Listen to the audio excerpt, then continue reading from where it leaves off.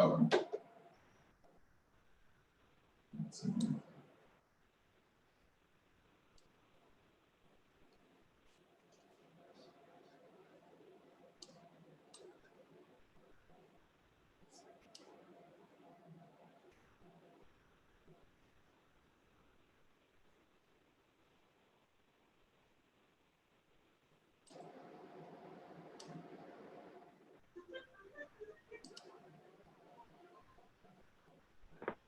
All right, and I think we should be all set. We've got the little YouTube thing streaming now. We've got a record started. So everybody, welcome to day 2 of the 2020 Washington Wildlife and Recreation Program Trails category technical review meeting. My name is Kyle Guzlis with the Recreation and Conservation Office. I will be facilitating the meeting today, where we will review projects. We've got an expert panel of volunteers on our advisory committee that are going to provide feedback and help applicants get prepared for evaluations in the September meeting. The rank lists and scores will then be passed on to the governor and the legislature, who will consider all of these projects for funding. So welcome everybody to today's meeting. I'd like to ask all the advisory committee members maybe to go ahead and turn video off, make sure you're muted. I'm going to pass the controls over to our presenters today from several jurisdictions, with the primary sponsor being the city of North Bend. And so Mike, do you want to see if you can click on the screen and establish control? All right, do you see my mouse moving around on the screen? We certainly do. Excellent. Okay, so I'll go ahead. Yep, so, Mike, thank you very you've much. got just really quick, you've got 15 minutes for the presentation, and then you'll have 10 minutes for Q&A from the advisory committee. And I'll keep track of time and I'll let you know if we're kind of getting close on time during your presentation, okay? Okay. All right, well, I'll be presenting this morning, but I'm joined also by Nicole Sanders and Dylan Gann from the city of Snoqualmie, and Mina Rudd with the Sideview Metropolitan Park District. And we're happy to apply jointly for this Meadowbrook Farm Prairie Loop Trail project. So regional context, Meadowbrook Farm is located within the cities of North Bend and Snoqualmie, 30 minutes east of Seattle on Interstate 90. It's a 460-acre park and open space preserve owned jointly by both cities. Immediately bordering Meadowbrook Farm, just north of it is Centennial Fields Park in Snoqualmie, Snoqualmie Middle School, and just past Centennial Fields Park is Snoqualmie Elementary School, Mount Si High School, and downtown Snoqualmie. Just south of Meadowbrook Farm is downtown North Bend and Tollgate Farm Park, and on the eastern border of Meadowbrook Farm is the regional Snoqualmie Valley Trail. The project will complete a 2.6-mile ADA accessible loop trail around Meadowbrook Farm, connecting important local destinations and providing a recreational, valuable amenity. The project starts with paving an existing gravel trail from the existing Meadowbrook Farm Interpretive Center up to where it currently dead ends at a forested area at the end of the central meadow. The project will then continue with a new trail across forest and prairie areas across the Camas Meadow to connect back to Centennial Fields Park in Snoqualmie, where it connects with existing paved trails to form that 2.6-mile loop. The project will also provide a spur trail across the Scout Meadow to connect to Snoqualmie Middle School.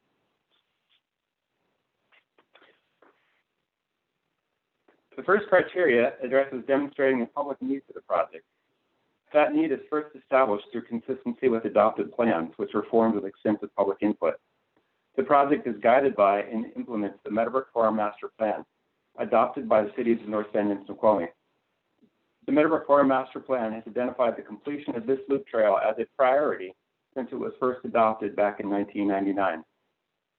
The project also implements the North Bend Comprehensive Plan, which lists this project as a priority on its 6-year capital improvement plan. Public need for the project is also supported by its consistency with the State Trails Plan within the Washington State Recreation and Conservation Plan, which has a primary recommendation of improving trail equity. This map from the grant application data tool shows North Bend circled here, having a higher percentage of persons with disabilities in most of the surrounding areas within King County, and higher than the state average. The project is intended to help meet the needs of this underserved population, both locally and regionally. For those in wheelchairs, too often the accessible trail is just a short side loop off the parking lot. This project, in contrast, will provide full ADA access to the more remote areas of Meadowbrook Farm and an equal experience for all. The project also provides economic equity, as it's located between the neighborhoods of historic downtown Snoqualmie and historic downtown North Bend, where residents have a lower income than those of most areas surrounding within King County. The project is also synergistic with plans by the City of Snoqualmie to construct a barrier-free, ADA-accessible playground at the adjacent Centennial Fields Park, which Snoqualmie is applying separately to fund. Having a 2.6-mile accessible loop trail adjacent to a barrier-free playground will create a draw for handicapped hikers and families alike. The project is also very responsive to the need for trails identified through public input.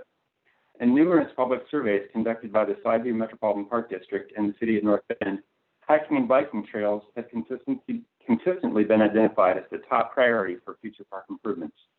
Here you see the most recent survey conducted by the Park District, showing walking and biking trails as the very top priority. Also shown as a high priority is demand for natural areas and wildlife habitats. This project addresses both of these priorities, helping the public to access and enjoy a natural area with a walking and biking trail. And as you can physically see here, demand on the existing Bolts Trail, which is on the eastern end of North Bend, is very strong. This existing trail will connect with the proposed trail to form the 2.6-mile loop, and it sees busy daily traffic, even though it's just currently a back and forth that parallels the road. The photo on the right is not the typical demand, but that's our community crop walk, which uses the Bolts Trail as a part of its route. Turning this trail into a more extensive loop will significantly increase its use and popularity in the community. The project site also addresses another important public need, the need for interpretation of this very historic site. The fields at Meadowbrook Farm have a tremendous ancient story to tell, one that's just older than just about anywhere in Washington. Meadowbrook Farm is a remnant of the original Snoqualmie Prairie, known in the coastal Salish Lushootseed language as Bakwab. This prairie was actively maintained for thousands of years through regular burning to provide ideal conditions for the growth of camas and bracken and to provide hunting grounds. Bakwab was a very important place for gathering and trade between the Puget Sound coastal groups and people from the interior of Washington. This project provides an opportunity to access backcountry fields at Meadowbrook Farm, where one can turn 360 degrees and see the same general view that someone a few thousand years ago had seen.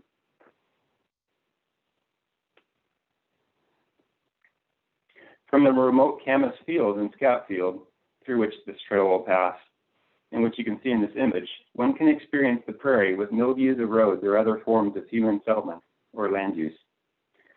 The interpretation of this view and this experience of Bakwab is a critical component of this important project. The project will provide interpretive signage describing the history of this place, its importance to the Snoqualmie tribe, and its connection through time. The trail project will also provide excellent opportunity for wildlife viewing and interpretation. A resident elk herd occupies much of Meadowbrook Farm and is often visible browsing in the meadows. The Upper Snoqualmie Valley Elk Management Group, a 501c3 nonprofit, has provided a letter of support indicating the importance of this trail and opportunities for local residents to view and appreciate our local wildlife. The connection to this project will make the Snoqualmie Middle School and Snoqualmie Elementary School provides tremendous educational opportunities for learning about natural flora and fauna. Here you can see Snoqualmie Middle School from the Scout Field. The existing rough causeway that crosses through the wetland to connect to the school will be improved and provide an ADA accessible connection from the school to Meadowbrook Farm, offering direct access for educational and recreational school activities. The completed trail will provide a safe off-street loop for the Snoqualmie Middle School and Mount Si High School cross-country teams. Annie McElroy Johnson, a science teacher at Snoqualmie Middle School, has provided a letter of support noting the value of direct science learning available through the trail connection. The project is also consistent with the second evaluation criteria by linking various trails and community facilities. The project implements the trail plan map of the North Bend Comprehensive Plan and the Meadowbrook Farm Master Plan, with the proposed project eventually linking to additional recreational destinations to the south via future trail connections, including the Tollgate Farm Park and the Tanner Trail extending south into North Bend. This loop trail and Meadowbrook Farm as a whole is also directly linked to the regional Snoqualmie Valley Trail via an existing trail connector and bridge that was completed last year. This project therefore connects additional areas of the community directly to the Snoqualmie Valley Trail, linking to further destinations up and down the Snoqualmie Valley, including the statewide Palouse to Cascades Trail. The project is consistent with the third criteria by providing an important connection between the cities of North Bend and Snoqualmie. To the south, the project provides direct access from points in Snoqualmie to the Meadowbrook Farm Interpretive Center and via other connections to downtown North Bend, the North Bend Library, and several other parks and neighborhoods. To the north, the project will provide a direct trail connection between Snoqualmie Middle School, Centennial Fields Park, and by way of connection through Centennial Fields Park to Snoqualmie Elementary School. Further, by linking with Snoqualmie Middle School, access from Railroad Avenue in Snoqualmie, the trail will provide pedestrian and bicycle connection between downtown Snoqualmie and the other points of interest I've mentioned.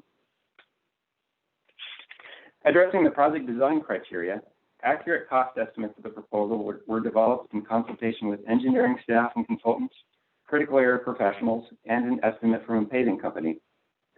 The project will match the existing 8-foot paved trail specification from the Bolts Trail, which we found to be the most appropriate width in this context, providing enough space for people to pass each other on bicycles, but not so wide as to feel overbuilt within a backcountry setting. In areas where the trail parallels Bendigo Boulevard, it will be separated by approximately 20 feet of grass buffer to provide more quality recreation experience and maximize safety. Bollards will be provided where the trail intersects parking areas to prevent vehicles from entering the trail and visually warn trail users of the crossing. The project will include 4 interpretive signs describing the history and importance of Backwab to the original Snoqualmie people, as well as wetland and prairie habitat. These signs will match and supplement several additional existing interpretive signs in Meadowbrook Farm, describing the elk, more recent human history, and current recreational and use opportunities. In addition to the interpretive signs, a wayfinding sign will be installed at trail entry points, orienting trail users to their location and indicating the overall 2.6-mile loop through the property. An additional directional sign will be installed at the spur trail to Snoqualmie Middle School to inform users of destinations. The project further addresses project design criteria by providing renovation at 2 existing bridges that do not meet ADA standards and which have deteriorated over time to an extent that requires their replacement. The project will also significantly improve the existing trail condition where trails exist in this area. To reach the backcountry fields, you currently need to wade through tall grass. In the limited areas where there is a trail, it's typically a mudslide like you see here. The project will replace this inadequate infrastructure with safe, stable, 8-foot wide trails, bridges, and boardwalks. The project incorporates several elements of sustainability through reduced maintenance needs. The current portion of the gravel pathway that this project will pave requires frequent regular maintenance to keep the grass and weeds from rapidly regrowing and taking over the pathway area, resulting in a rough and difficult surface for those in wheelchairs. Paving the pathway will significantly lower long-term maintenance needs and eliminate the need for applying periodic herbicides to control weed growth, which creates impacts to water quality and wildlife. The remaining gravel areas through the critical areas can then be more reasonably maintained with mechanical means using the limited staff available. I want to note that we're specifically not including pervious paving for the trail, as our experience using this on previous trail projects in North Bend has shown that the pervious voids fill quickly with dirt and lose their porous value and then grow in with grass and weeds, which works to break apart the paving surface. This is particularly important given that elk will often walk across the path here, and we need a strong, stable surface that can stand up to their wear. In support of the longevity of these improvements and corresponding fiscal and environmental sustainability, we don't plan to use previous paving. The project incorporates sustainable design techniques, including the construction of boardwalks within areas several wet areas to preserve hydrology to nearby wetlands and minimize spill with additional excavated areas to provide compensatory floodplain storage for its location within the floodplain. Addressing water access, the trail will pass beside multiple wetland areas, offering opportunity for close-up viewing of wetland flora and fauna and interpretation of these resources. The wetlands on Meadowbrook Farm are part of a large linked wetland and slough system that connects to the Snoqualmie River and provides important flood storage and natural water quality protection for the broader Snoqualmie Valley. The project will include interpretive signage describing this wetland system and its importance to the community. The proposal really shines under the scenic values criteria. The backcountry fields of Meadowbrook Farm provide tremendous scenic value, offering a rare opportunity in western Washington where you can turn 360 degrees and see an open prairie environment in a lowland area with no signs of human settlement. In the next few slides, I'll show you the views along the trail route. This view in particular is looking north towards Mount Si and the remote Camas Field, which the trail will pass through. Here you're looking through some of the Scout Meadow towards Rattlesnake Mountain. The spur trail to the Snoqualmie Middle School will pass through this meadow, offering users this view and experience. Now you're looking east across the central meadow towards the Meadowbrook Farm Interpretive Center with Mailbox Peak in the distance. This is the view the trail users will experience coming out of the forested area of the Camas Meadow, traveling the trail counterclockwise. And finally, looking west towards Centennial Fields Park, which the trail will connect to. The new trail will help offer expansive opportunities for meadow romping through the scenery. The project addresses enhancement of wildlife habitat with the removal of just shy of an acre of invasive reed canary grass from the wetland area of Meadowbrook Farm. This invasive grass displaces native vegetation and diminishes wildlife habitat and diversity. Eliminating it from the wetland will prevent it from spreading to other areas of Meadowbrook Farm. This restoration will supplement other native restoration projects that have occurred on Meadowbrook Farm, coordinated by the Meadowbrook Farm Association and other agencies. Meadowbrook Farm is a community labor of love. This park has been built largely through volunteer efforts, contributions from local builders and contractors, Girl Scout and Boy Scout projects, school groups, Mountains to Sun Greenway planting volunteers, and many others. It's a very loved and cared for community resource and has very strong local support. This project builds on that labor of love and will provide additional recreational opportunities for residents as well as those of the broader Puget Sound community. The project has extensive support from organizations and residents within the community. I've already mentioned the letters from the Upper Snoqualmie Valley Health Management Group and the science teacher from the middle school, so I'll just touch on a few of the others. The Mountains to Sun Greenway Trust has provided a letter of support reflecting on the values of partnership that this project provides and the opportunities it offers for trail connectivity and connection between communities.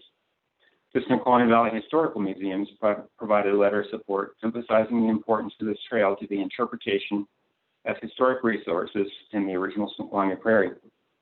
And Compass, a 501c3 family, youth services, and childhood development organization, has provided a letter of support expressing how this project, which is very close to their early learning center, will provide opportunities for their outdoor learning and programming. Compass Outdoor Adventures, a North Bend Adventure team building company, has provided a letter of support on how this project affords them opportunity to provide a local ADA accessible outdoor adventure as a part of their activities. And the Kolodechuk family, North Bend residents with a disabled son, have provided a letter of support indicating the importance of developing additional ADA accessible trails in the Snoqualmie Valley. Just want to note, this isn't criteria 9, but criteria 11, just a little error in the slide there. The project offers several cost efficiencies benefiting from the partnership of multiple organizations. Both North Bend and Snoqualmie will each contribute their 2020 share of the King County Open Space Levy as local match, stretching the value of the project resources. These funds are available and committed to this project should the grant be awarded. The Skyview Metropolitan Park District, as a secondary project sponsor, will provide project management as a part of the local match, offering considerable park experience in trail and project management. The Meadowbrook Farm Preservation Association is committing $25,000 to the project, reflecting its importance to implementing their master plan and mission. The Meadowbrook Farm Preservation Association has already funded some preliminary design work, including the critical areas report and mitigation plan, and the archaeological report and inadvertent discovery plan. And the City of Snoqualmie will be funding approximately $30,000 in geotechnical work for stormwater design for the project, separate from the project budget. So I want to thank you very much for the time and consideration. We are very excited about this project and the opportunity to partner together. So I wanted to turn it back to you and ask what questions that you might have. Great, thanks, Mike. And you were almost just shy of 18 minutes on the presentation. So okay.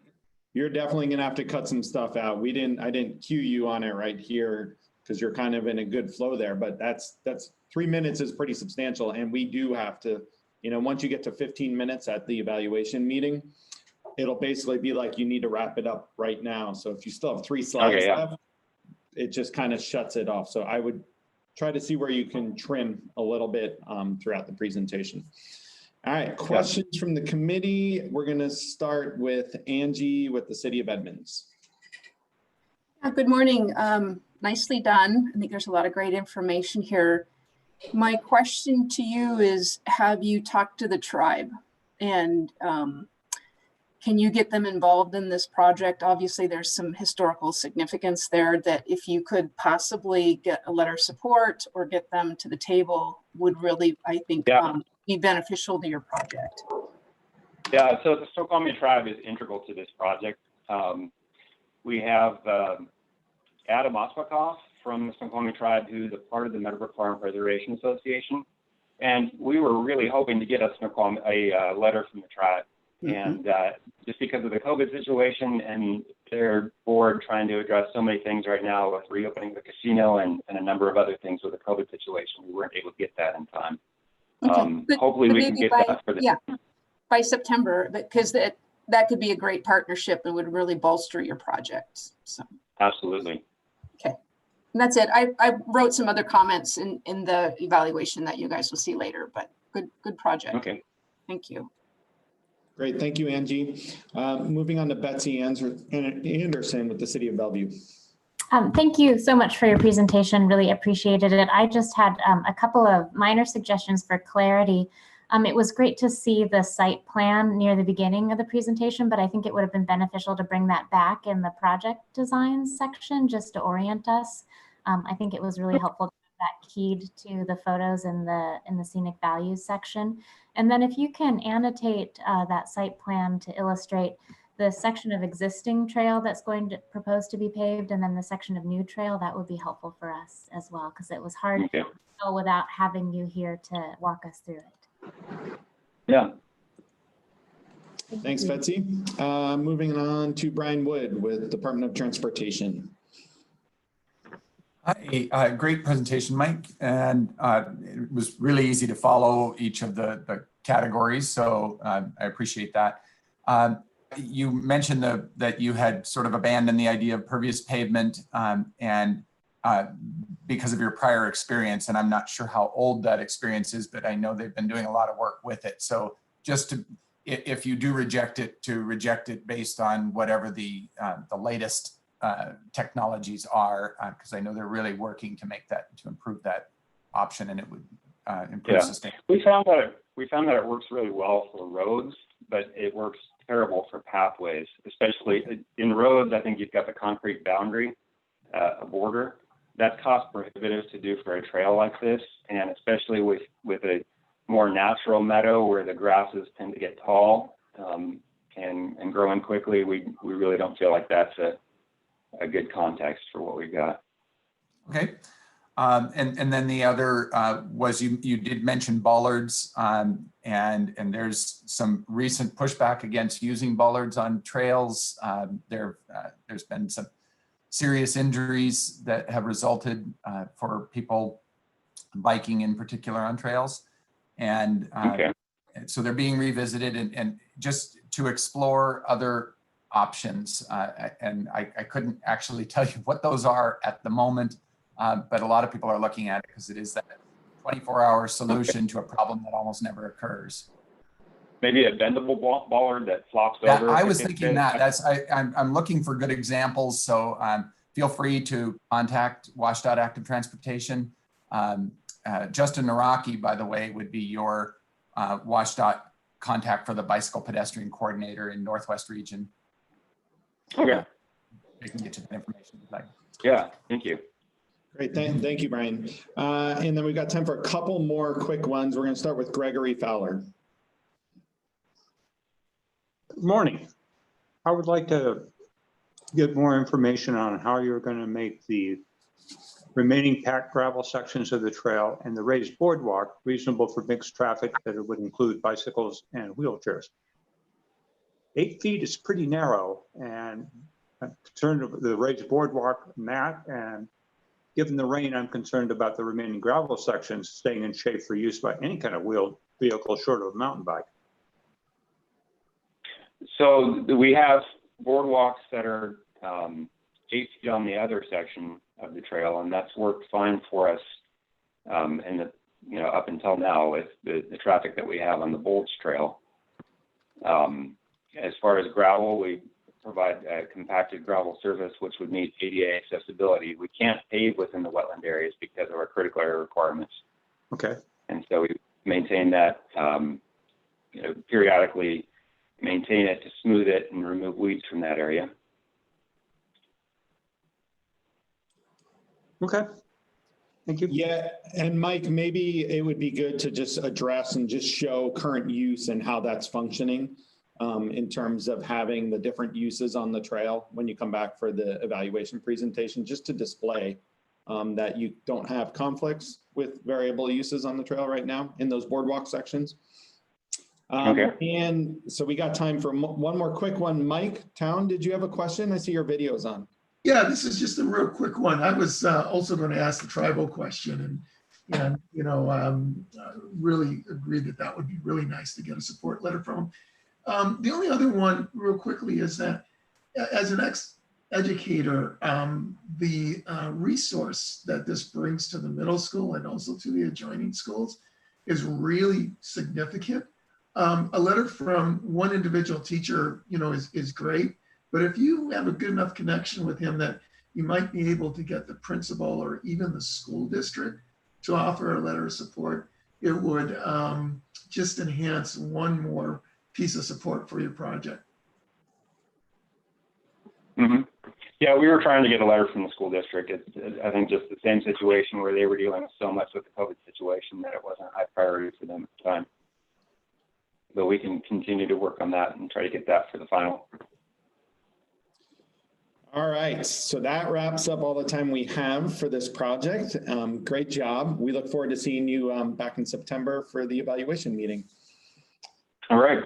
Thank you all very much. All right, and moving on to our next project, we've got Department of Natural Resources, Evergreen Way Route Phase 1. And it looks like we've got Yvonne and Katie. You're presenting. Yvonne, are you going to be the primary presenter today? Katie will be the primary presenter. Okay. So Katie, I'm going to pass you the controls right now and get you set up with that. All righty. All right. You should be able to double click on the screen now with your mouse. And then you can advance slides, either with the mouse, or I recommend using the arrows on your keyboard. And then we can see the mouse pointer, so you can point stuff out with it as well. Okay, awesome. Okay, so you've got 15 minutes for your presentation, followed by about 10 minutes of questions. I'm going to try to at least prompt you if you're getting close to that 15. We kind of missed that on the last one. They went over a little bit, but you should know the deal about need to stay under 15, especially at the evaluation meeting. Right, okay. I have my time. All right, so feel free to introduce yourself and begin when you are ready. All right, well, good morning, everyone. My name is Katie Woolsey, and I'm a Natural Areas Manager with the Washington State Department of Natural Resources, and I'm presenting with... I am Yvonne Krause. Thank you, Katie. I'm the Executive Director of the Evergreen Mountain Bike Alliance. And we're presenting the Evergreen Way Route Phase 1 North Bend Connection. And to quickly orient you to the project site, it's located in East King County in North Bend. And our objectives for this grant is to acquire funds for the design and construction of a 5.6 mile trail connection with 16 trail bridges which will be a new community connection linking the Snoqualmie Valley Trail to downtown North Bend, to Tenet Trailhead Park, to the Raging River State Forest Trail System, and Snoqualmie Park Point. The City of North Bend is currently applying for federal grant funds to pursue their own funding to design phase 2 of this project, which will construct a paved path segment and improve in-town trail trips and neighborhood connectivities for biking and walking to amenities. And after receiving feedback and suggestions from this grant committee last round, we decided to tackle this project in 2 phases, which eliminates much of the complexity of the project. And so since this project will be completed in 2 phases, we are asking for overall less grant funds, and we'll be able to complete the project with another funding source. So this grant is just for phase 1, the 2 red between here and here, between Tenet Trailhead Park and Snoqualmie Park Point. So let's talk about the need. So while there are thousands of acres of public land surrounding North Bend and Snoqualmie, there seriously lacks trail connections for the community to access those lands. This trail connection highlighted in yellow demonstrates the need for a trail for residents to safely walk through their town, which currently doesn't exist. It is a key missing link for communities to access from regional trails to DNR's wildland trail systems. This connection would provide access from Snoqualmie Valley Trail to the Raging River Trail System, which is a 17-mile mountain bike oriented single track trail system with opportunities for hikers. And the trail system is growing and will eventually expand to offer over 35 miles of non-motorized trails. Snoqualmie Point Trailhead and the Tenet Trailhead Park, which will be constructed in the next 2 years by King County and Skyview Parks, are the existing support facilities. This is an incredibly high use area. We estimate over 200,000 annual user visits to the Snoqualmie Park Point Raging River Trailhead. And as you can see by these photos, we are currently over capacity at our trailhead, and this is as we are currently implementing our planned trail expansion. This project meets the priorities of RCO's conservation plan, specifically getting youth outside. Currently, the Mountside Youth bicycle team has to drive to other cities and communities to practice after school. So this opportunity will allow them to practice in their own community. This also supports innovative equity, as kids in neighboring North Bend neighborhoods would now be able to access pump trails and skills area and connect into the Wildland Raging River Trail System. In addition, King County's Metro Public Transportation, called Trailhead Direct, which runs public transportation from Seattle, Bellevue, and Issaquah to East King County to hiking and mountain bike trails, will service the Tenet Trailhead once it's constructed. And this focuses on bringing opportunities to some of the closer to very popular areas and bringing mountain biking into the communities. And this is an ever more pressing need because of our current behavior changes due to the COVID-19 pandemic, where we've been advised to stay closer to home to recreate. This fits with the broader vision as DNR and adjacent agencies completed a public planning process in March 2015, which included other agency landscapes in this Snoqualmie corridor service area. The North Bend Community Connection was identified as a high priority during this planning process. We also engaged in the Snoqualmie Valley Recreation Action Team, which prioritizes connections across jurisdictions with agencies and nonprofits. This is a very high priority for the City of North Bend and Skyview Parks to connect their new Tenet Trailhead to the Raging River Forest System and beyond. DNR also partners with federal agencies through the Good Neighbor Authority Agreement and is working to implement the Trail System Study from 2000, which prioritizes trail connections between jurisdictions. Now Yvonne will talk about the linkage between trails for criteria 2. Awesome, thanks, Katie. Yeah, so this trail is all about linking. And as Katie mentioned, we have rescoped and rephased this project a little bit. If some of you may remember, we used to talk about the connection between basically Sammamish to a grander vision of Snoqualmie Pass. Well, I want to take that out a little further and highlight the project area here in terms of also potentially having a national value as part of the Great American Rail Trail. This section specifically could serve as a link. So linkage is really moving from local connections all the way to a potential national link that we'd be excited exploring. Go ahead, Katie. So highlighting the project area again. Pardon? I went too far. It was delayed. Okay, good. All right.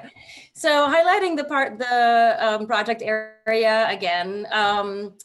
We're creating a connection here in a detailed view area of one of the 4 phases that are being developed.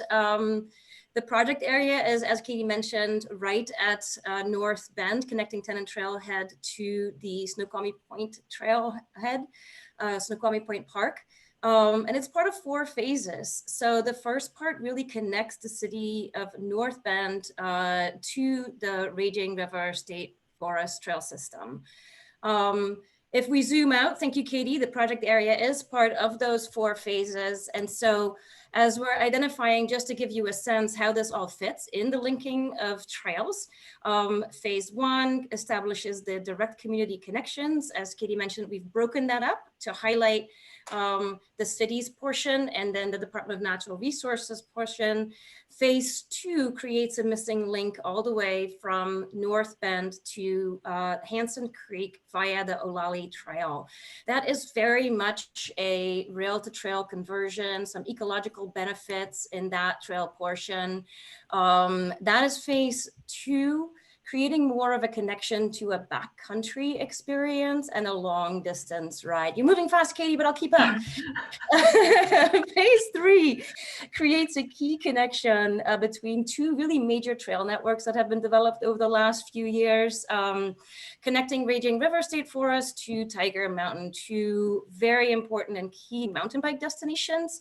One of the state's most popular and busiest trail networks, and this linkage is of key importance to us. One thing that this link will do is create that long distance connection that really provides the urban experience and links it to the backcountry long distance experience that then also makes the system eligible or at least feasible for races and events, for longer distance experiences that are very close to urban and dense communities.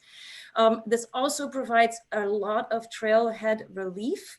So between all of the phases and providing multiple access points, dispersing access points, creating that trailhead relief, as Katie mentioned, the Raging River Trailhead and Snoqualmie Point Park are already at capacity. These phases connect the experience together. So, excuse me.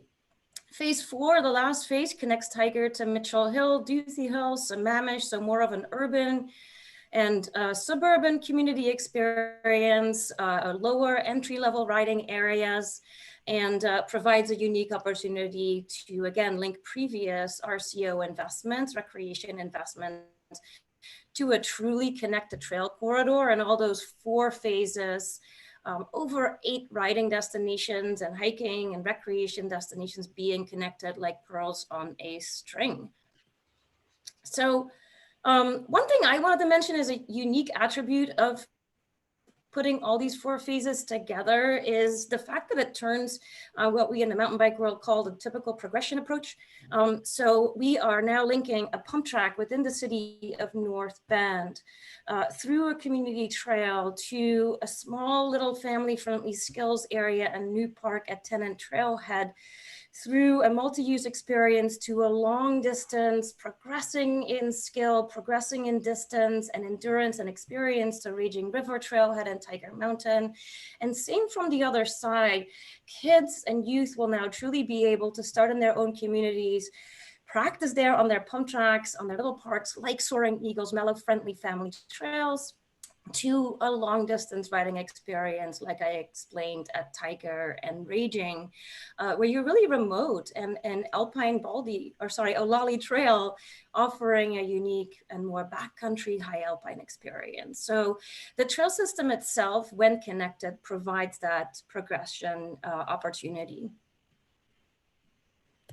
So same for linkage between trails and between communities. The proposed project phase 1 of the Evergreen Way connects the north and south and connects North Bend to the new and via the new Tennant Trailhead Park and Snoqualmie Point Park. Downtown Snoqualmie residents and North Bend community are surrounded by wildland and trail systems, but as Katie mentioned, there really is an easy way to access them unless you go by car. Well, this project changes that. I think, you know, very few other grant applications will probably affect as many users and as much connectivity as this one. It's a high use area, and we're asking for limited grant dollars this time. So I think there is truly a big turn on investment, or a big return on investment with this proposed project. You saw a neighborhood map that Katie just showed. Here's an aerial view of the neighborhood in North Bend and the direct community connections that phase 1 project provides. Perhaps the most important feature and linkage on the next slide, Katie, is Raging River trailhead and trail system connection. It's a 17-mile system. I believe I've spoken about it enough in terms of the backcountry experience of the progression that this connection provides. That includes a future expansion to 40 miles of trail, all connected. So it eliminates the need from driving from town. It disperses the users. It reduces carbon emissions by avoiding car trips, and again, pressure relief at trailheads. These systems combined and once connected provide a full recreational escape in the middle of the I-90 corridor. Here's a picture of the Snoqualmie Point Park. As I mentioned, it's a great site for events.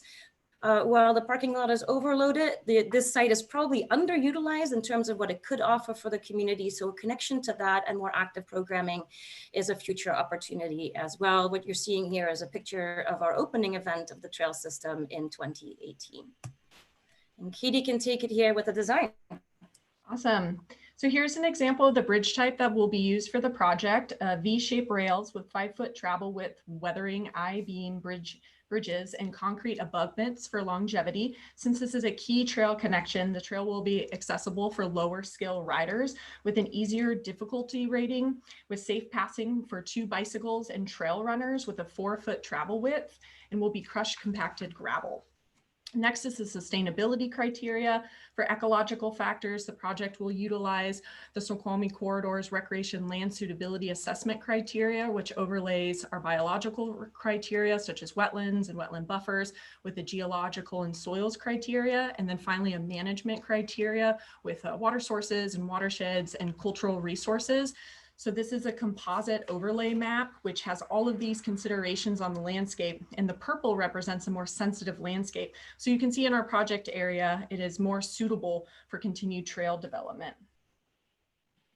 DNR constructs trails to sustainable mountain bike construction standards used by many agencies and nonprofits, which minimizes disturbances and emphasizes replanting with native vegetation and ensuring proper drainage. There are portions of the trail alignment where DNR will replace invasive species infestations with native species. In terms of social factors, once again, this is a unique opportunity to utilize Trailhead Direct and active transportation instead of the current situation of folks having to park on overcrowded county roads to access trail systems. Bridges will protect water resources and bridge wood materials, and they will be FSC certified with a 50-year lifespan. Evergreen Mountain Bike Alliance delivers over 25,000 of volunteer hours per year, which helps us get the job done. And in terms of economic factors, this will really help draw visitors regionally into the towns of Snoqualmie and North Bend instead of visitors simply just visiting trailheads. Next criteria is water access and views. On the left is an example of the stream crossings that the trail bridge will provide in the scenic area. On the right is along the South Fork of the Snoqualmie River in the town of North Bend. Here's a photo of the proposed water access site through North Bend's phase 2, which will be a small handboat launch by the city of North Bend for their phase. Next is scenic views. This could be the future trail view with unique gateway views. Here's another example of future views through the Rattlesnake Mountain Scenic Area connecting to Snoqualmie Point Park. For enhancement of wildlife habitat, we are going to be removing the asphalt pavement from a forest road, which was previously installed before public ownership, and using that to stage and recycle for North Bend's community connection. We also have restoration and replanting and invasive species control identified through a University of Washington graduate forest stewardship planning process. Yvonne will quickly take us through project support because I think we're almost done. So we'll zoom. Yes, thank you. Yeah, lots of project support for this project. It's really the culmination of a long period of planning, recreation plan user groups, not-for-profits, the SUAC committee for the DNR, the Snoqualmie Valley Recreation Action Team, all supporting this project. It's the culmination of a long-term view. The next picture is a picture of a recent open house for Tenant Trailhead, which also received lots of support from residents of North Bend and beyond, as well as our membership. And then I just would like to close by saying that cost efficiencies on this, now that we've rechanged the phasing on this, the DNR is contributing a 15% match to the project. We will provide, Evergreen will provide at least $10K in donated labor to achieve cost efficiencies. A little bit less than what you saw last time, but that's because we split the projects into two, and North Bend now delivers its own grant funding and match for this.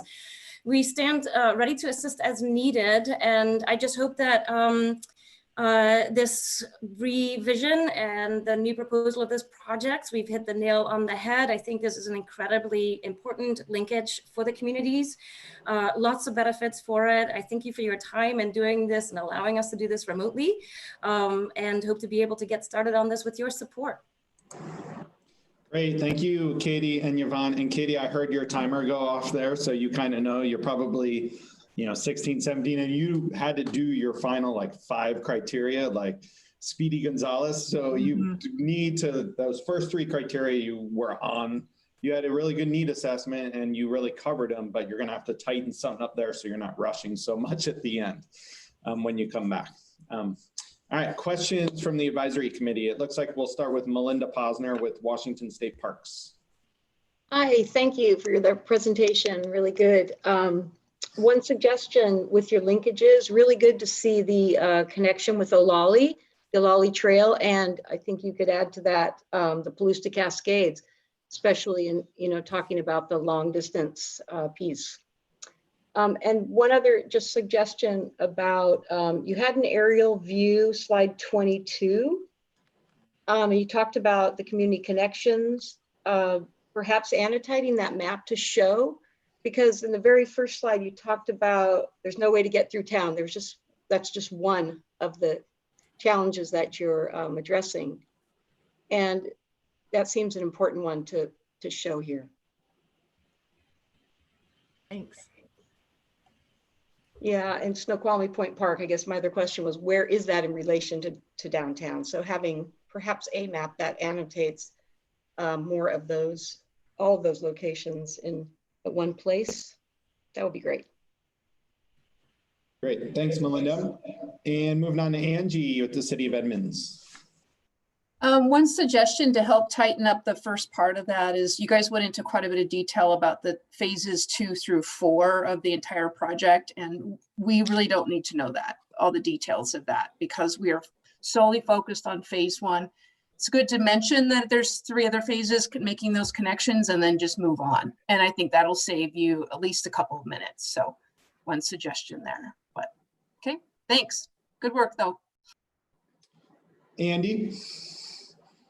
Yeah, if I understood correctly, your plan is to improve the tread on this trail segment by graveling in the tread. Is that correct? That wasn't clear to me in your presentation.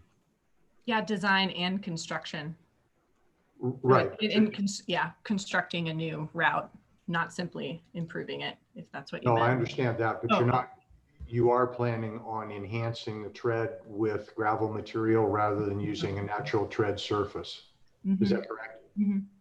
And that's, you're planning that enhancement over the entire length? Yeah, most likely at the kind of the beginning. Yeah, at the entire thing, since it's a kind of the access point to the other soft surface trail systems. So making sure that it's accessible and rideable for various skill sets. That's an important point to me. You should bring that out. Thank you. Okay. Any further questions from the committee or comments here? We still have a couple more minutes. Hey, Mike Town. Yeah, just a quick question. Actually, 2 quick ones. And perhaps I missed this, but on the DNR land, are you utilizing any older road surfaces, logging roads, rail grades, or is this all going to be basically brand new trail construction? And then secondly, what's the DNR $150,000 match? Could you go a little bit more into what that actually is? Yeah, so the first question is, it'll be kind of a mix of new trail and repurposing kind of old grades that are in the area. So it'll be utilizing a portion of that paved forest road from a previous landowner for the very beginning. And then it'll be some new construction. And then I'll look this up so I can provide this like mileage a little bit better, but it'll utilize old grades as well. And in terms of match, that is our buy-in. It's directed from the legislature. So we'll use some of our hard capital funds the next legislative session that gets allocated to us as part of match for the project. Any final questions from the team? Okay, doesn't look like we have any others. Thank you, Katie and Yvonne, for the wonderful presentation, and we look forward to seeing you back in September. Thank you. Awesome. Appreciate it. Thanks, everybody.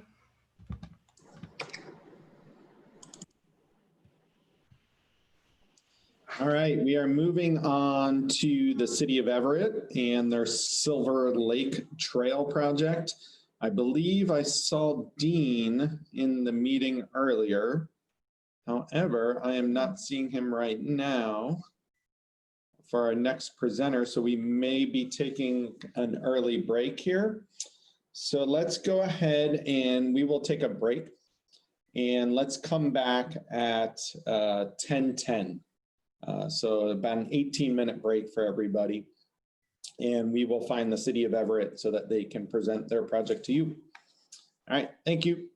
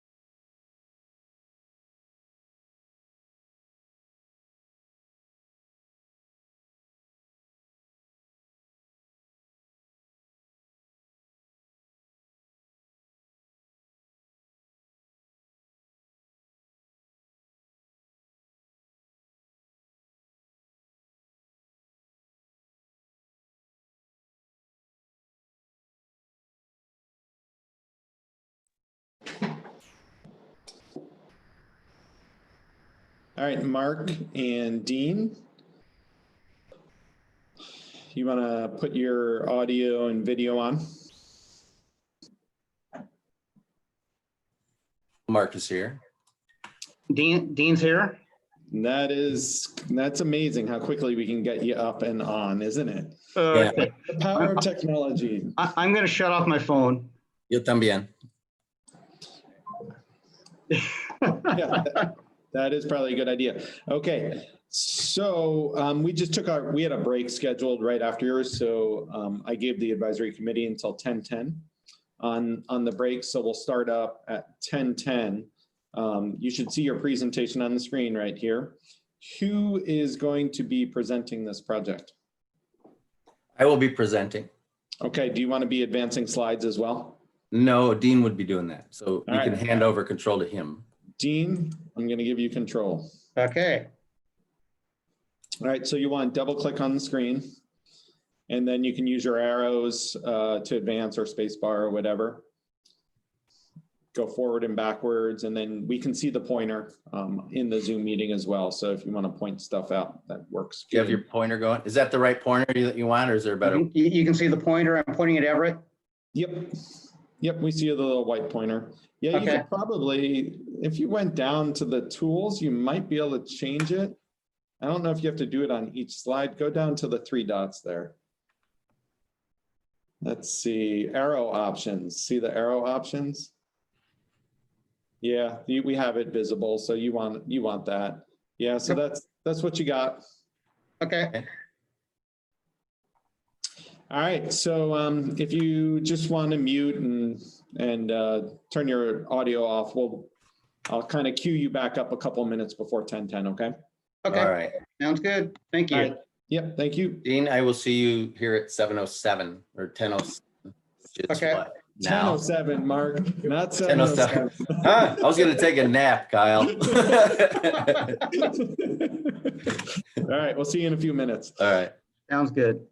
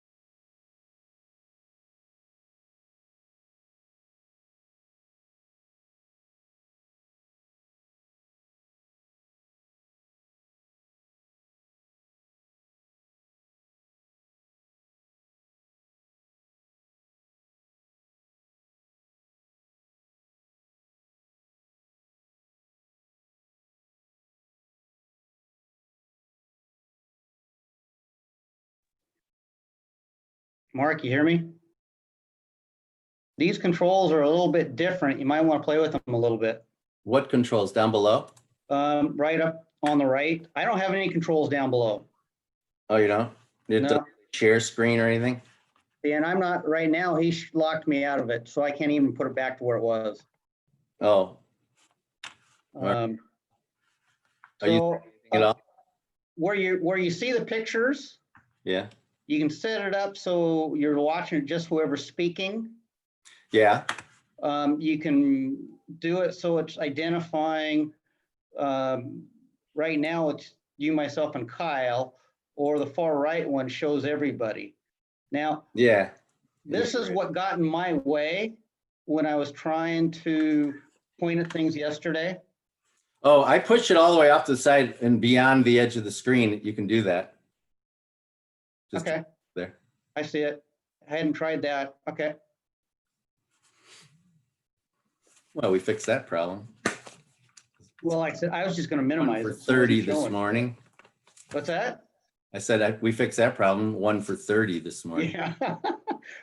I told you I suspected we had the wrong link. Yeah, you did. You're right. And The other one made sense did for we? the federal trails. we didn't screw that up, did we? No, we weren't sent this leak. Okay. And Dan agreed right away when I told him what I was saying, and Yeah. Yeah, he said I had to get a hold of Kyle. Now, Kyle's phone number's changed. it has. Yeah, the number I have is no longer a good one for him. Oh, well, he called me and his name came up. Do you know the new number? No. Okay.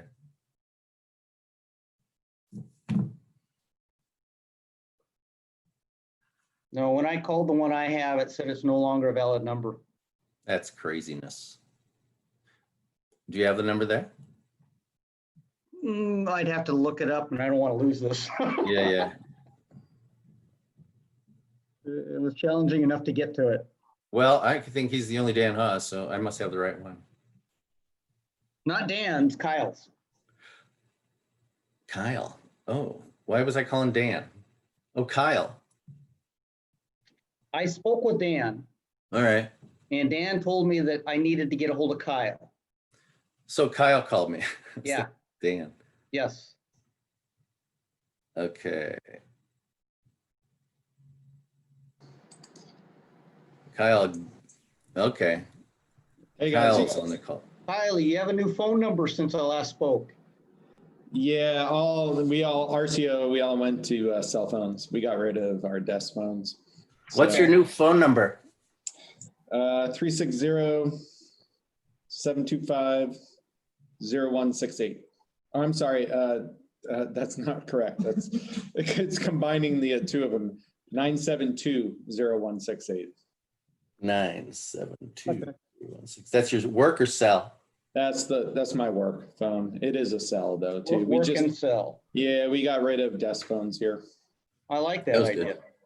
Yeah, it was good timing. All right, let's see. We still got a few more minutes, so just hang in there. You had us hustling, let me tell you. Oh, he's gone.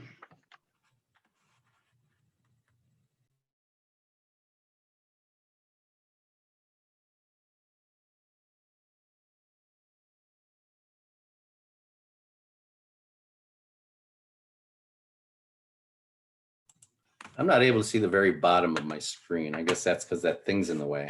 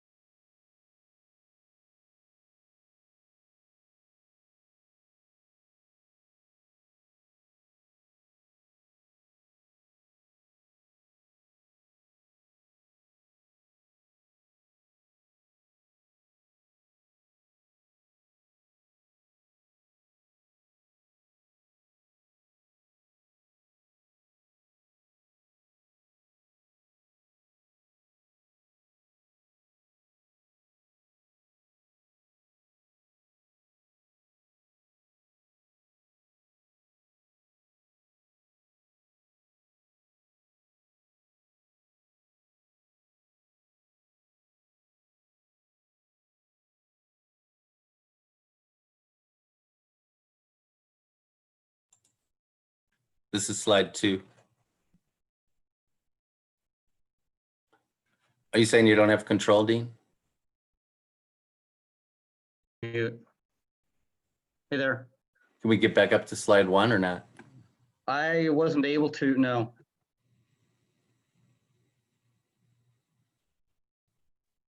Hey, Dean. Yep. Just go ahead and double click with the mouse on the screen and you'll establish control again. And you'll be able to there we go. All right, cool. I see Michelle is back. I think most of our advisory committee members have probably been there the whole time, but some of them may have stepped away for a little bit, but they should all be joining us here within the next minute, and we will get started right at 10:10.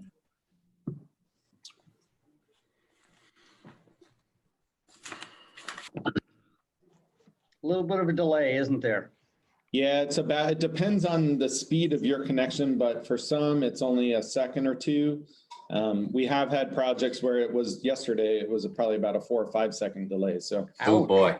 yeah, but they definitely had a slow internet connection, or the processor in their computer was slow. So it's good to know now. We'll get that fixed for the evaluations.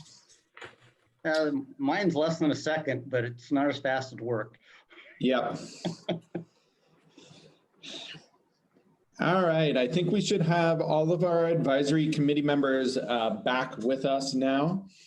We were able to locate Dean and Mark from the city of Everett. They're actually over in our local parks meeting, which is going on simultaneously in a room next to me, where Marguerite Austin is moderating that meeting.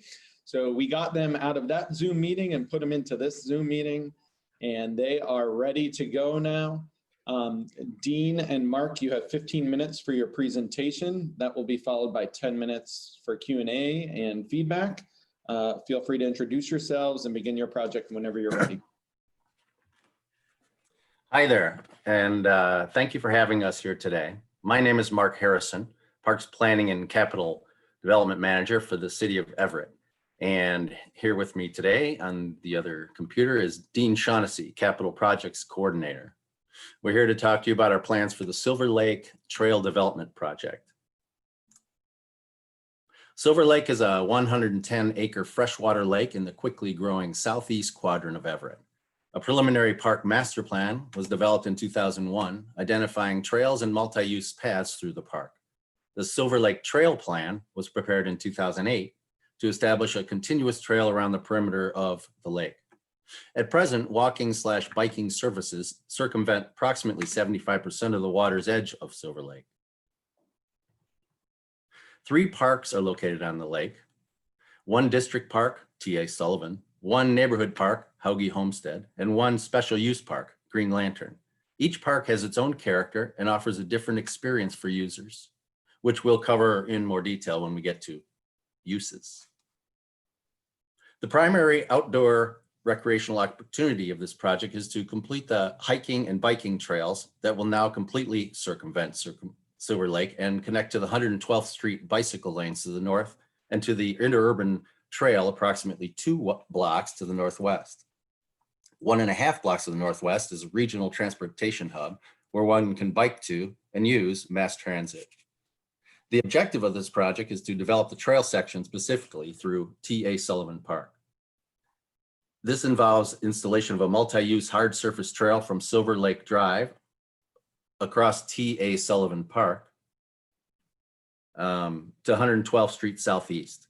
Construction of this trail section will complete the missing link to provide a 2-mile continuous trail around the perimeter of Silver Lake, connecting to Everett's bike/trail system, including the interurban trail that connects Everett to Seattle and communities in between. Everett is in western Snohomish County.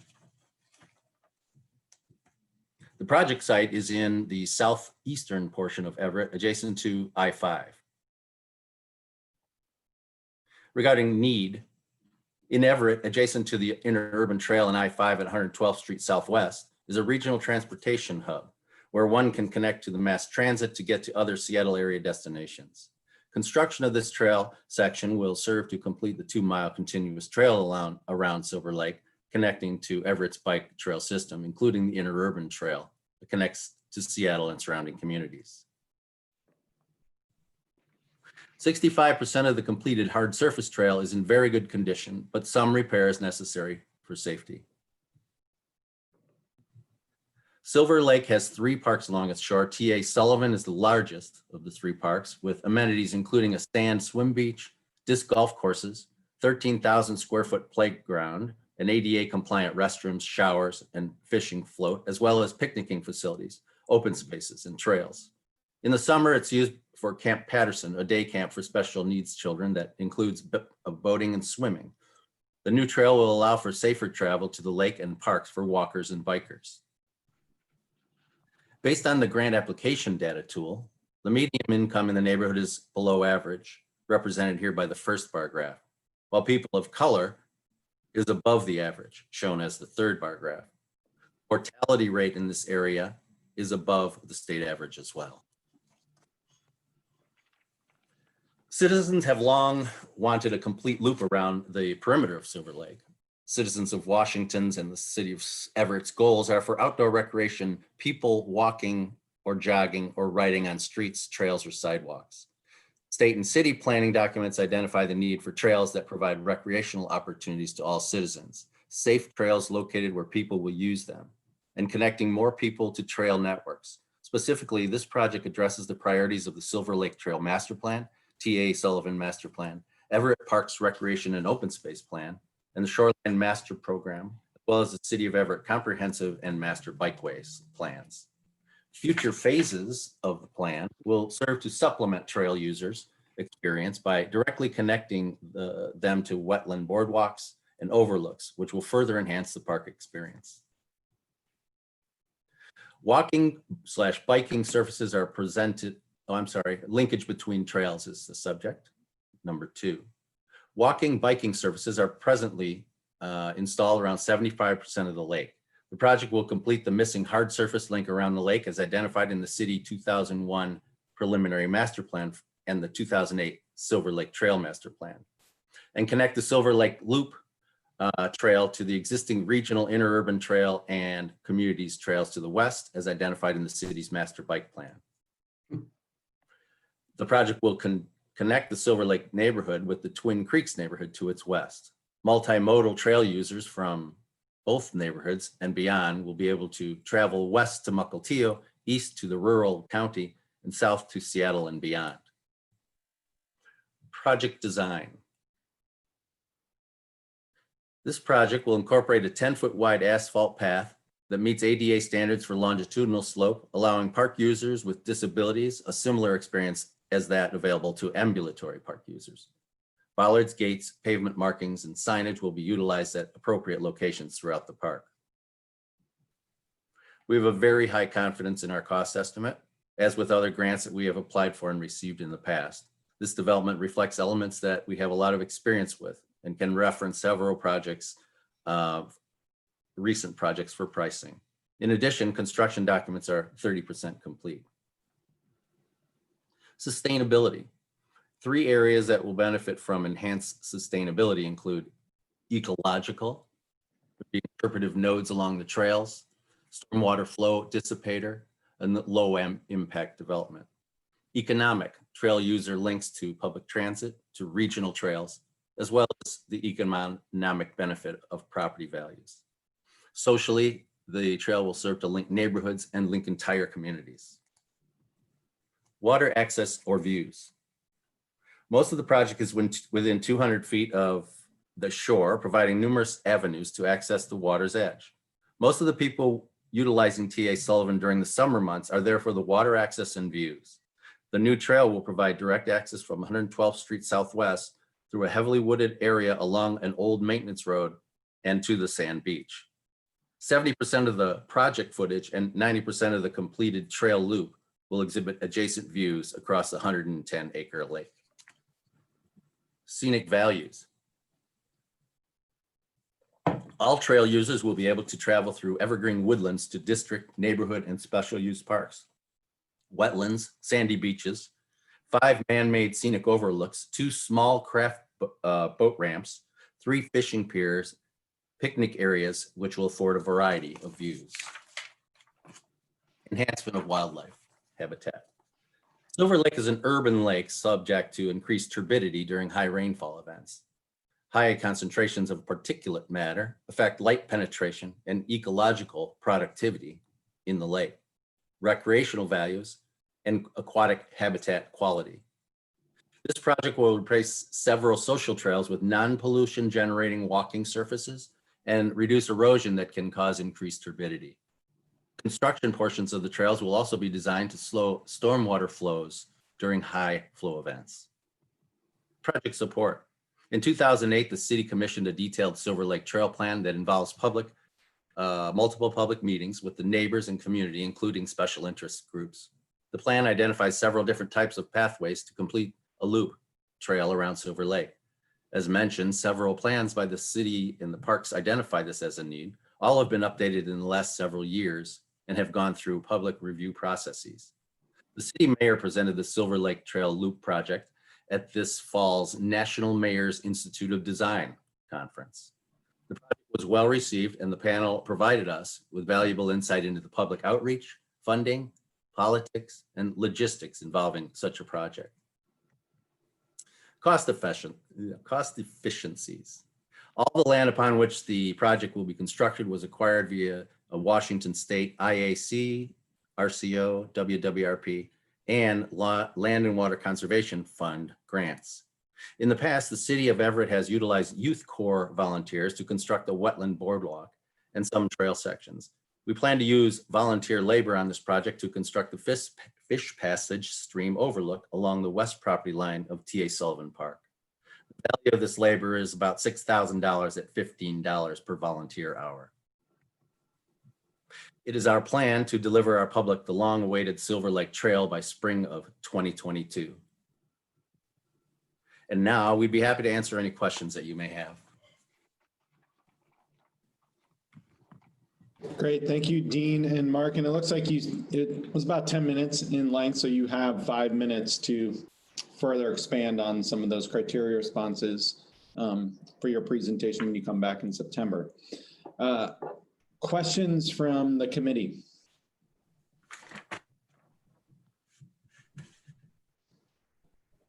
Let's start with Melinda Posner with Washington State Parks. Hi, thank you. Nice presentation.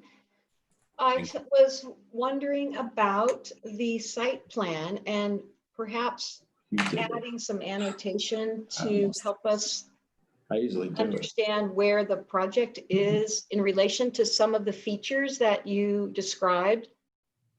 So maybe highlighting the project in a different color or something on this map in relation to all of the other features. That might help. And so there's one reference you made to completing the missing link, and there was a regional map, I think, shown in that slide. I can't remember which slide number because it didn't have a number. But forgive me for the numbers. Again, that would be helpful to show where the missing link is, perhaps highlighting that section in that larger regional map. Then you mentioned the neighborhoods and maybe adding a star or something that could identify where those are. So I had some trouble just at times understanding what the project is in relation to all of the other pieces. And secondarily, since you do have more time, about need, you mentioned inventory and a lot of the other aspects, the vision and the other plans. So perhaps you can add a little bit about who uses, the area and who is anticipated to be using this trail, in terms of the users, and you did mention the underrepresented audiences, which was great, but a little bit more maybe about that demand and basically who this will be serving. Yeah, I believe that is the map that I'm referring to. So. Okay. Yeah, I think that otherwise that would be helpful. All right. Thanks. Thanks, Melinda. Moving on to Betsy Anderson with the City of Bellevue. Thank you for your presentation. I would definitely echo Melinda's comments and would suggest that in the next round, especially because you've got some additional time, that you spend a little bit more time on the project design and the scope. You had referred to scenic overlooks as part of the project and allowing us to kind of see how those connect into the trail system, what those connections are like, what the material is like, especially because of the emphasis on accessibility. And then one other comment as well, in a similar vein to some of Melinda's, just kind of thinking about how this project fills an important gap and the connection to the regional transportation hub. That wasn't as clearly indicated on the map, so that was a place where I started to feel a little bit geographically lost. So indicating that, and then perhaps giving us some indication of what the crossing conditions are like at 112th in order to get over to the interurban would be helpful in that trail linkages section. Okay. Great, thank you very much, Thank Betsy. you. Thank you, Betsy. Thank you. Moving on to Brian Wood with Department of Transportation. Hello, yes, good presentation, thank you. And I've actually ridden my bike down 112th and then around this lake, so I'm familiar with it, and wanted better views in some places. So if it's going to enhance that, that would be great. And one of the things that impressed me about 112th was that my perception of lower income housing and so forth along there, and just do you have that support from the lower income communities? Have you reached out to those communities in particular? It would be sort of nice to see that they are going to benefit from this improvement, that they will know about it and use it. I also want to just quickly mention something I've mentioned in other presentations, but I'm not sure that you were there to hear it. And that's consider carefully the use of bollards. They can be dangerous on the trails for people on bicycles if you intend the bicyclist to be moving along here. There may be other options to look at. Okay, thank you. Thank you, Brian, Brian. what other options do you prefer? Well, that's why I say may. There has been at least a very high profile crash on a bollard, which has left somebody paralyzed in, I believe it was King County, being moved into Pierce County for some reason. It might have been on the border. And it's just coming to light. It's being discussed all over the country, actually, that these bollards are a 24-hour solution to a problem that almost never happens, which is people driving down multi-use trails. And so it's presenting this problem for the people who are actually using it, but the problem may not exist in the form that we're concerned about. So one possibility might be a flexible kind of delineator, something like that. And we are exploring it in WashDOT's Active Transportation Division. And so feel free to contact us, myself, Charlotte Claybrook. Anyway, we'd love to have that conversation. And I think others are already having that conversation due to the concerns of serious injury. Okay. Brian, do you know, was it striped according to the WashDOT and the RCO's requirements or WAC standards? That I don't know enough about this incident. It was just kind of brought to my attention actually recently, and so we're sort of in active conversations about it right now. So striping could be helpful. I know for myself, I've been on a busy trail before as I'm biking along, and there were large crowds that you couldn't tell that there was a bollard that completely obscured it. And so it was a surprise to me that we were suddenly at this, it was a minor crossing, but they'd put a bollard there. So you just didn't even expect it to be there. And I wasn't going fast, so it was not much to do to move around it, but the risk is there. And the problem that they're trying to prevent may not be there in the in sufficient quantities to justify putting a fairly dangerous thing in. I understand. Appreciate it. Thank you. Yeah. Thank you. And I would look forward to talking to you about that a little bit more. You bet. Moving on to Andy Stevenson. Thank you, Brian. Thank you. I wanted to throw in a couple of comments and follow up on what Brian was just saying about bollards. On the Olympic Discovery Trail, we have had some serious accidents with regards to bollards that encouraged us to look at possible options that might mitigate some of the problems. We have found that striping in conjunction with the bollards, diamonds around the bollards helps. We've also found that larger, softer bollards are effective, and we've used moderately softer PVC pipe, larger diameter painted PVC pipes. We've also tried flexible options and have found that to be somewhat effective. And we've also experimented with breakaway bollards, which I think is actually one of the better solutions that you might want to think about. Bollards that on impact will break away. The bollard is, as Brian points out, is really a symbolic barrier. It's really, in most cases, it's effective only against a small portion of motorized vehicles. They're generally easy to circumvent on an OTV, on other. So I agree. It's a 24-hour solution to a minor problem, but we found that by trying various things, there are options out there. I will say, none of these are approved. These are all just tests that we've run. I can't point you to any documentation that says this is the way to go. Thank you. I just wanted to throw that in. Excellent. Thank you. Thank you, Andy. Any final questions from the team? We've got time probably just for one more. Do you want to see my shoes? Oh, that was the other presentation. That was the other meeting. All right. But yeah, no worries. I'm sure you have wonderful shoes on, Mark. Maybe another time. All right. But great question. All right. Well, thank you, gentlemen, and we will see you back in September. All right. Thank you all. Appreciate your help. Bye-bye.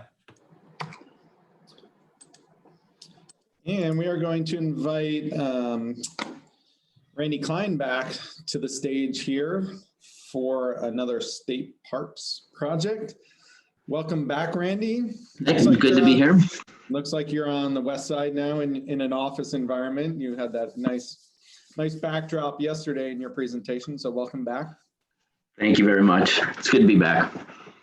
All right, I'm gonna pass you over controls, and since you were here yesterday, you kind of get the deal already. You should have certainly. it now.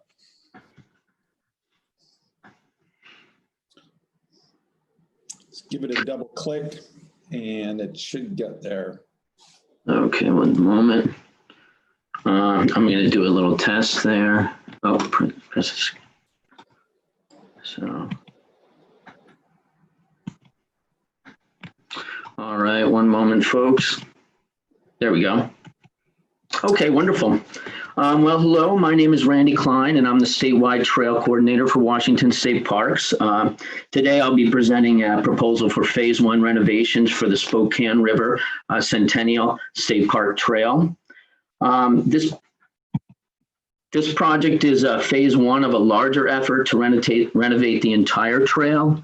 Much of the trail is over 30 years old, and many original features have reached the end of their useful life, most critically, the asphalt surface. This first phase will resurface 12 miles of trail, improving safety and user experience for ADA, bicyclists, pedestrians, and the whole range of users. The project will also update amenities, including bollards, mile markers, trail striping, map kiosks, and bike repair stations.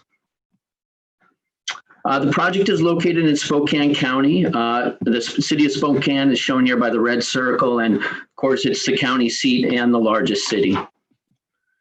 The Centennial Trail is managed by Washington State Parks and stretches from the community of 9 Mile Falls in the upper left of the slide there, through Riverside State Park, and then through the cities of Spokane, Spokane Valley, and Liberty Lake to the Washington-Idaho border, before continuing on as the North Idaho Centennial Trail. The Spokane metropolitan area has a population of over 500,000 and is the second largest in Washington. This photo gives a sense of the density and concentration of potential trail users. At 40 miles long, it's one of the longest paved trails in Washington, and it seamlessly continues for 24 miles into Idaho, again as the North Idaho Centennial Trail, creating a 64-mile paved trail between these two states. The city and county jurisdictions along the trail all contribute to funds for trail upkeep and meet monthly to coordinate management. The trail accommodates a variety of recreational uses while also serving as a transportation corridor. It serves local users, but also a popular tourist destination in this area. Washington State Parks estimates that over 1.5 million pedestrian and biking trips occur on the trail every year. This is also a year-round trail during the winter. I'm sorry, folks, I've had something come up on my screen. I apologize. Please give me a moment.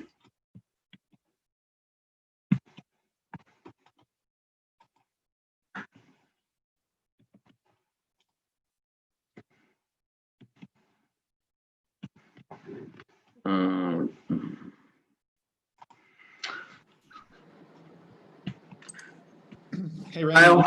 Yeah. Can you make sure I have control again? Thank you. Go ahead and double click on the screen and you should be good.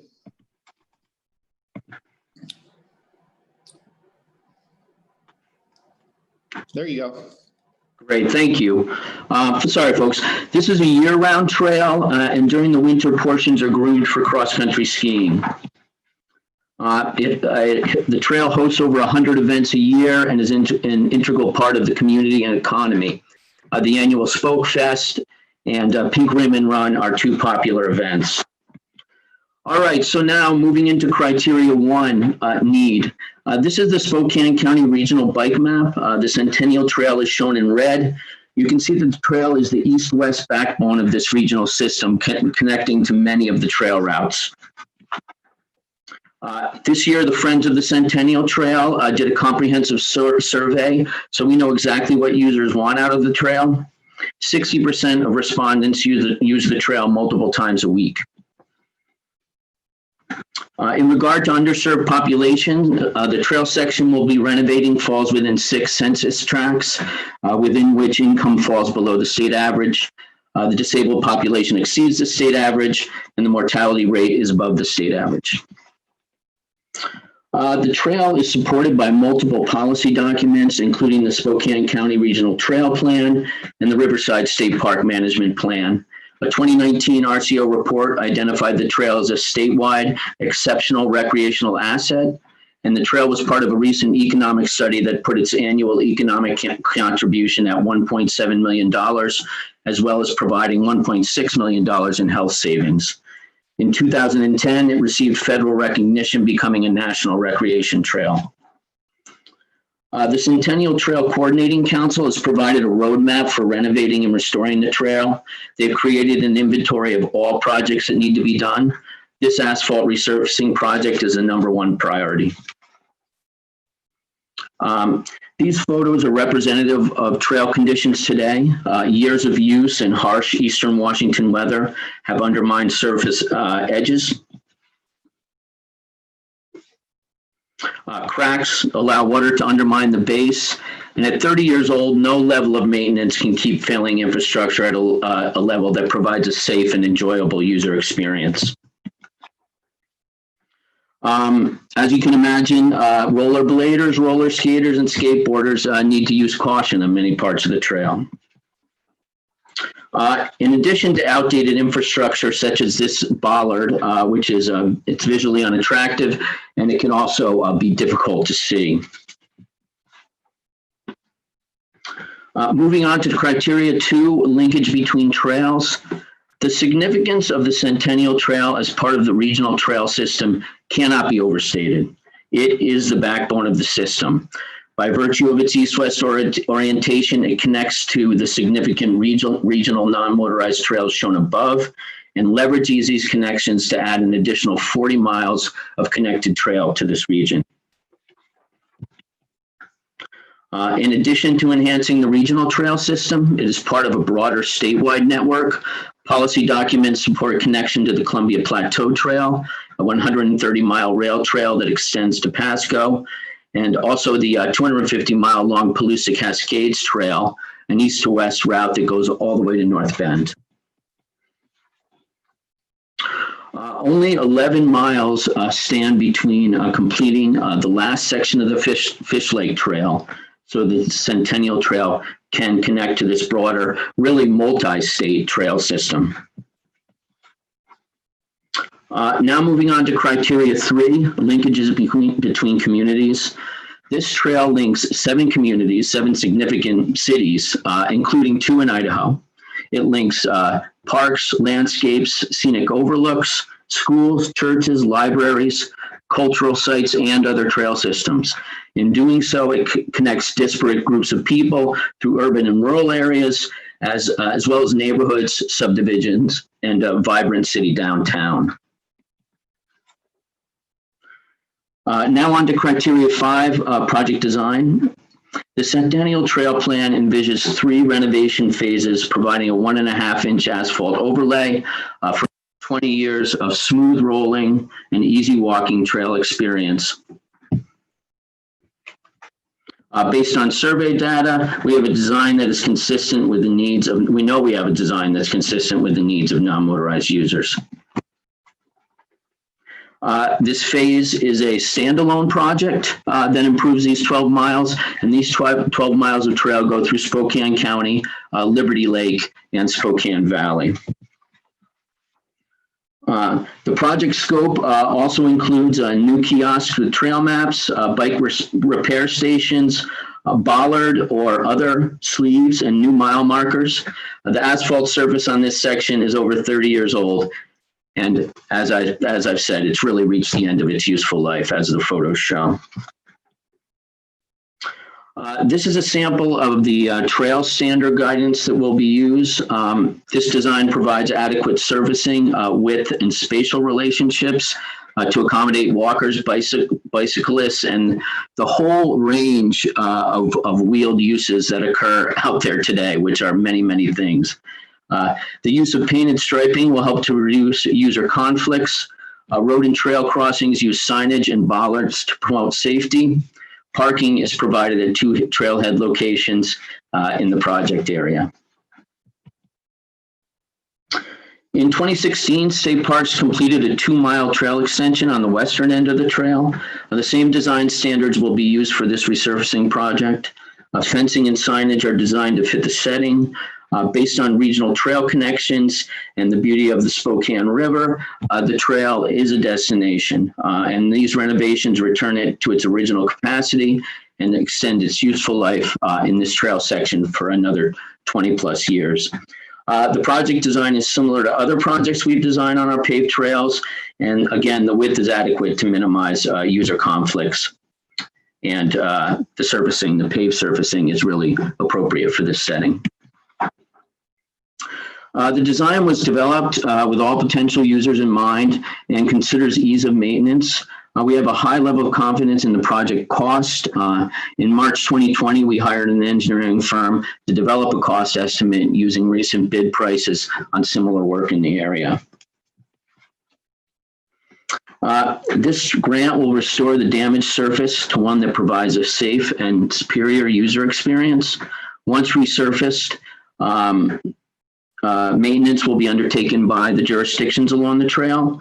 We'll be using the most current applicable Americans with Disabilities Act and Architectural Barriers Act guidance, on the trail. And the trail will be designed to be accessible to the greatest extent possible. In the project area, the trail is entirely separated from the roadway. The project will provide 7 new kiosks and 2 Darrow bike repair stations. These stations have tools, an air pump, and a bike holding stand, and have been a success on other state park trails. Bollards will be updated to increase safety and attractiveness on the trail. And a quick word on bollards. We're aware that there are some other options out there, including removal, and so that's part of our work, and we will certainly be looking at that as well. Thank you for that discussion earlier. Deteriorating mile markers will be replaced. And again, once resurfaced, maintenance will be undertaken by the jurisdictions along the trail. Each of the 3 cities, Spokane County and Washington State Parks, provide $20,000 a year as part of a maintenance fund and handle maintenance within the trail, with the trail segment running through their jurisdiction. Moving on to criteria 6, sustainability. Many opportunities for education and interpretation on the trail are provided. But really the main point to be made is reuse. Rather than building new, we are recycling a corridor and its structures that have already made their impact on the environment. No new roads, minimal use of fossil fuels, no materials in the landfill, minimal carbon footprint. Products and materials will be locally sourced and will minimize maintenance and extend the lifespan of the trail. I want to amend my earlier comment that there likely will be some materials in the landfill. And of course, the trail promotes bike commuting and provides a very real option by virtue of its east-west orientation through the county and 3 cities. Moving on to criteria 7, since the trail runs adjacent to the Spokane River in many areas, you're never far from having the ability to touch the water or experience views. In the island's trailhead, which is within the project area, provides opportunities to swim or launch your kayak. Moving on to criteria 8, scenic values. The scenery is dramatic as you meander along besides the Spokane River, and the bulk of the trail is adjacent to the Spokane River. When you leave the river, you have the opportunity to travel through beautiful forested environments as well. And there are varieties of scenic. The trail provides both an urban and rural experience, varying between the vibrance and bustle of Spokane and the contemplative nature of Riverside State Park.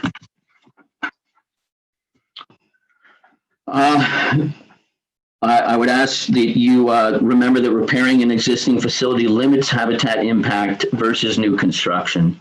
The many trail supporters are a great resource for enhancing habitat, and a public trail next to a river provides a wildlife friendlier alternative to residential or commercial development. Moving on to project support. This project is supported through a trail renovation plan and the publicly vetted Spokane County Trail Plan. Broader support is evidenced by the over 3,600 medallions bought by trail supporters, the 39 business Adopt-A-Mile partners, and 4 municipalities, a state agency, a committed friends group, and our Idaho friends, all working to support a great trail experience. And I will mention that the Friends group does employ an executive director, so they're able to be extremely effective. Finally, for cost efficiencies, the Centennial Trail Coordinating Council has provided $200,000, along with a $10,000 contribution from the nonprofit Friends of the Centennial Trail. And especially in regard to that Friends group, a contribution of $10,000 represents a substantial outlay for that type of group. All right, well, this ends the presentation, and I'm glad to answer any questions. Great, thank you, Randy. And you were a little over on time there, but it was probably because we had that technical glitch there in the middle where you kind of lost control. So, but you know the deal. Just I do. Thank you. Under 15. You got it. You got it.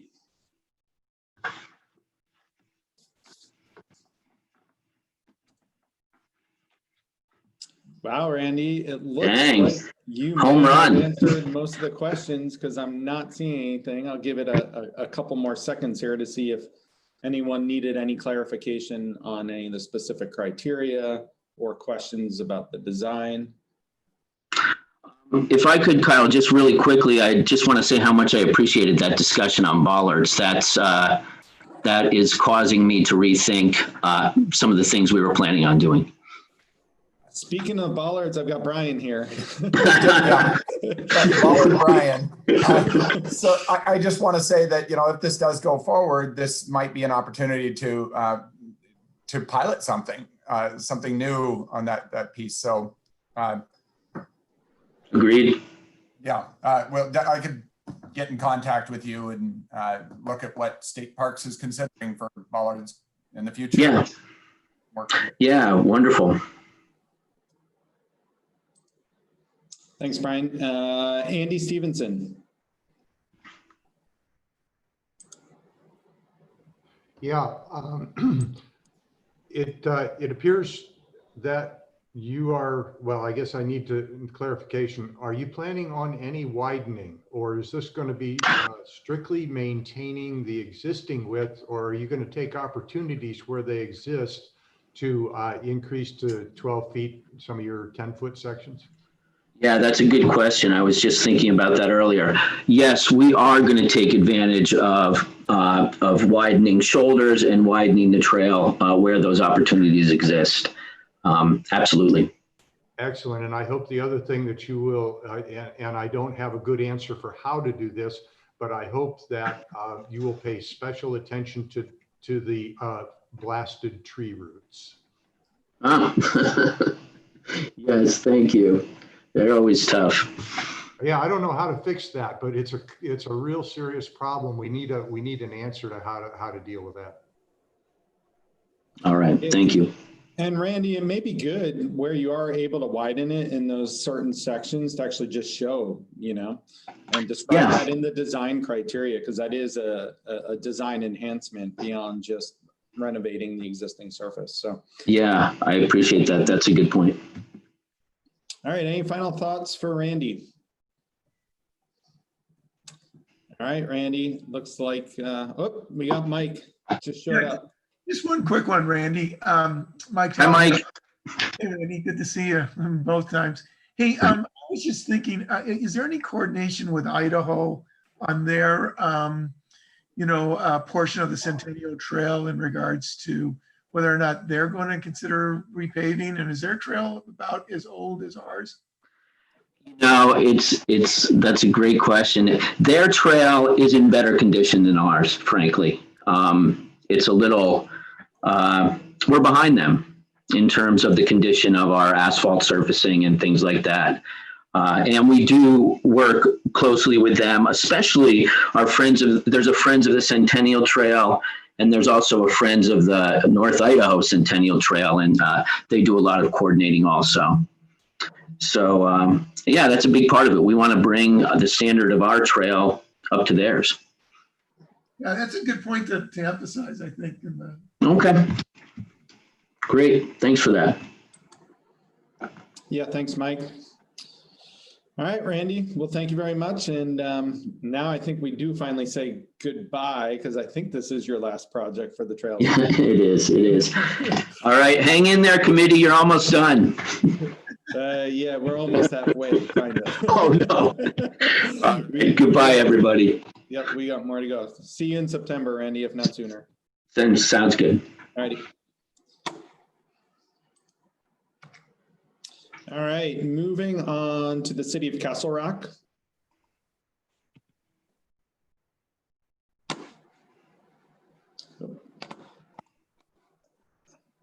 Hey, Randy, can you hold on for moving your mouse? Sure. I'm fighting you for the mouse control right now. Okay. All right, now you're good. Okay, great.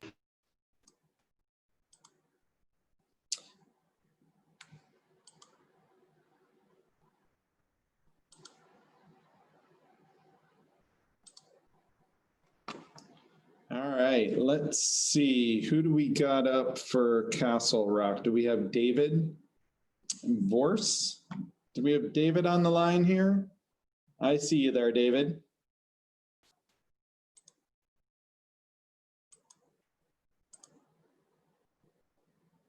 Hey, David, can you hear me?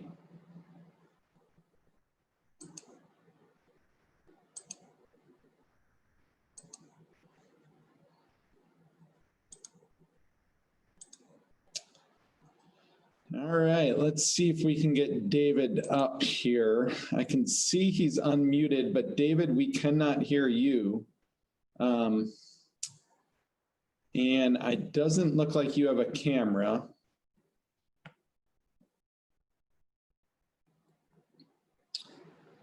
Let's see if we can send you a message, David. If you can hear me, I'm going to send you a quick message.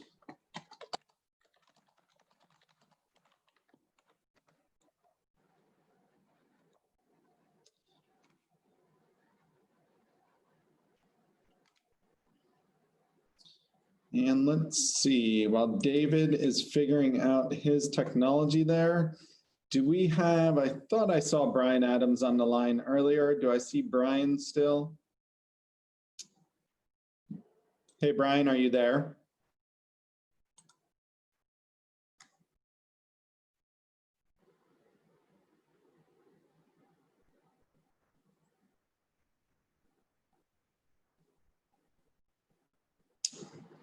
Let's see, and Brian also doesn't appear to be present at his computer right now, so I can't push him a little bit ahead of schedule here.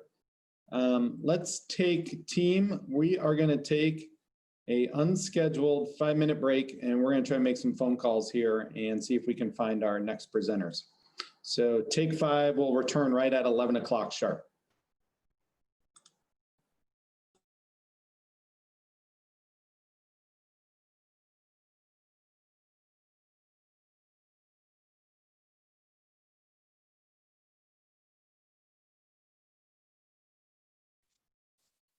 Kyle, this is Jesse. Are you there?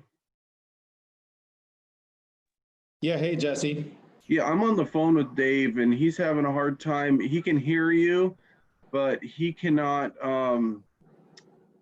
talk to you at all. I don't know. Yeah, he doesn't have any audio hooked up. Can he call in with his phone? Yeah, I was just about to. Okay. I'll give him a call. Okay, thank you very much. Bye. Dave, Kyle will give you a call right now, okay?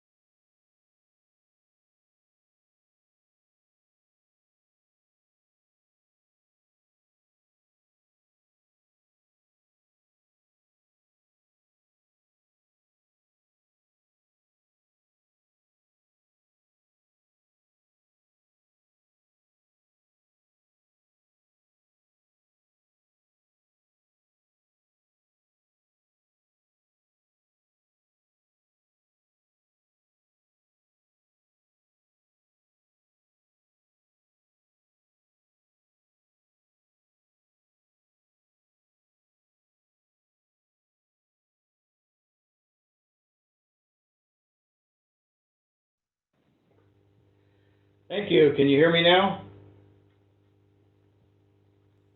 Hey there, David. Yes, I can hear you. Oh, thank you. I'm so sorry about the inconvenience. Okay, can you still see the screen though now, David? Yes, I can see the screen.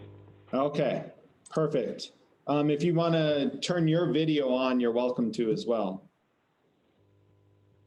I don't have a camera on my computer, so. Okay, that's totally fine.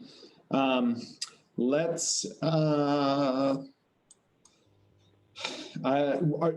to pass the controls over to you so that you can advance the slides, okay? Okay. Which it does not look like. So are you on a tablet? No, I'm on a desktop. Oh, here you go. All right, so I just passed them, double click on the screen. And then now you can use the arrows on your desktop to go forward and backwards. Okay, great. All right, you've got it. I'm gonna have to, well here, hold on a second. You're gonna have to reestablish the mouse connection here in a second, but I just wanna welcome all the advisory committee members back. So advisory committee, we're back. We got David. He does not have a camera on the computer he's using, so he's now connected on a phone. He can see the screen. He'll be able to advance his slides. David, you've got 15 minutes for your presentation, and that will be followed up by 10 minutes for Q&A from the advisory committee. I'm gonna let you reestablish your control here, and you can introduce yourself and your project and begin when you are ready. Okay, well, thank you. Good morning. I'm David Boris. I'm with the City of Castle Rock. I'm here to present the West Side Trail Extension Project. Castle Rock is located 50 miles south of Olympia on the I-5 corridor. We are the closest city to the Mount St. Helens Volcanic Monument and lie along the Cowlitz River that bisects our community. Castle Rock currently has 4 miles of trail that are mostly barrier-free. These miles are on both sides of the Cowlitz River as shown. The trail system is on the east side is paved multimodal trail that attracts many different types of users such as walkers, runners, bicyclists, skateboarders, and inline skates.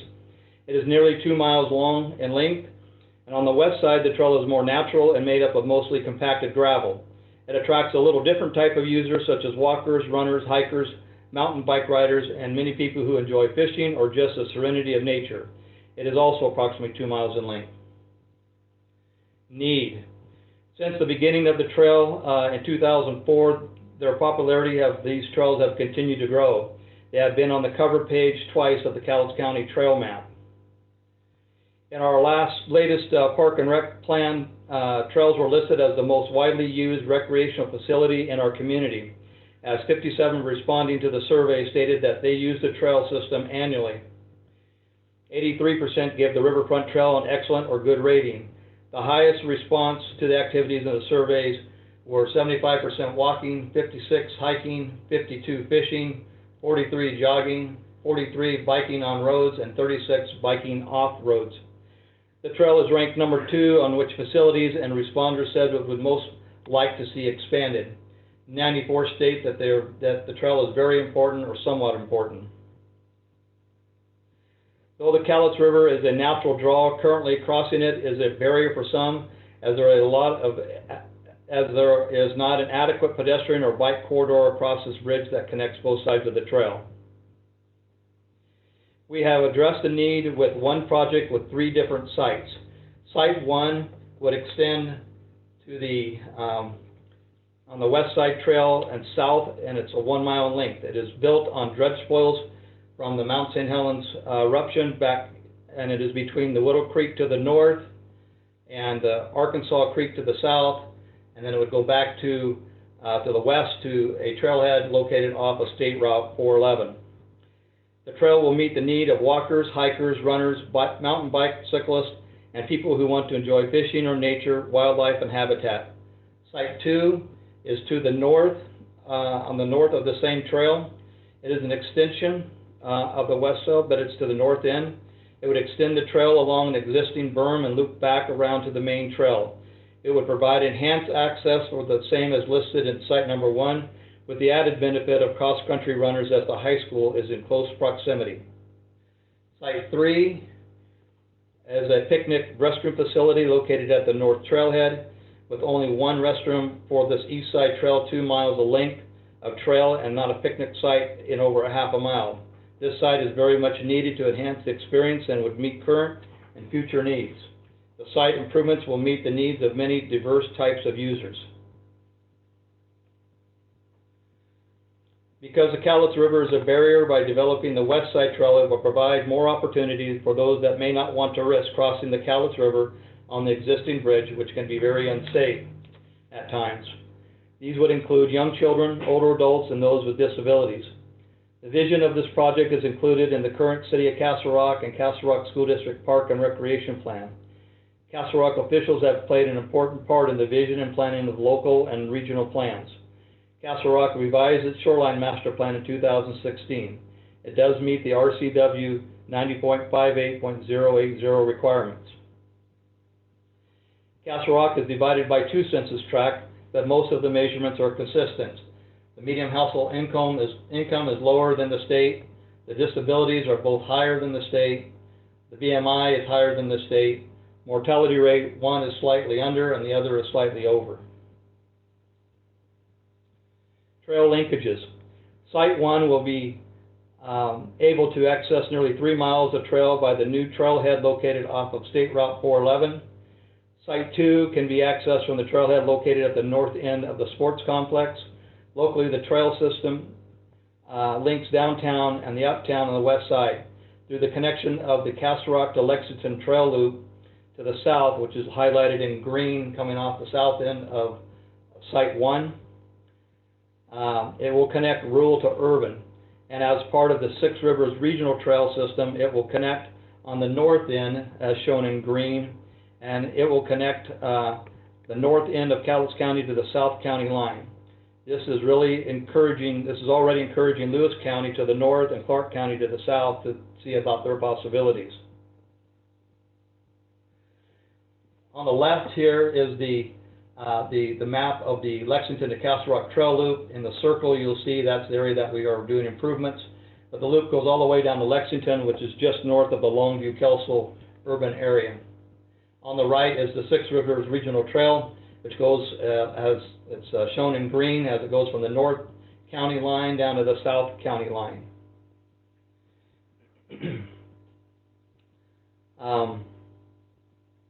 And Castle Rock is right in just about the middle of that. Community linkages. It ties the residential areas, 3 business districts, residential sites, recreational sites, historical sites, library, services, river access and views, and low-income areas. Recreation and historical sites include the boat launch, the North County Sports Complex, the Mount St. Helens Motorcycle Track, Mountain Bike Skills Park, Skate Park, Volunteer Memorial Park, the Rock, which is our historical monument, and the Lions Pride Park at the south end. Project design. The design for the trail segment proposed is consistent with the existing trail and for the intended users. It is a compacted, recycled material made up of crushed rock, asphalt, and concrete. It is 10 feet wide with 1-foot shoulders and with minimal slope changes. It is designed to assist with managing stormwater runoff and the intrusion of motor vehicles onto the landward side of the trail. The trail crossings are minimized to only a few places. Site 1, starting with the new west side trailhead, which will be constructed with base rock and topped with the same recycled material for the parking, is encourage users to park at a safe spot and walk into the site instead of driving. There will be signs to indicate the trail location and direction. The trail will be barrier-free, meeting the ADA guidelines. Through these sites were severely altered after the Mount St. Helens eruption. After 40 years, nature and habitat are returning. This trail helps manage the human footprint as recovery continues. It is a 1-mile compacted recycled material trail, 10 foot wide with 1-foot shoulders. Barriers from intrusion, acts as a barrier from intrusion. It minimizes erosion. It does have a bridge deck redecking. It will help remove invasive species such as Japanese knotweed and Scotch broom, and it will include picnic shelters and viewing areas. Site 2 to the north is similar to Site 1, but will also have pedestrian-friendly lighting to match the other portions of this connecting trail. It is 0.4 miles of compacted recycled material in length, 10 foot wide. It'll have pedestrian-friendly lighting that is in the same area, and it will include a picnic shelter and viewing areas. Site 3 will be a basic picnic restroom facility located at the north trailhead, which will fulfill a much-needed function along this 2-mile corridor. It's a picnic shelter. It will have 2 ADA unisex bathrooms. It'll be at an already established trailhead, and it'll be in the grassy area you see in this picture. Sustainability. The trail sections are built on the dredge spoil material from Mount St. Helens eruption, as discussed earlier. Now stabilized after 40 years, these sections have never flooded, even during a 100-year flood event. Very little engineering will be needed to construct the trail, as it will follow the current land topography. Very little fill, if any, is anticipated. The trail will act as a buffer for runoff to minimize erosion and unwanted vehicle intrusion. Because the dredge spoils lack organics and nitrogen, invasive species such as Scotch broom were some of the first plants that took hold. While this has been a challenge to remove these plants, we also have discovered native plants do not do well in the dredge spoils either. However, through a number of test trials, we have come up with several plants and trees that do better than others in this material. On the left is a pollinator garden that we planted that is located on dredge spoil material. On the right is a field of lupins that are growing naturally on the material. As part of this project, we will eliminate the invasive species along a section of the bank of the Arkansas Creek to the south and replanting them with proven plant mixtures of flower, grasses, and trees. Castle Rock is located in Cowlitz County, which has some of the highest rates in the state for cancer, heart disease, COPD, Alzheimer's, diabetes, suicide, and liver disease. The Castle Rock Park Plan results show that trails are highly desired and used for fitness, socializing, and mental health. The surface of the trail is made up of recycled material that is compacted well and meets the specifications for the intended use. We have used this material in the past and monitored its condition. We are finding maintenance of the surface is only required every 5 to 7 years. Castle Rock has been actively pursuing becoming an outdoor recreation destination.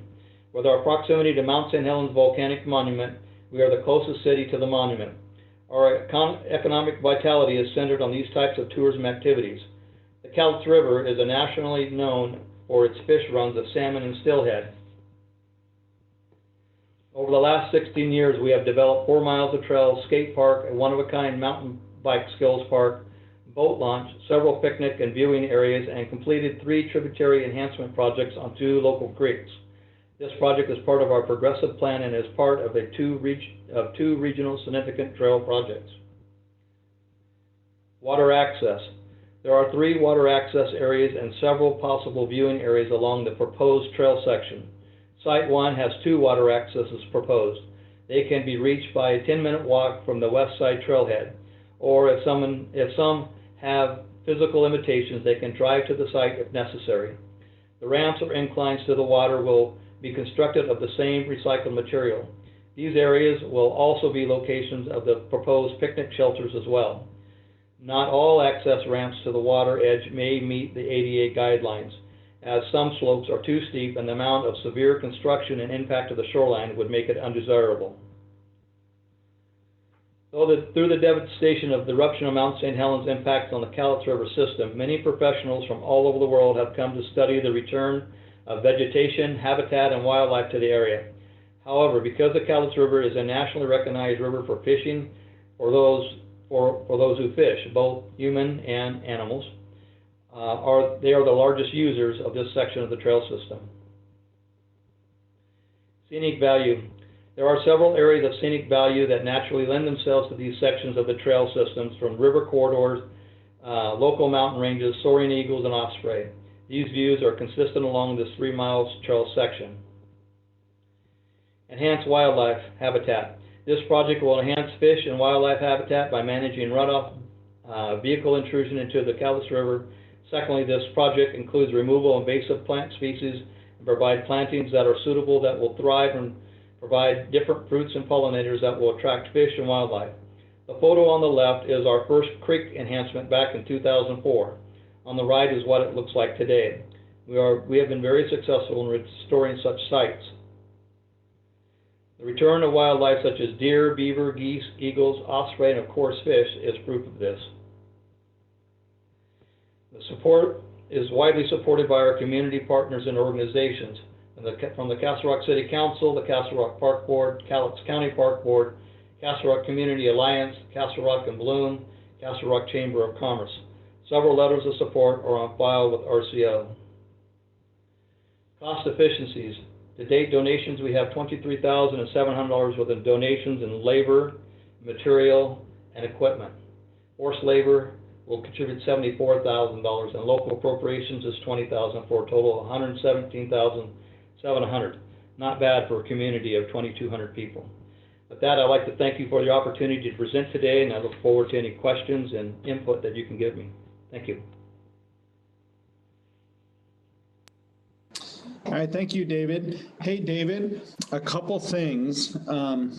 For those of us that are red-green colorblind, as myself, I had a heck of a time on slides. I think it was like 8 through 11. A lot of the slides where you had red as the actual worksite location were almost impossible for my eyesight to see. So I don't know if any of the advisory committee felt the same way on that, but it might be one where you really want to get a good contrast on those. And then another question about the connection between the two sides of the river. I may have missed it. Does that bridge provide pedestrian access between the two sides? What there is a car bumper. It's a little over 2 feet wide, and it's very narrow, and it's just basically, when it was built in the 40s or whatever, it was meant to keep cars from going over the edge. And so it's not wide enough for a wheelchair, obviously there's a high school on the other side, and kids are crossing that thing at times. But it can be very difficult for the very young or the very old, or somebody that is in a wheelchair for sure. Okay, so you can't cross, there's no designated area to cross between both sides of the river? Well, you can cross on it, but there's no designated pedestrian or bicycle facility. So this right here? Yes. Okay. So if you back up, you'll see a picture of that bridge keep going, it's about the 4th slide in.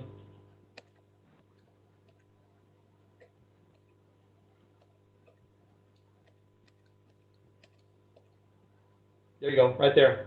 There's the bridge, and you see how narrow that car bumper is. It's about 16 inches tall, so it's not a curb, and there isn't in that, from the fog line to that bumper is not 4 feet for a bike lane.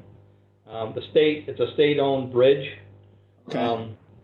We're hopefully going to get it widened and redone, but right now that's how it exists today. Okay. Okay, I've got a couple questions that I'll pass on to your grant manager on this one, just understanding how the different components and worksite are separated, but I don't want to take up the time here with the committee, so I'm going to let the committee ask some questions. We're going to start with Angie with the City of Edmonds. Yeah, hi, David. I was digging through some of the cost estimates with the 3 different components of this project, and some of the numbers seem a bit low, especially around the 3rd work site. So what I would recommend between now and September is really go through those, maybe try to develop some of your design a little farther and refine that. But I have some concerns that some of those numbers might be too low. So that would be a suggestion to go back and look at those numbers. So I appreciate that. Thank you.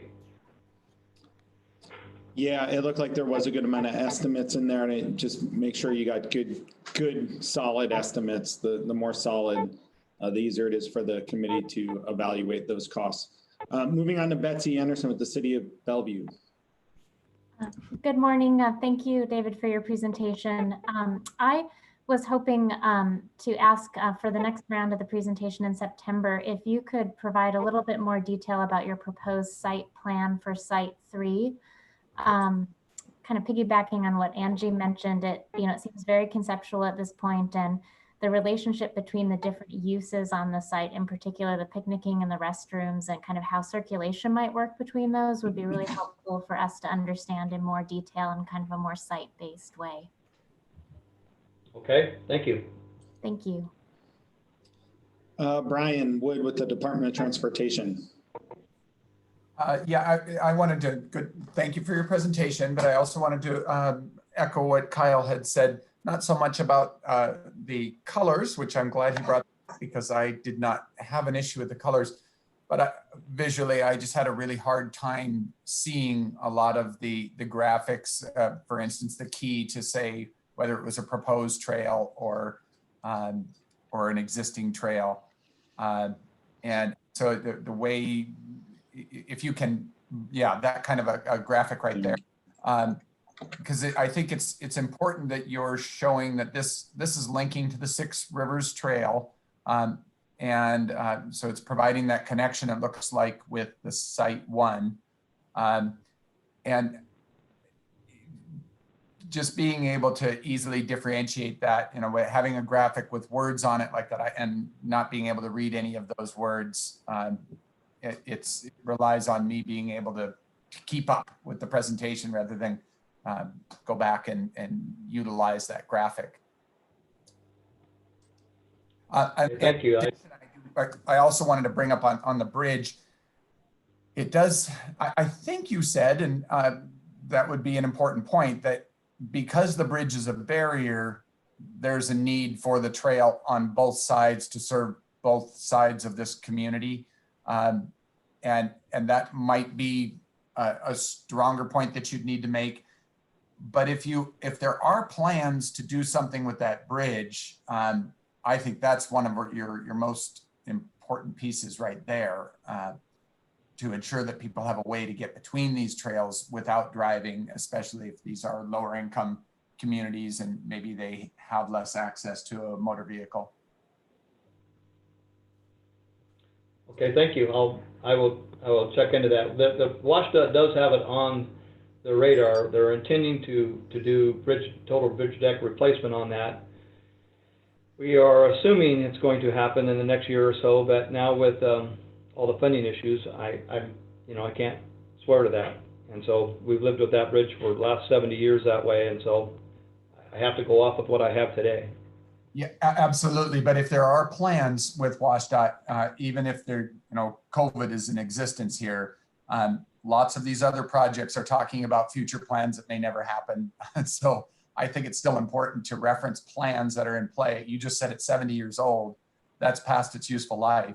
So it's good to reference that plan so that we know that in the future, people will be able to get to and from these two trail systems. Great, thank you for that.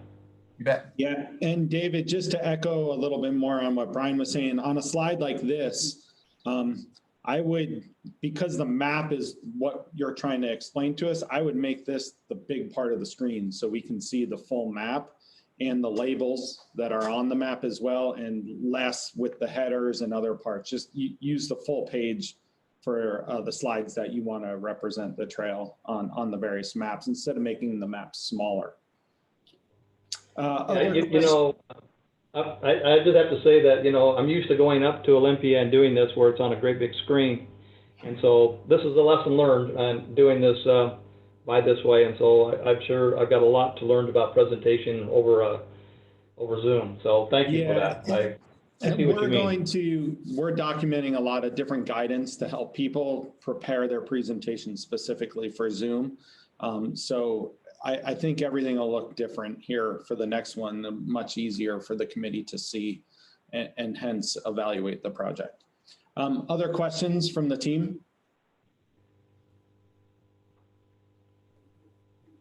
Okay, I think that is it, David. I'm glad we were able to get you on the phone, and we look forward to seeing you back in September for the evaluation. Thank you very much. I appreciate your guys' time, and I wish you the best in your reviewing. All right, and moving on to our final project before the lunch break here. I believe we've got Brian Adams on the line now. Brian, are you there?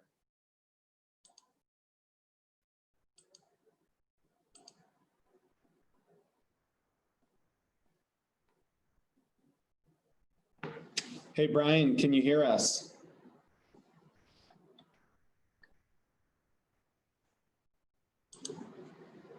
And just hold tight, committee. I see Brian in the meeting. I see he's got audio and video. I'm going to try to contact him here really quick.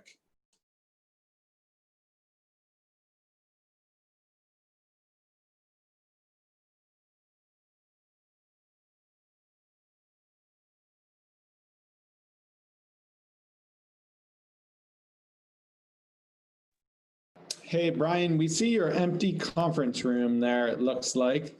Oh, now I see you coming into the picture. Here, I'm going to ask you to unmute, Brian. All right, Brian, can you hear us? Hey, Brian, we can't hear you.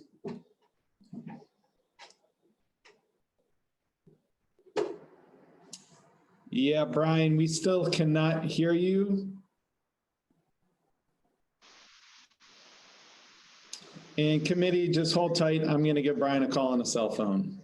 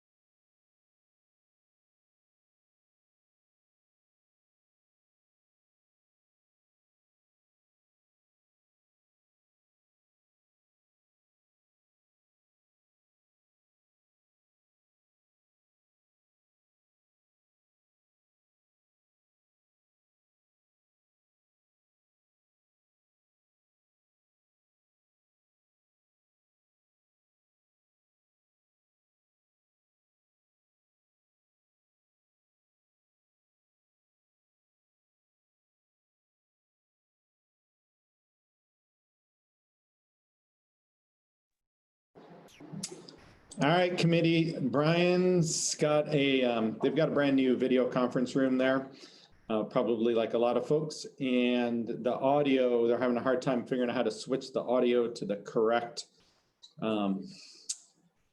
version in the room where we can hear them. So he's going to be calling in on a phone here. So we will get going just in a couple minutes. So everybody just hold tight for the time being. Thank you for your patience.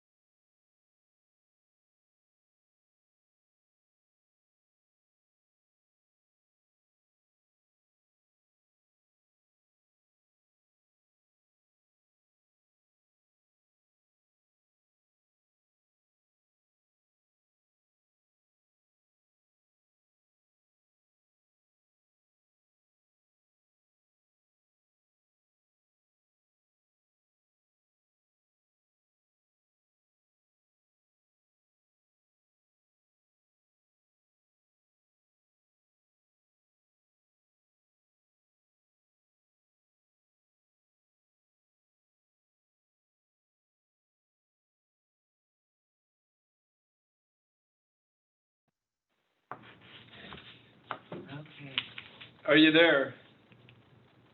We are. All right, Brian, you're back. All right, so you figured out the audio in your new conference room, it sounds like. It is a new conference room, so we apologize. And new equipment so that we can do these kind of things, and we seem to have an error. So I know we need to get right to business. You guys need a lunch break, so. Yeah, hey, Brian, it's totally cool. This is technical review, so this is why we want to figure these things out right now, so that when you do evaluation, we don't have these issues. So this is part of the practice, is just all of us learning the tech. Hey, Kyle. All right. Yes. I do. You have gotten a haircut. The rest of us haven't yet. That's nice. Soon enough, Brian. Yes, yeah, that is the longest hair I think I've seen on you in a while. So, all right. So, Brian, I'm going to pass would you like to advance the slides? I'll pass the controls over to you. Yes, please. Okay. What do we need to do? All right. Do you have a keyboard? Yes. Okay. And a mouse? We do. Okay. So go ahead and take your mouse, double click on the screen, establish control, and then you can advance with the keyboard forward and backward arrows. Okay. Okay. All right, Brian, you've got 15 minutes for your presentation, followed up by 10 minutes for Q&A. We've got a full advisory committee here that's very excited to see your project before lunch. And you can introduce yourself and begin when you're ready. Good afternoon. I'm Brian Adams, and I'm the Director of Skagit County Parks and Recreation. With me today is Marie Henry, and she is with Parks as well. And we've got Jennifer Swanson, who is our Public Works person and been involved with the project. They've got some grant monies for this project as well to help us along the way from a transportation component. Anyway, this is my start. So we are here today presenting a project for the development of the first phase of the Centennial Trail in Skagit County. This phase includes a small trailhead, a 10-foot wide mixed-use paved path, interpretive elements, ADA upgrades, and connection to an existing parking lot. This is the same trail alignment following the north-south rail line that was used for the very successful Centennial Trail in Snohomish County.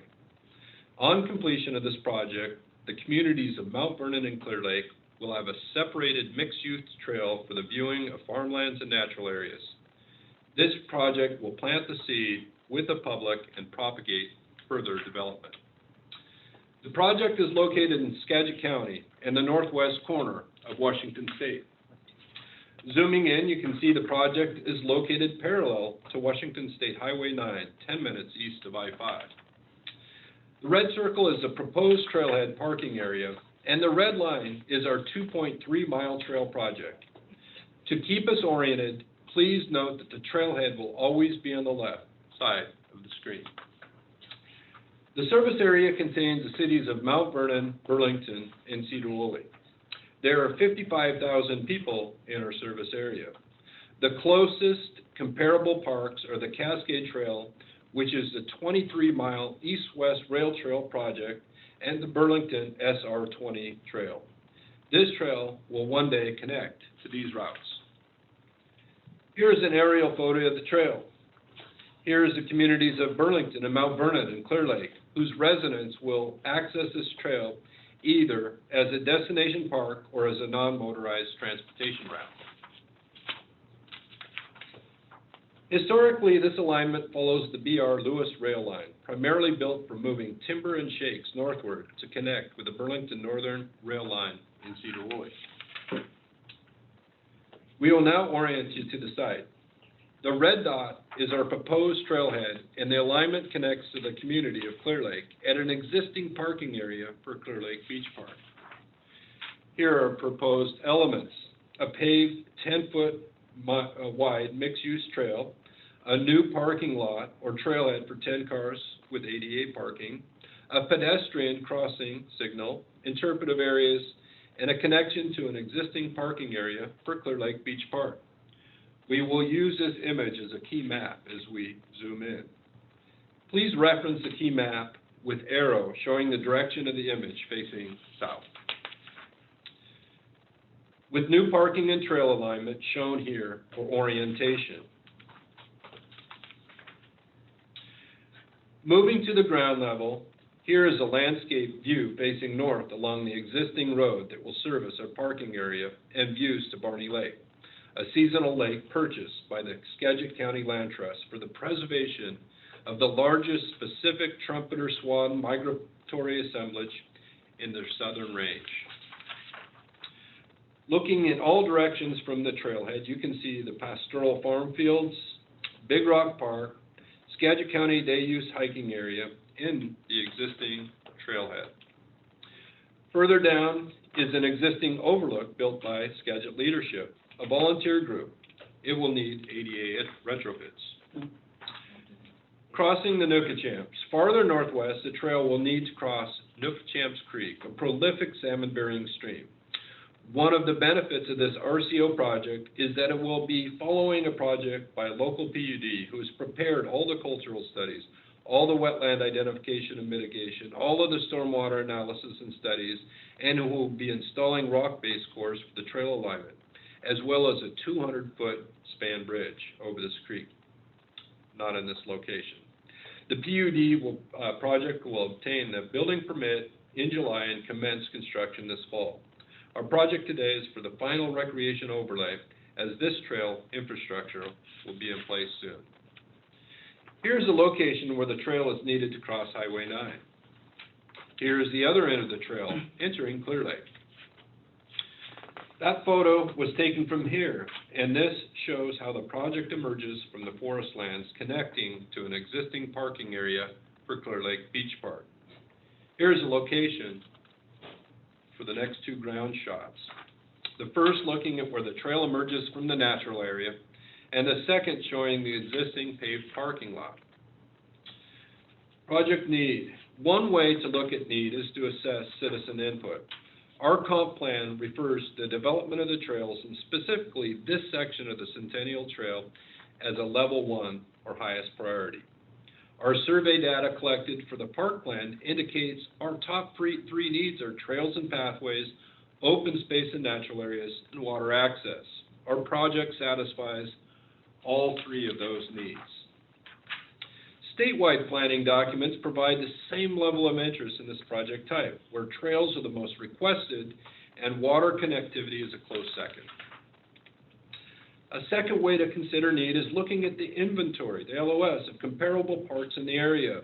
Although there is a remarkable east-west linear trail, there is no major north-south linear trail, though there are numerous in adjacent Snohomish and Whatcom counties, indicating Skagit County is underserved.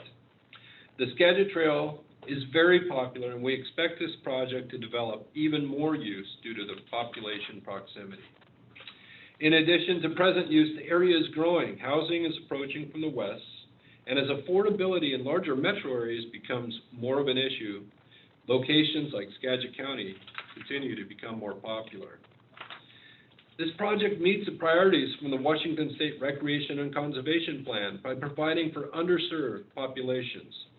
Shown here are tract comparisons where the project is located and our service areas compared to state averages. The median income of our service area is well below the state averages. The disabled population of the service area is 4 percentage points higher than the state average. The mortality rate of the service area is significantly higher, alluding to a less healthy population. And finally, the BMI of the service area and project tract are higher than the statewide average. Increased access to trails and open space will serve this population well. Finally, beyond the recreation amenity and the health benefits, this project is highly needed from a transportation perspective. Both our local and state transportation planners see the safety needs this trail will address. Shoulders are narrow, truck use is high, and the road is extremely curvy, resulting in limited line of sight. 2, linkage between trails. This trail project has very high linkage potential. Shown here on the left is a corridor map and an enlargement to the right. Although our project works well as a standalone trail with parking at either end, our vision is much larger. Parcels that are owned by Skagit County are shown in green, and sections of this are already under design. Again, the current project today is in red. We are still actively acquiring property with our most recent purchases happening this month. Shown in blue is the Centennial Trail in Snohomish County, which is a continuous 30 miles. In addition to high north-south linkage, there's a significant linkage potential to the largest east-west trail in the county, the Cascade Trail, a 23-mile rail trail corridor. This trail is approximately 4 miles away. This trail project also has very high community linkage. The North Trail segment connects the parking area for Clear Lake Beach Park in the village of Clear Lake. To the south, the trailhead is 2,000 feet from the city of Mount Vernon, so it will link to this community well.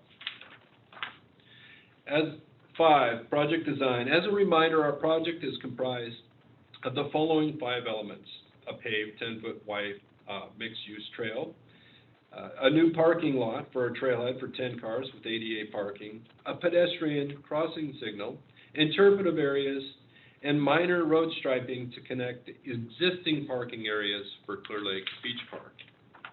The trail design consists of a 10-foot wide asphalt pathway suitable for walking and rolling, and horses as well. There will be an exposed compacted gravel shoulder to either side of the trail to assist in maintaining the trail edge. Our trailhead will be constructed for a modest 10 cars and will include a fully paved ADA space. There will be a kiosk there with a wayfaring sign and 2 benches where someone may tie a shoe or possibly wait for a friend to arrive. The gate will allow only maintenance vehicles to drive on the trail. Native landscape will be added to enhance these areas. Here's the location where the trail will need to cross the highway. Our project design team is recommending a rapid flash beacon to create pedestrian awareness. We have project support from WSDOT and are addressing the details of the crossing now. 6, sustainability. There are many sustainability factors that are a part of the project. Ecological factors. The reuse of railroad corridor for trail minimizes additional ground disturbing impacts to the environment. 2, preservation of existing mature tree corridor. 3, invasive plant species removed and native species added. 4, all stormwater infiltrated and treated immediately adjacent to the trail. Social factors. The trail promotes physical activity for either recreation or transportation use. And economic factors. A paved trail with adequate base course has a long lifespan. 7, water access and views. There are a number of ways that this project provides direct water access. The southern trailhead is immediately adjacent to 300 acres of land owned by the Skagit Land Trust. There are numerous conservation groups and schools that routinely access this property from Skagit County trailhead location to perform work such as amphibian surveys or work on restoring this huge wetland, instilling stewardship ethics in our community. At the northern end of the project, the trail will end at the parking lot for Clear Lake Beach Park, where people swim and they fish year-round. Finally, the middle of the park, the trail crosses the Nookachams Creek, affording great natural views of this tributary to the Skagit River. 8, scenic values. This section of trail provides tremendous scenic values for its user all year long, from valley views of Big Rock, expansive views of Barney Lake in the spring, and the celebrated migratory trumpeter swamps. With expansive views of fertile farmland, as well as close-up connection to Nookachams Creek, this segment of trail has an abundance of scenic value. 9, enhancement of wildlife. Our project is designed to first protect the resource it will highlight. The trail surface will remain at the top of the railroad berm, allowing unobstructed visual access to adjacent habitats, but maintaining appropriate separation and resource protection. Additional environmental benefits will be provided by removing all the invasive non-native vegetation as a part of our landscape. This includes English ivy, blackberries, and loosestrife. We will replace these with native fescues, dogwoods, and other native plants to provide forage and cover for birds and wildlife. The Skagit River Delta is home to Puget Sound's largest population of migratory birds. Concentrations of trumpeter swans, bald eagles, and marlins are found in the Barney Lake area, and this trail corridor is often used by the Audubon Society as the host location for the Birds of Winter program. This unique area will be further explored in the interpretive elements that we create and place along the trail. All trees in this corridor are expected to remain for the benefit of all trail users and wildlife alike. 10, project support. Local newspapers have highlighted the Centennial Trail project, and support has been extremely positive. Community groups volunteered and built an overlook platform. Continued maintenance support is expected. The commissioners signed a resolution pronouncing their commitment. The mayor of Cedar Woolley has written in support, as well as many others. The Parks Board has recommended this project as its #1 priority. And on file with RCO, we have letters of support from local groups, municipalities, and state agencies, all in agreement the Centennial Trail in Skagit County is highly desirable and long overdue. And finally, cost efficiencies. All of the preliminary work for this trail is scheduled to be done starting in the fall of 2020. This preliminary work will be paid for by Skagit PUD for the right to install a water line in the trail, or OW. This represents a huge cost savings to the project in excess of $1 million for wetland work, cultural work, drainage and stormwater studies, plans and permits, trail-based course, and of course the large span bridge.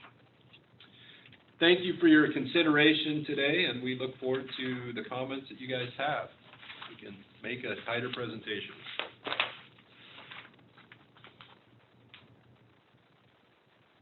Are you there? Oh, no. Oh my God. Did that work? Hey, Brian. Have your person stop moving the mouse. Do what? What? Oh, move the phone away from the mouse, maybe. Try it again. Could you stop moving the mouse? Yeah, go ahead. You're good now, I think. Okay. I can hear it. I can't get my mouse. Ah, there we go. Yeah. All right. So Brian, whatever system you have, I completely lost control of my mouse on this side there, and we couldn't get it back. And I noticed there was a couple issues with the slide advancing that you're having. It looked like it looked like someone's advancing your slides for you. It was going 2 slides every time, so I was trying to correct it, but I couldn't even turn my video on to tell you that we couldn't get you back. So I've got an assistant in the room, and that's why we heard the echo when we turned his volume on. All right, so did you at least narrative? We definitely saw the presentation, and we could hear your whole narrative. And I'm sure the committee's got some questions for you. So I'm going to pass it over to them. We'll get all these technical things figured out for you by the evaluation.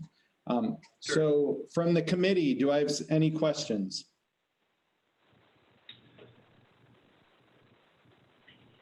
We'll start with Brian Wood with the Department of Transportation.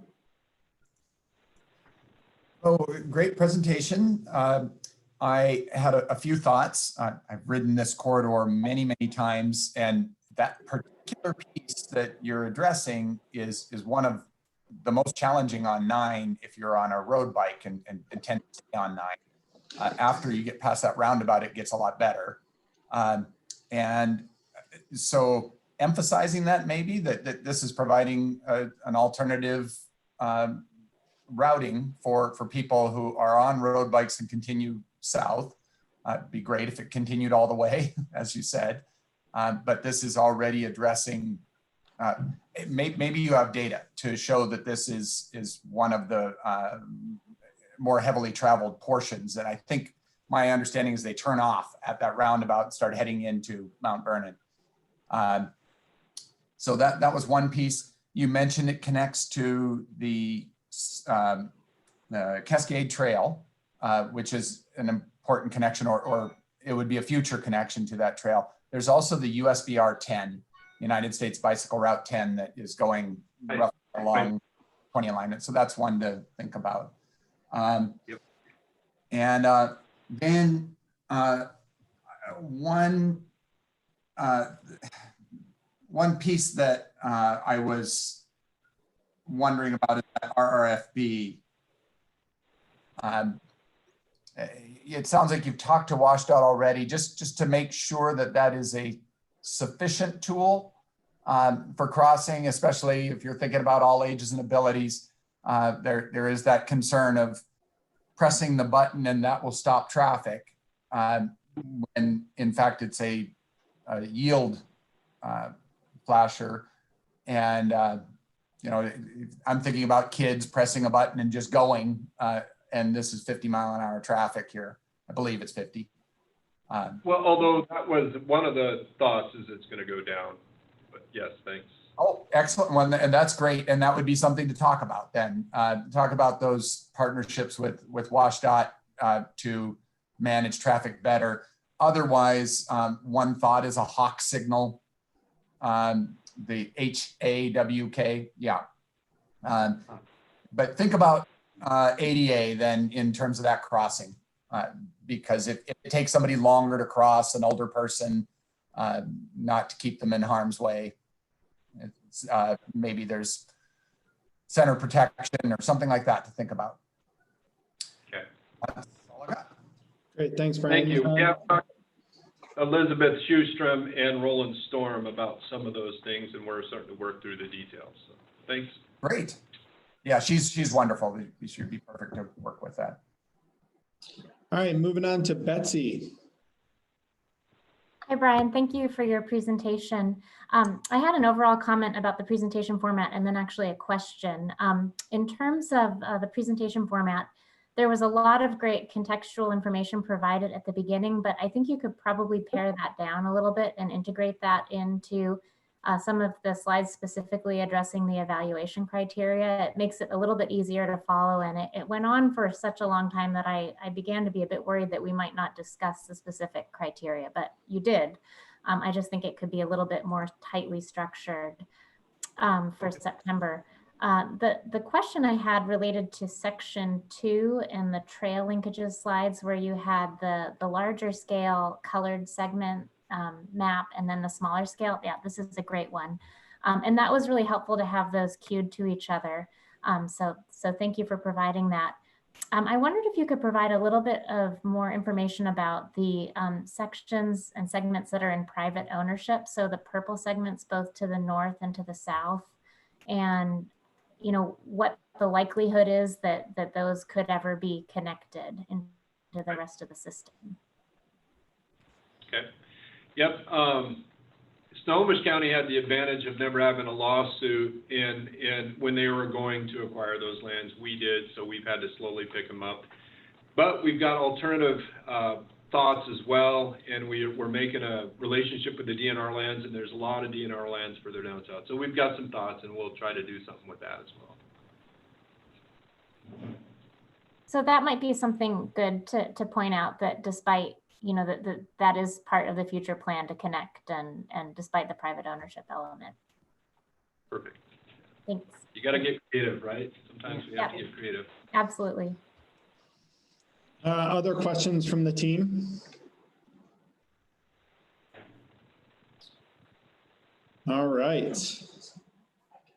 Oh, Mike, do you have a question? Yeah, just a quick one on the trail linkage one slide. So many other things that, on the long-term vision is the Centennial Trail is going to be built to meet up with the Burke-Gilman Trail in Woodinville, which means that you'd have a continuous bike trail from Seattle to Mount Vernon. And also Centennial now connects with the Whitehorse Trail that moves up to Darrington, which gives you a Mount Vernon to Darrington bike ride, and also runs parallel to the Cascades Trail. So a short little maybe 10-mile section would enable somewhere down the line that you would have a big square loop out there that would be kind of a nice ride. So anyhow, a quick map showing those other bigger connections might be beneficial. Yeah, good point. Thank you. All right, any last thoughts for Brian and Skagit County? Okay, Brian, glad we were able to get it figured out. We got a few other, we'll figure out the best way to help set you up for the final eval in that conference room if you choose to do it there, but we can definitely help resolve some of those technical issues. And we want to thank you for presenting today. And we'll say goodbye to you for now and see you back in September. And for the advisory committee, we are going to start our lunch break right now. It is just a few minutes before 12. Our next project is going to start right on schedule at 12:45, where we will be welcoming Whatcom County Parks and Rec. So everybody enjoy your lunch, get outside, stretch a little bit, and we'll see you in about 45 minutes. Thanks, Kyle. Thanks, everybody. Appreciate it. Yeah, thanks, Brian. We'll see you.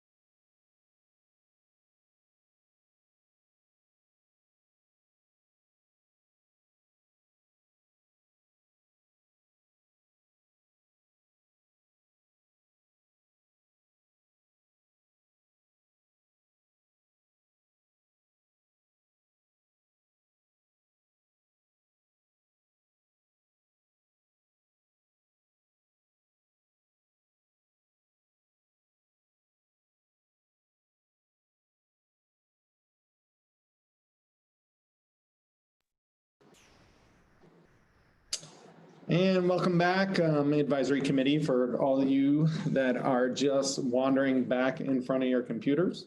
Hopefully you had a nice little lunch break there. Better than mine, I was unable to actually get up out of this chair. And so we are hoping to hear from Whatcom County here, who should be dialing in any minute.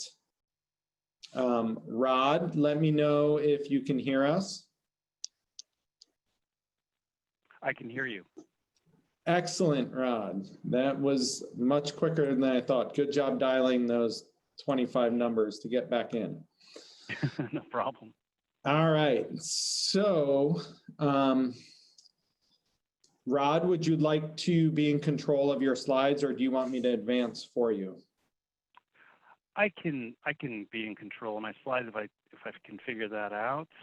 Let's see. Yep, I'm going to pass you the controls right now. So you're going to need to use your mouse and double click on the first slide, and then you can use your keyboard arrows to advance it one slide at a time forward. Okay. All right, let's give this a go. Yeah, see if you can advance it forward there.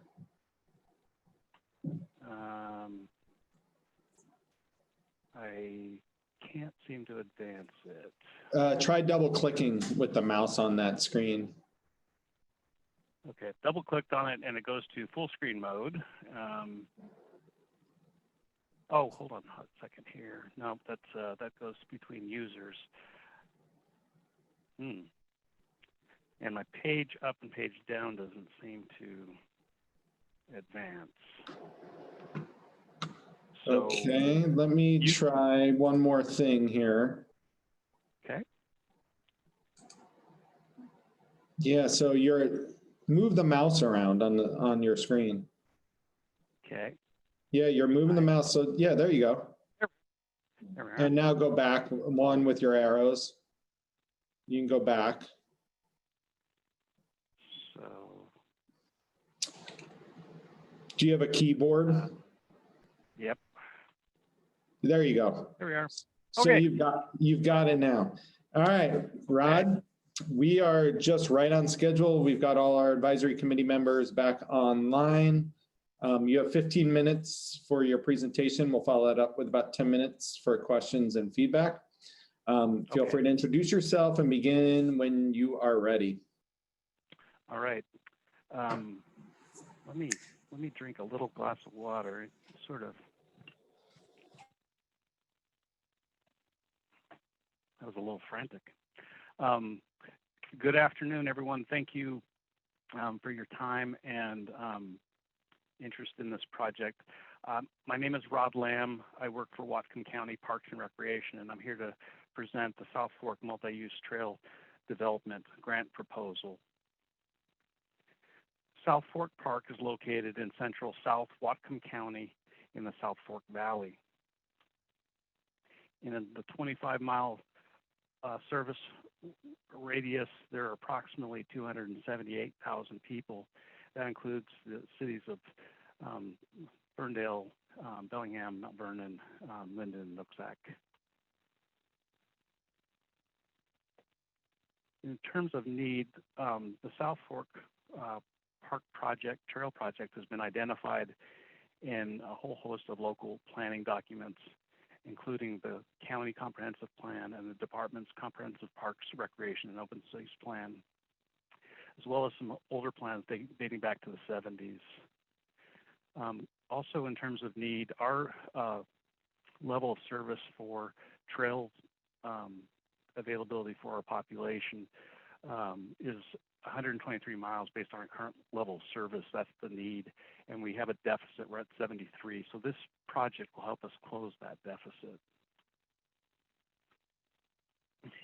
It will also be important to provide potential future locations to other trail networks.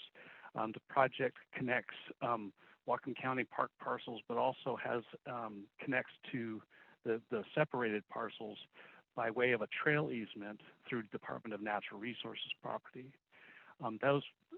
This trailhead could serve as a a link to any future trail development that the Department of Natural Resources might be working on with their latest rec plan. And of course, the DNR land connects to Forest Service land, so it could be a pretty exciting link as well. This will provide a link, its primary driver is the link between our trailhead off of Mosquito Lake Road to the very southern end of the property, which is the Nesset Farm. South Fork Park has three signatures, Galbraith Farm, Overby Farm, and Nesset. Those are three historic homesteads that the county acquired in the late 90s. We still refer those when we're trying to orient ourselves. The project design includes an existing trailhead that was constructed in 2017. It has a parking area for single unit vehicles as well as equestrians. We completed this project a few years ago and have the initial segment of trail that will connect to the Department of Natural Resources lease land or trail easement, which will ultimately connect to the Overby and Nesset Farms. The trailhead includes a restroom, some modest site furnishings for bike parking, and of course the equestrian trailhead.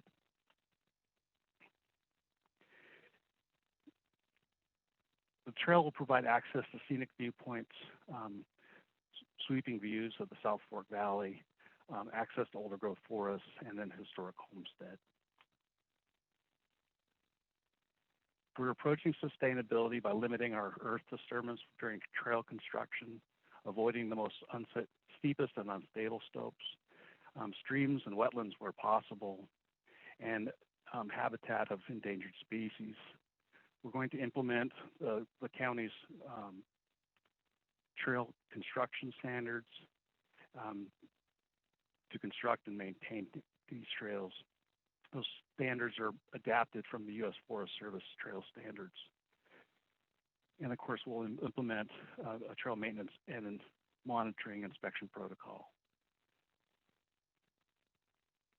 Also, in terms of sustainability, there's an important story to talk about the history of the settlement of the South Fork Valley. It includes three primary components: forestry, agricultural, and river restoration.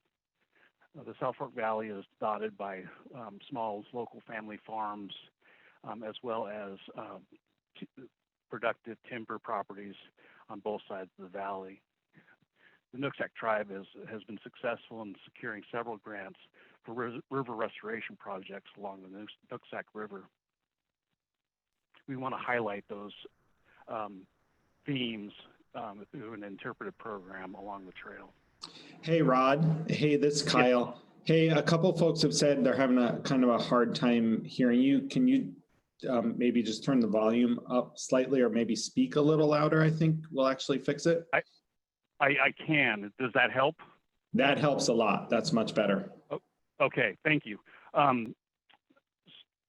These are the interpretive themes we want to highlight: the forestry, agriculture, and river restoration. All of those are active harvesting components or land management components in the valley right now.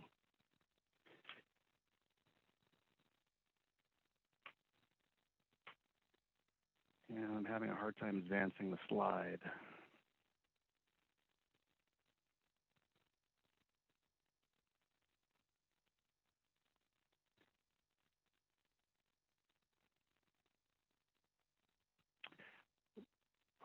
Water access is a big component of this particular project. The property fronts about 3 miles of Nooksack River. Along the trail alignment, there's access to scenic viewpoints that offer valley views and sweeping views of the Nooksack River. There's also a Hutchinson Creek, crossing across Hutchinson Creek, which is pictured on the right-hand side of this screen.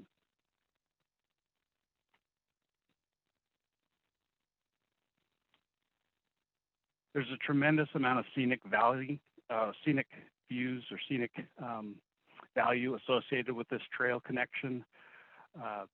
South Fork Valley, in my opinion, is one of the most scenic places in all of Whatcom County. Just a beautiful river valley that bordered with foothills on both sides of it.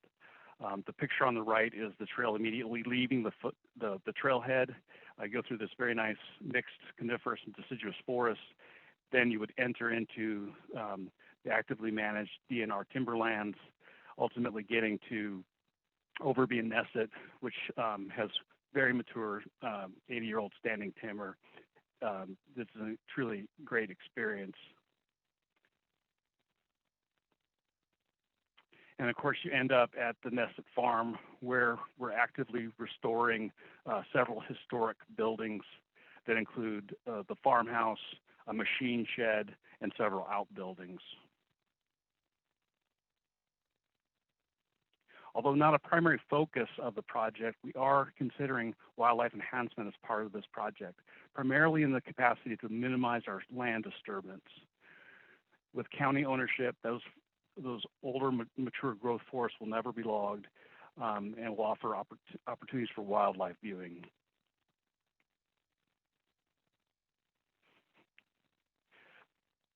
The project is supported it was supported through the community with a really robust planning process that was initiated in 2007.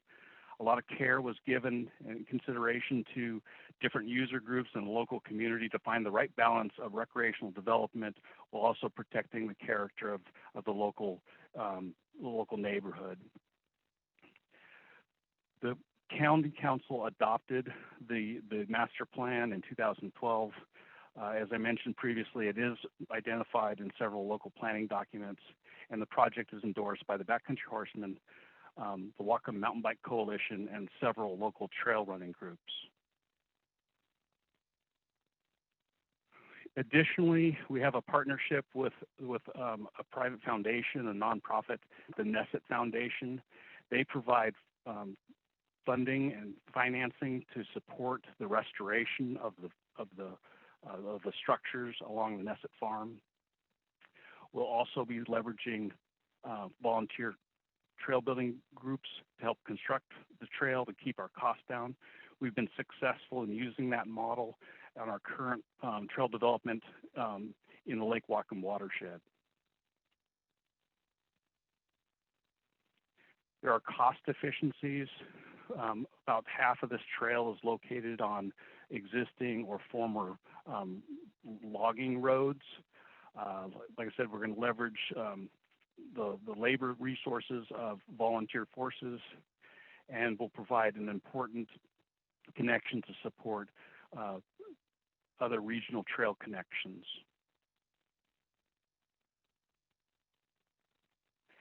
That concludes my presentation. I apologize for the early stumbles along that, trying to get the controls in. I really appreciate your time and looking forward to hearing your feedback on the project. Great, thank you, Rod. Yeah, and apologies for, we're realizing it's helpful if we provide a lot of directions early on with those controls, because if it gets lost, sometimes it's hard to get back. And so we will figure out good ways so that when you're back for evaluations, you'll have practice and know what to expect with that. And now I will pass it over to the committee for questions and comments and feedback.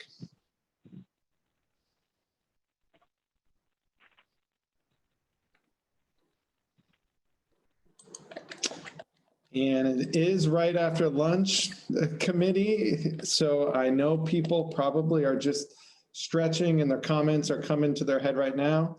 So I'll give a little extra time. All right, I see Lori with the Department of Fish and Wildlife.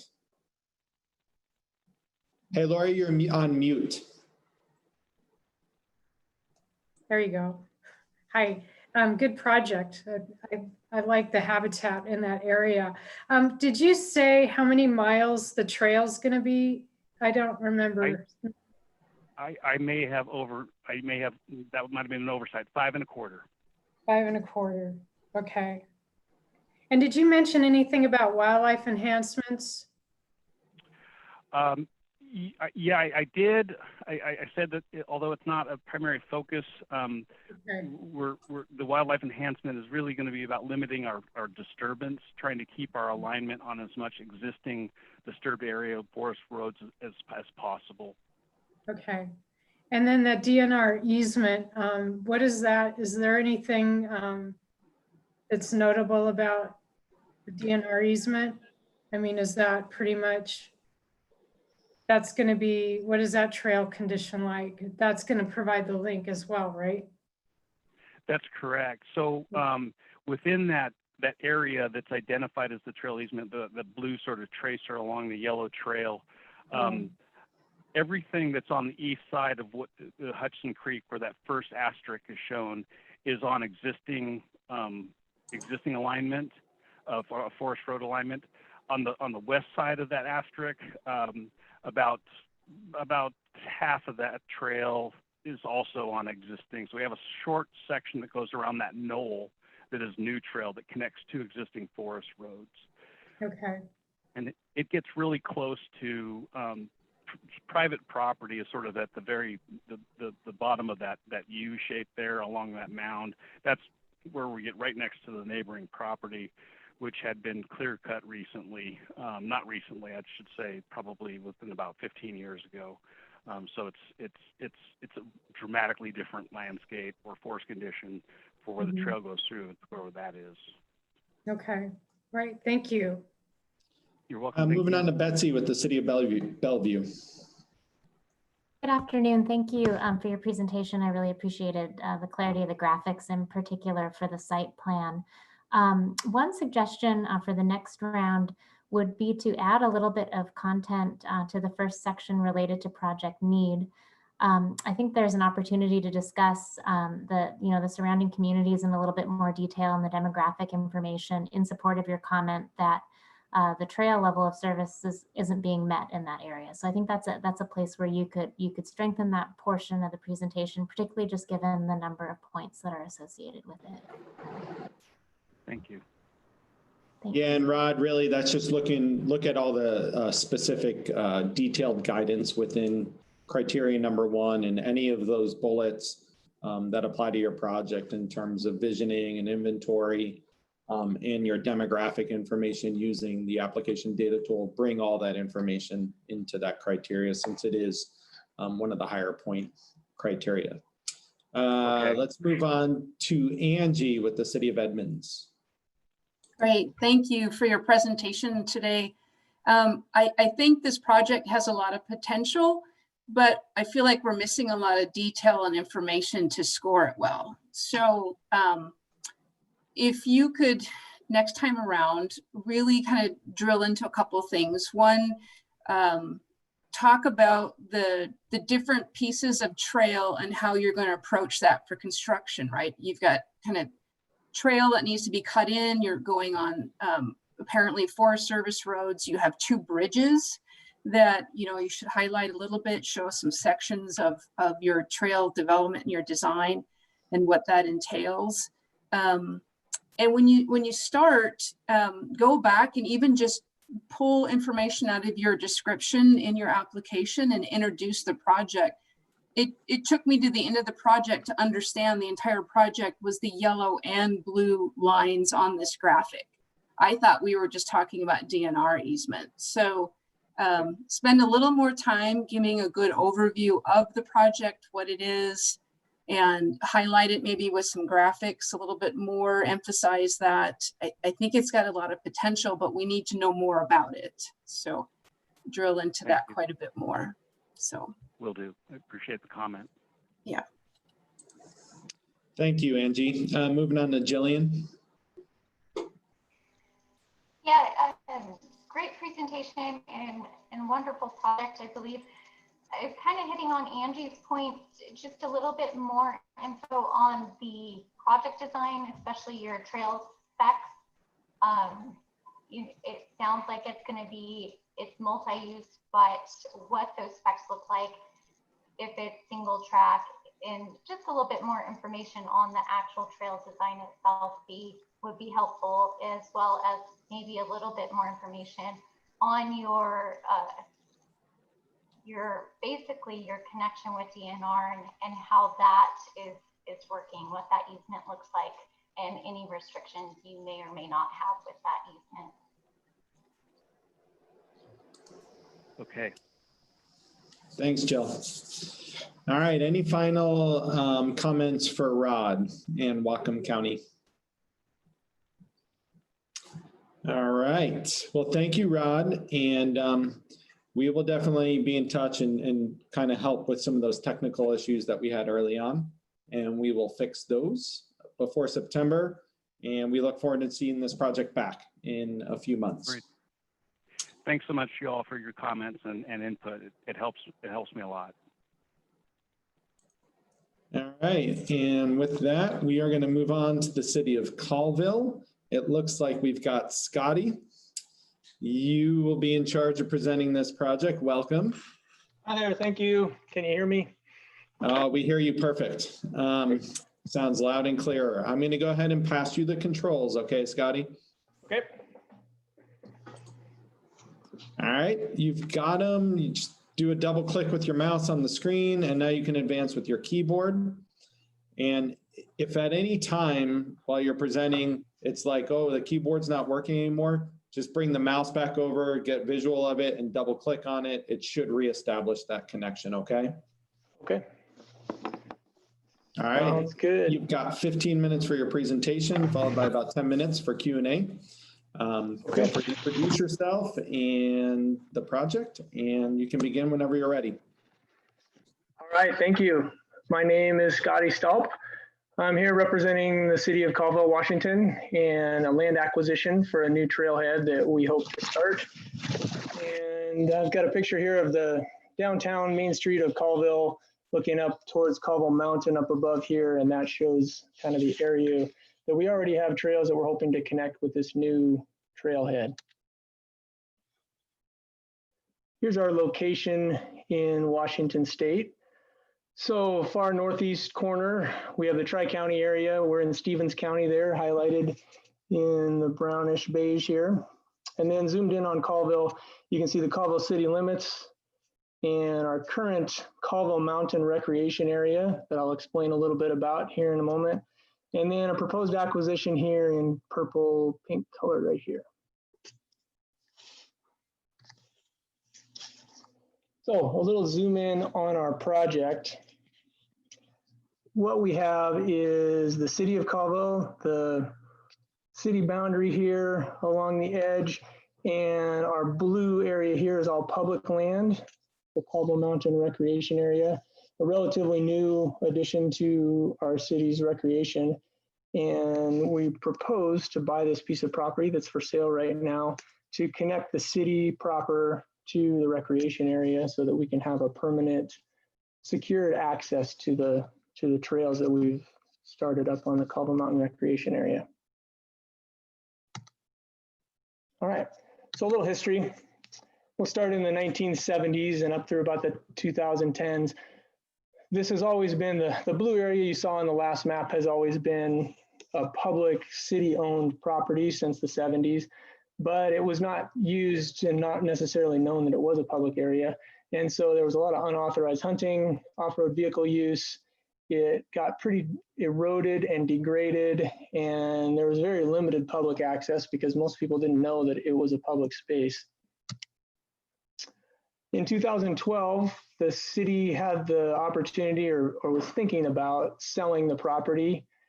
And the citizens, a lot of citizens came forward and said, we really don't want you to sell that property. We want to keep it and make it a recreation area. And the city council agreed to that and the mayor. And so they established the 256-acre Colville Mountain Recreation Area. That same year, at about the same time, the area was transitioned to non-motorized public uses. So no more ORVs and a little more, I guess, kinder recreation to the property. In 2016, the initial trail system was begun by volunteers, and that continues today. There's still a trail system in process, and we're adding trails each year through the process that we've established in our plan. Just this last year in 2019, the city council passed a no hunting and no shooting ordinance. Even though it had become non-motorized, the hunters still thought that it was somewhere they could go and hiking or mountain biking, like many of us do. You'd see someone up there during hunting season thinking it was an okay thing to be up there hunting for deer or turkeys or grouse, that sort of thing. Also during 2019, we began the Caldwell Mountain Recreation Area Comprehensive Plan to control the development and make sure that we do a good job of being stewards of the property and the land. And that has now passed. The Caldwell Mountain Recreation Area Comprehensive Plan is passed, and it will become part of the City of Caldwell Comprehensive Plan in July this year, after going through the Caldwell Mountain Recreation Group. So now we'd like to get better access, and that's why we're here for the RCO land acquisition grant, so we can get permanent secure trail access. In the future, we just hope to expand.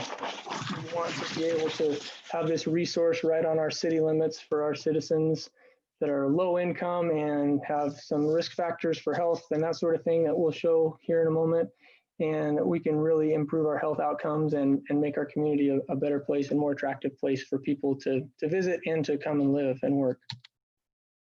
So the public need is great. There's only one other urban trail that's available in Caldwell. And over here on the right side of our map, this is the edge of the Caldwell city limits. The green here is the golf course area, Dominion Meadows Golf Course. And this box here, this polygon, is actually the Dominion Meadows Rotary Trail that was built maybe 10 or 15 years ago. It's more of a path than a trail, maybe 8 feet wide, gravel, heavily used by hikers and bikers and people walking their dogs and that sort of thing. So it's very popular, but that's really the only trail we have in our town. The red dot on this map is the proposed area that we hope to bridge the gap between the city and the Caldwell Mountain Recreation Area. So that's where our land acquisition would be in this neighborhood. It's actually connected to the Rotary Trail because the Caldwell High School is in this area too, near the Rotary Trail, and they're connected by safe streets to schools within 3 blocks of one another. The safe streets goes 3 blocks within our proposed area. So we'll have multi-use trails for mountain biking, hiking, running, snowshoeing in the winter. And in good enough years, when we get enough snow, we can actually climb and ski down Caldwell Mountain. Trying to, there we go. So here's our demographics. So this is for the census tract that includes this section of town right up to the edge of our Caldwell Mountain Recreation Area. You can see our median household income is very low compared to the state, nearly half. We're not super diverse, but we have a large disabled population and our body mass index is above the state average. So some of those health indexes are not in our favor, and we'd like to be able to help improve those with this trail connection. Our mortality rate, excuse me, take a drink. Our mortality rate is much higher than the state average as well. The population shown here in the bottom, 2617, is about half the population of the city of Caldwell. The other half is in the other census tract that the city is split into 2. So meeting the need, we're talking about permanent access to a currently landlocked trail system. It's a great system. It's not easy to get to at this point. We're hoping for what we call a town to trail setup so that there's no vehicle required for anyone who lives in town. They can walk to the trailhead, they can hike the trails and walk home or bike. Obviously, there'd be enhanced health well-being for our community, and it would be very affordable. It's free to walk and to get to the trailhead as proposed. There we go. So our current acquisition includes a lot of what's in this picture. So the Caldwell Mountain Recreation Area, if you can see my mouse, is the upper half of the mountain above this green field. And it goes actually off to the right here. That's in the direction of the east. This is a north or a south facing slope. This is the north side of town. There's residential down below here, and we'd like to connect that. This green field area plus a little bit in the area that I'm circling now is all part of the acquisition we hope to make, with a trailhead down in the bottom right-hand corner of this. We named it in our Caldwell Mountain Recreation Area Comprehensive Plan. Goal number 2, identify and develop permanent public access point to the Caldwell Mountain Recreation Area.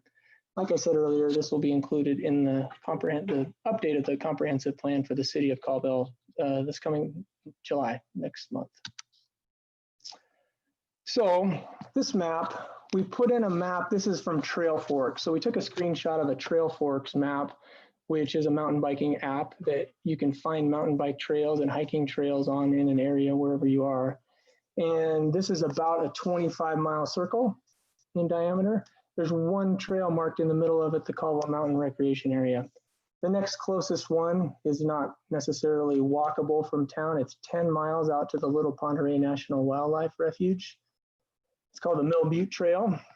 And then there's Lake Roosevelt here to the west, and across Lake Roosevelt on the other side, another 25 miles is the Kettle Crest Trail. So it's what we call a trail desert. There's not a lot of great trails in our area, and those that there are, even though they're good trails and beautiful and scenic, it's hard to access them if you're low income and can't drive to those places. The other thing about this is Caldwell is situated about halfway in between the border of Canada, Rossland, about 40 miles, a little less than an hour to the north, that has a very active trail community. And Spokane, about an hour and 15 minutes to the south, that also has great trails, but there's really not much in between. So we're hoping to bridge that gap a little bit. For people in Rossland, we'd be a great place to come in a shoulder season type of a situation, as their winters are way longer than ours. And then people going from Spokane towards Canada would have another place to stop and hike and maybe stop in our restaurants and our shops. So to link some communities, what we like to do is link, this is Hofstetter School, which is nearby to the trail. This is the baseball field where the varsity and JV baseball teams play. And behind it, right up here, just through about 3 blocks of houses, is the Caldwell Mountain Recreation Area. And off to the right here would be our proposed acquisition and trailhead. So very close, and the school district is very excited about this opportunity as well. Okay, so here's our current access, or lack thereof. The main road access here is the only actual legal access, with a parking area and an easement across private property on the road that they use to go to the cell towers. And so if this property were sold, that easement would go away immediately. So that's our only real legal access. The top of Cedar Street here, this is very near to the Hofstetter School I just showed you, is allowed, but the owner of the property here, this private property that goes across at the top of Cedar, has recently passed away, and his family could also deny access at any time. Right now it's only for hikers, no bikers allowed. The current access here, very near to our proposed acquisition, you have to walk across or ride across private ground here, allowed but tenuous, and then up across a different private property here, an old logging mill area. The last place that most people would access from is out of town. You take a road out of town called Aladdin, park in an unauthorized spot where it says no trespassing, and people go up a power line road to get across to the Caldwell Mountain Recreation Area. So the access is not great at this point. Water access on the property that we're proposing to purchase, there's no water access. There's great views of water, especially in a flood year like you see here. This is from near the top of the property, and you can see down into the valley when there was a big flood year in the Caldwell River Valley. The scenic value is fantastic. It's amazing views of the river valley. If you climb up from where the trailhead will be in the first 50, 100, or 100 yards of your hike, you'll get a totally different view of the valley, of the city. And the higher you go up onto the Caldwell Mountain Recreation Area, the better it gets. It's a fantastic view. You can see more than 180 degrees from both sides of the property, up three different valleys, and it's really a fantastic place to see. If you haven't been here, you should come check it out. There's all kinds of different things you see too. There's timber, there's the valley, which is still really green right now because of the great spring we've had. There's rock outcrops and all that sort of thing. Lots and lots of wildlife. We've had some encounters just this last couple of weeks with some bears up on our property. There's a mama bear and 2 cubs that we're keeping our distance from. There's deer, there's porcupines, skunks, birds, pollinators, and flowers of every kind. It's fun to see the flowers and the change in the seasons as we go along. So it would be, the zoning would be changed. It would be annexed into the city. We would comply with the weed board for the county. It fits very well into the regional bike and pedestrian plan. Instead of using this for home building or that sort of thing, our carbon sequestration or our global warming impact would be very low.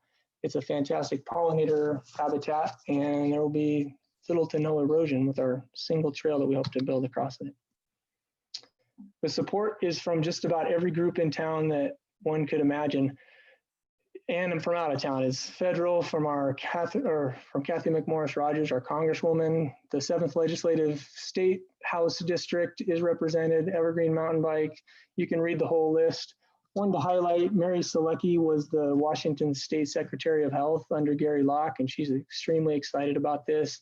Our hospital, our clinics, the Rotary Club, businesses, Tri-County Economic Development, and another one to highlight here, if I can find it, it's called Colville Together, is a group working on enhancing our Main Street and providing more tourism dollars for our town. So they're very much behind it and a partner of ours.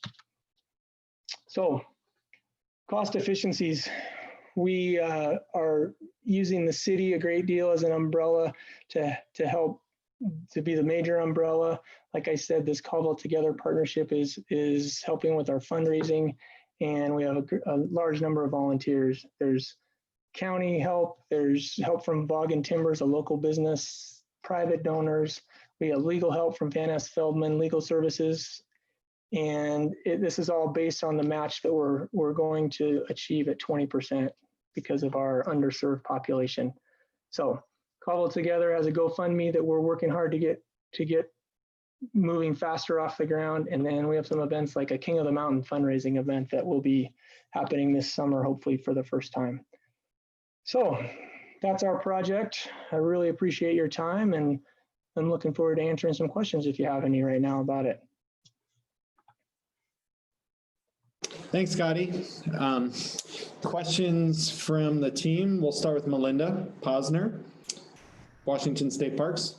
Yeah, trying to get my stuff undone. Hello, thank you for that presentation. You bet. Fun to hear about what's going on in that part of the state. So just a couple things. You did start to say about people accessing this, even though it's difficult. So I was curious about how do people use the CMRA now? And yeah, if you could think about Absolutely. that. Yeah, I mean, hiking and biking are the 2 major ones. Is that the sort of thing you're asking about? Yeah, and their trail, so they get there. There is a way to get there legally by vehicle? Yes. So this May Road, let's see, I don't think I have control anymore, but the one that had the arrows on it. May Road, yeah, May Road. May Road, and there's a parking area up at the top here that slide has on it. And they do access it across private ground with a public easement that could be taken away at any time. Okay. So it's not perpetual, not in perpetuity. Yeah. So I like the idea of having the ability, of course, to get there without a vehicle. So that's a real positive. Yeah, we're really hopeful for that. So 2 things that you might do to expand. One might be about who's using the recreation resource currently. Sure. How did that demand? You did You bet. Capturing the demographics of the community, and if there are any other stats you have about priorities for the community in terms of trails or other recreation. Hey, Melinda. Yeah. Hey, when you're turning your head away, we're losing your audio. Oh, sorry. Yeah, I'm looking at my notes over here. Okay. Yeah, it's good. We can see exactly when your audio stops. But yeah, so we didn't hear that last comment there. Yeah. So expanding, if you can, on the priorities of the community about recreation, if there have been any surveys or data that you Absolutely. collected. And you can also talk about and look at RCO, state recreation plan to potentially shore up that kind of need and recreation desires piece.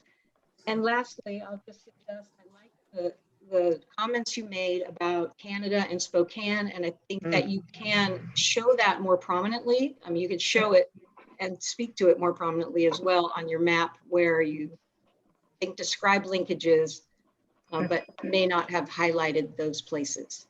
Okay. Thank you. Great. Thank you Thanks, for your Melinda. comments. Michelle, did you have some comments? I saw you were up there for a little bit.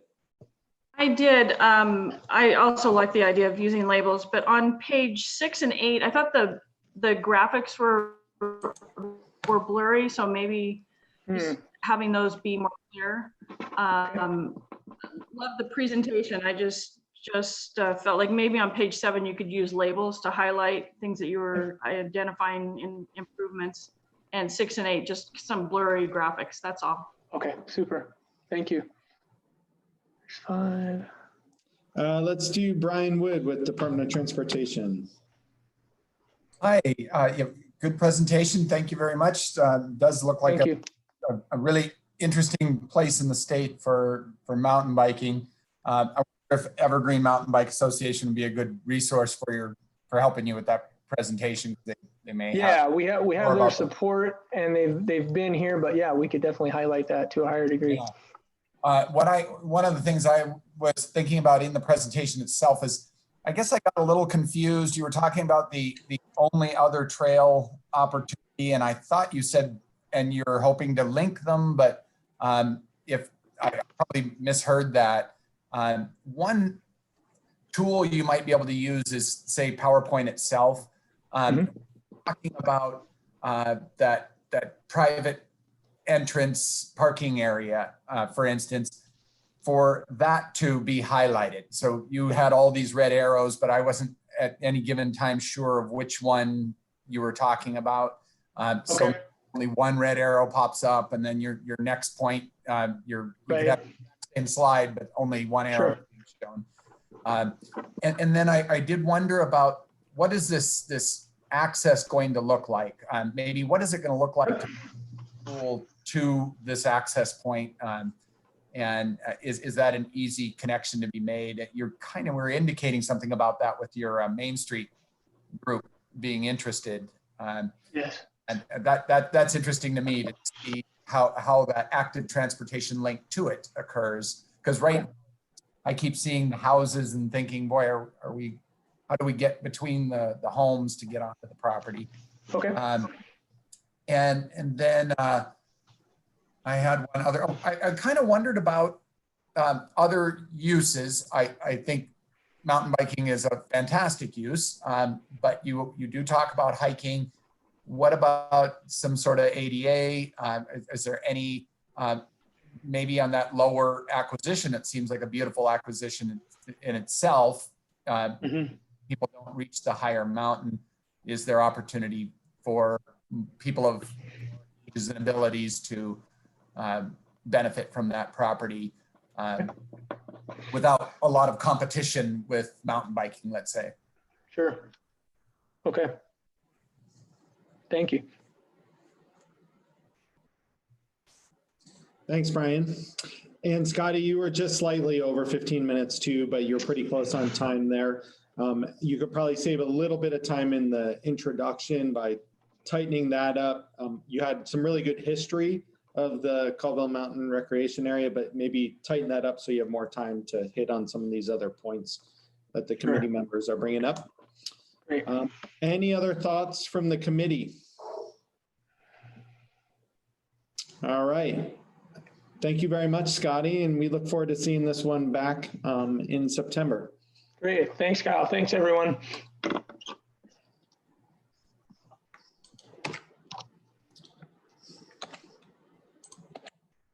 All right, and we are going to move on to Snohomish County Parks and Recreation. I believe we're looking for Kevin Teague on this one. Hello, Kevin. Hey, Kyle. Nice to hear you and see you there. Long time no see. Yeah, good to see you. Looks like you got a somewhat fresh haircut there. Yeah, Or but maybe it's the big beard beard. that I see. Something looks different. All right, Kevin, I'm going to pass the controls over to you. Okay. Great. All right, go ahead and just double click your mouse on the screen. And then now you can advance using your keyboard, and you can use your mouse as a pointer. All right. And you can go forwards and backwards. And if you lose control at any time, just find your mouse again, double click on the screen, and it should reestablish that connection, okay? All right, great. You've got 15 minutes for your presentation. We'll follow it up by about 10 minutes for Q&A. And you can introduce yourself and begin whenever you're ready. All right, 1 second here. All right. Well, hello, and thank you for this opportunity. My name is Kevin Teague. I'm a senior park planner with Snohomish County Parks. Today I'm talking about the Whitehorse Trail repair and resurfacing. And Snohomish County Parks is seeking funds to help repair damage from a landslide and bank washout in the Arlington to Trafton section of the Whitehorse Regional Trail that occurred in early 2018. Approximately 1,500 lineal feet of the trail has been affected in this location, and resurfacing work cannot begin until the repair is completed. The funds will cover engineering, design, permitting, and repair of the damaged section, and also finish resurfacing of this last 2.6 mile segment of the trail from its juncture with the Centennial Trail in Arlington to what we call the Tin Bridge, which is just west of the Trafton Trailhead. Located in North Snohomish County, the Whitehorse Trail is a former rail corridor that spans between the city of Arlington and the town of Darrington through North Stillaguamish Valley. The trail is a continuous 28-mile non-motorized connection between the communities, between these communities, and users can, when this project is completed, connect to the 30 miles of the Centennial Trail in Arlington. At its terminus in the North Cascades, which would be the far east end, the trail gives users many additional recreational opportunities. It's considered a trunk line to the backcountry recreation destinations such as the Stillaguamish River, Department of Natural Resources roads, the wild and scenic Sauk River and wilderness within the Mount Baker Snoqualmie National Forest. Between 2010 and 2020, Snohomish County Parks has been able to resurface and open approximately 25 miles of the Whitehorse Trail, and that has been done with funds furnished from RCO, from FEMA, from FHWA, and Snohomish County. We've also been able to resurface 18 of the bridges, which is the total number of bridges in this corridor. The Whitehorse Trail is designated as a regional trail in the Snohomish County Parks Plan. Regional trails are designed to service the entire county population, which is forecasted to reach almost 1 million residents in the next 20 years. Once completed, this will connect to the Centennial Regional Trail and give users access to 62 miles of continuous trail. Snohomish County also recently acquired the East Side Rail Corridor, which will eventually connect to King County's trail system. And the Centennial Trail also traverses north to the Skagit County line and will connect to the future Skagit Centennial Trail. Once developed or completed, the Whitehorse Trail will be a unique recreational asset for the Puget Sound region. In the winter of 2018, a landslide at mile marker 1 deposited significant debris on the trail, and a high water event took out part of the trail bed in the same area. Parks has closed the corridor from its juncture with the Centennial Trail to the Tin Bridge, which as I mentioned, is just west of Trafton, for public safety. This part of the trail is considerably constrained between a canyon wall and the North Fork of the Stillaguamish River.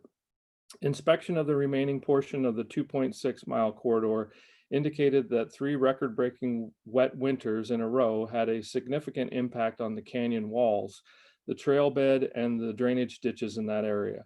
While the cost estimate of the engineering and permitting may seem high, the topography and hydrology within this area creates difficult development conditions. Critical area, geotech, hydrologic, bank stabilization studies will be needed. We'll have to perform those in this area of the landslide and washout for our permitting. But Parks would also like to have the remainder of the riverbank and the canyon in this corridor assessed. In addition to the repair, this site is located within 500 feet of a known Stillaguamish tribal archaeological site, so a detailed cultural resources study will also be needed. Recent counts on the Centennial and Interurban Trail show nearly 400,000 park visitors use the Snohomish County Regional Trails annually. 70% of those are on bicycles. Counts by our park rangers on the Whitehorse Trail in 2019 estimate a total of 35,000 or just over 35,000 users on the partially open trail. And we expect use of the Whitehorse Trail to increase to well over 200,000 annual visitors once the entire 28 miles is open. Parks has been approached by many event organizers to host bike, pedestrian, and equestrian events on the Whitehorse Trail. And completing and opening the trail has been a unified objective of the communities in the Stillaguamish Valley, which were devastated by the March 22nd, 2014 mudslide. Communities along the trail are still struggling to recover from economic damage caused by the shutdown of State Route 530 and from the loss of 43 community members. The trail has been identified as an immediate need project in the Stillaguamish Valley Economic Redevelopment Plan in order to increase recreation and tourism opportunities. This 2.6-mile stretch of the trail that runs through our project area would serve 2 areas of underserved population within the census tract. The body mass index in this project area averages 22.79, which is just below the state average. And the mortality rate stands at 697, which is above the state average of 692. Completing and promoting the Whitehorse Regional Trail was selected as a target project in the semi-finals of the 2016 America's Best Communities Project. Both municipalities of Arlington and Darrington teamed up with Snohomish County Parks to create a print map and brochure to accompany the promotion, as well as an interactive story map application highlighting the trail and other recreational and agro-tourism opportunities along the 28-mile corridor. The project fulfills 5 of the 13 facility needs identified in the comprehensive plan demand and need analysis and meets 2 goals of the 3 policies in the park element. It is also listed as a priority project in the 2016 to 2021 capital improvement plan and is supported by non-motorized goals and policies in the transportation element of the comprehensive plan. Snohomish County currently has 67 miles of open regional trail, but none of it is connected. This project will create 62 miles of safe, non-motorized trail, creating a connection from Darrington all the way into Snohomish. So looking at the linkage between the communities of the city of Arlington and the town of Darrington, the trail will not only provide a non-motorized option connecting Arlington to Darrington, but also connect numerous small communities along the way. The full 60-mile continuous regional trail system will link 5 incorporated municipalities from Snohomish to Darrington. The project will include the removal of landslide debris, ditch reestablishment, culvert repair, trail bed construction, and resurfacing of the remaining 2.6 miles of trail. And the estimate includes the cost of the environmental and geotechnical studies required to obtain the permits that we'll need, as well as the engineering for the repairs. The overall trail design is ideal for a multi-use trail and will be compacted to ADA firmness standards. The existing rail bed is relatively level with a 5% max running slope and a 2% max cross slope. The hard surface of the trail is designed to be 12 feet wide with 2-foot soft shoulders on either side, narrowing to 10 feet at road and bridge crossings. But I will mention there are no road or driveway crossings in this section, but there is a bridge. Snohomish County has established programs and standards in place to protect the environment and to practice sustainable facility construction. There is no significant grading or fill needed outside of the repair area of this site. Repairing the trail bed washout and removing the debris from the landslide will reduce fine sediments that are actively being deposited into the Stillaguamish River. According to the Stillaguamish Watershed Chinook Salmon Recovery Plan, increased sediment loading from landslides has reduced the amount of quality deep holding pools, spawning gravel, and rearing habitat in the Stillaguamish system. Non-motorized use of the trail include biking, hiking, horseback riding, snowshoeing, skiing, and the trail is used year-round by local residents. The trail is also supported by a large group of local stewards. They help maintain the trail, remove invasive plant species, and also in planting native plants. The 28-mile corridor provides many opportunities for water access and views, and this segment of the trail runs parallel with the Stillaguamish River almost the entire 2.6 miles. Many great views of the river can be seen from the trail, and users can access the water from several small footpaths along the way. Views of the river within the project area can be accessed within just a few short minutes walk from either trailhead. It's a nice shot of the river right there. This portion of the White Horse Regional Trail gives all users scenic views of the Stillaguamish River, wetlands, and farmland as it takes them from the urban downtown core of Arlington out to the farmlands of Trafton. The trail offers views all along the entire corridor. Some shots of the wetland area. Parks will continue to work with its partners to remove invasive plant species along the trail system. We are also working with the Stillaguamish tribe and the Evergreen Fly Fishing Club to install interpretive signage about the stream and forest habitats. The trail is used as a wildlife highway. Small animals, deer, coyote, bobcat, cougars, and bear have all been encountered by our park staff. Oops. I think I moved ahead a slide here. There we go. Okay.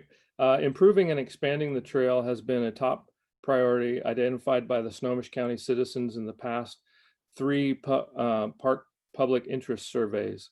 This project also meets 5 of the 13 identified facility needs, one of which is to complete the White Horse Trail. Completing the trail has been a focus of the Stillaguamish Sauk Valley Recreation Roundtables and tourism training, and promotional products, brochures are ready for distribution as soon as the entire trail is open. We've had a number of letters of support. One notable is signed by 21 national, regional, and local outdoor access and recreational organizations. Local and regional media have been following this project, the restoration of the entire trail since Snohomish County began redecking the bridges back in 2014. Parks has been fortunate to have many partners and donations during the previous phases of the trail restoration, including a monetary donation that made it possible to repair and redeck all of the 18 bridges that I mentioned earlier. Previous phases of restoration have included grants from RCO, WashDOT, and funding from Snohomish County. The Whitehorse Regional Trail has multiple partners dedicated to volunteer labor and maintenance that can assist with invasive vegetation removal and native replanting. Parks will also be applying for a Stillaguamish watershed capacity grant in order to receive Stillaguamish tribal assistance with bank restoration. And with that, I thank you for your time and happy to take any questions. Thank you, Kevin. Questions from the committee? We'll start with Andy Stevenson. Great presentation and a great project. One comment that I would bring forward under the needs category, you didn't say anything about the consequences of not repairing this as time goes forward. And I suspect strongly that you've got an erosional situation there that if goes unremediated, this problem is going to continue to grow on you. I think you want to make that point, make an immediacy point there, because I think that really increases your need. Great, that's a good point. Brian with Department of Transportation. Yes, thank you, Kevin. This was a great presentation and it's an important trail. I'm thinking of, you mentioned the bicyclists and the high demand for bicycling along the Arlington Trail there, Centennial Trail and others. But this trail is more of a soft surface or crushed gravel trail. You might want to characterize the kinds of bikes that might be open to, because my understanding is that it isn't just a mountain bike trail. A gravel bike or even a touring bike would probably do well on it. Is that true?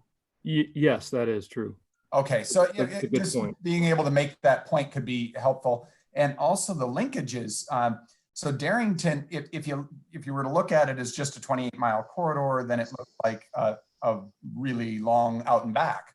But in fact, you could do the Mountain Loop Highway, or you could connect up to the going north. You could do that South Skagit River, and there's almost no traffic on there. It's practically a trail on its own. So and you could connect to the United States Bicycle Route 10 that goes along Highway 20. So those are just throw out mentions that this is, for some kinds of travelers, it could present a great connection, an alternative instead of taking that Highway 20 that could come down and take Darrington into Arlington.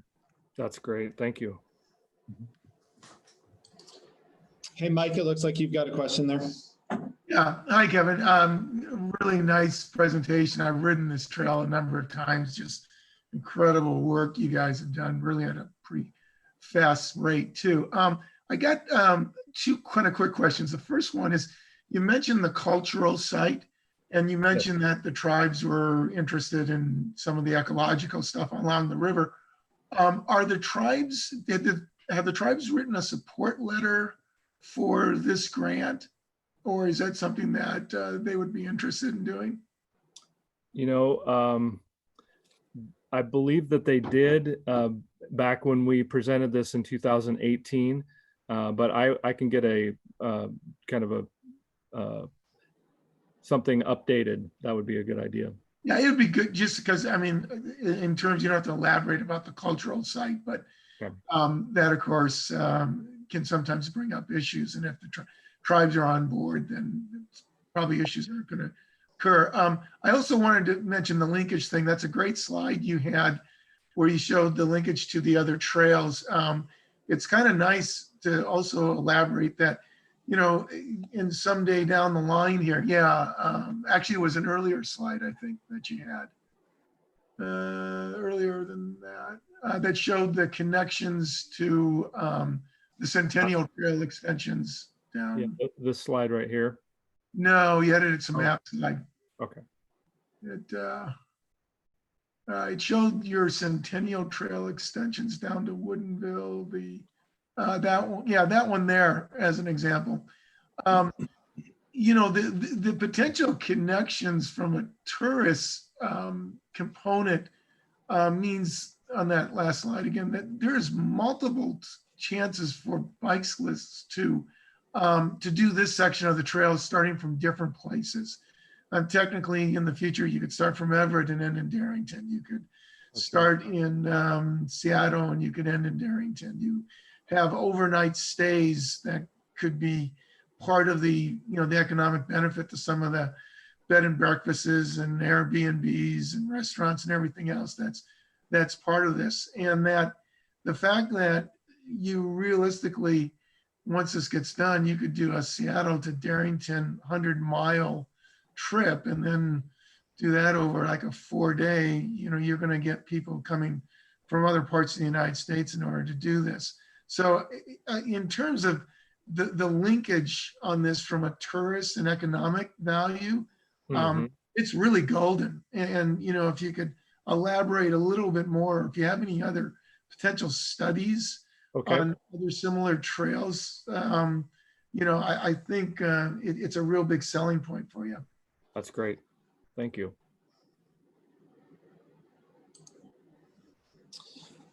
Thanks, Mike. Any final thoughts or feedback from the committee? All right. Well, thank you very much, Kevin. And it was good to see you and nice to see another White Horse project coming back in. Right on. Great. Thank you, everybody. Really appreciate it.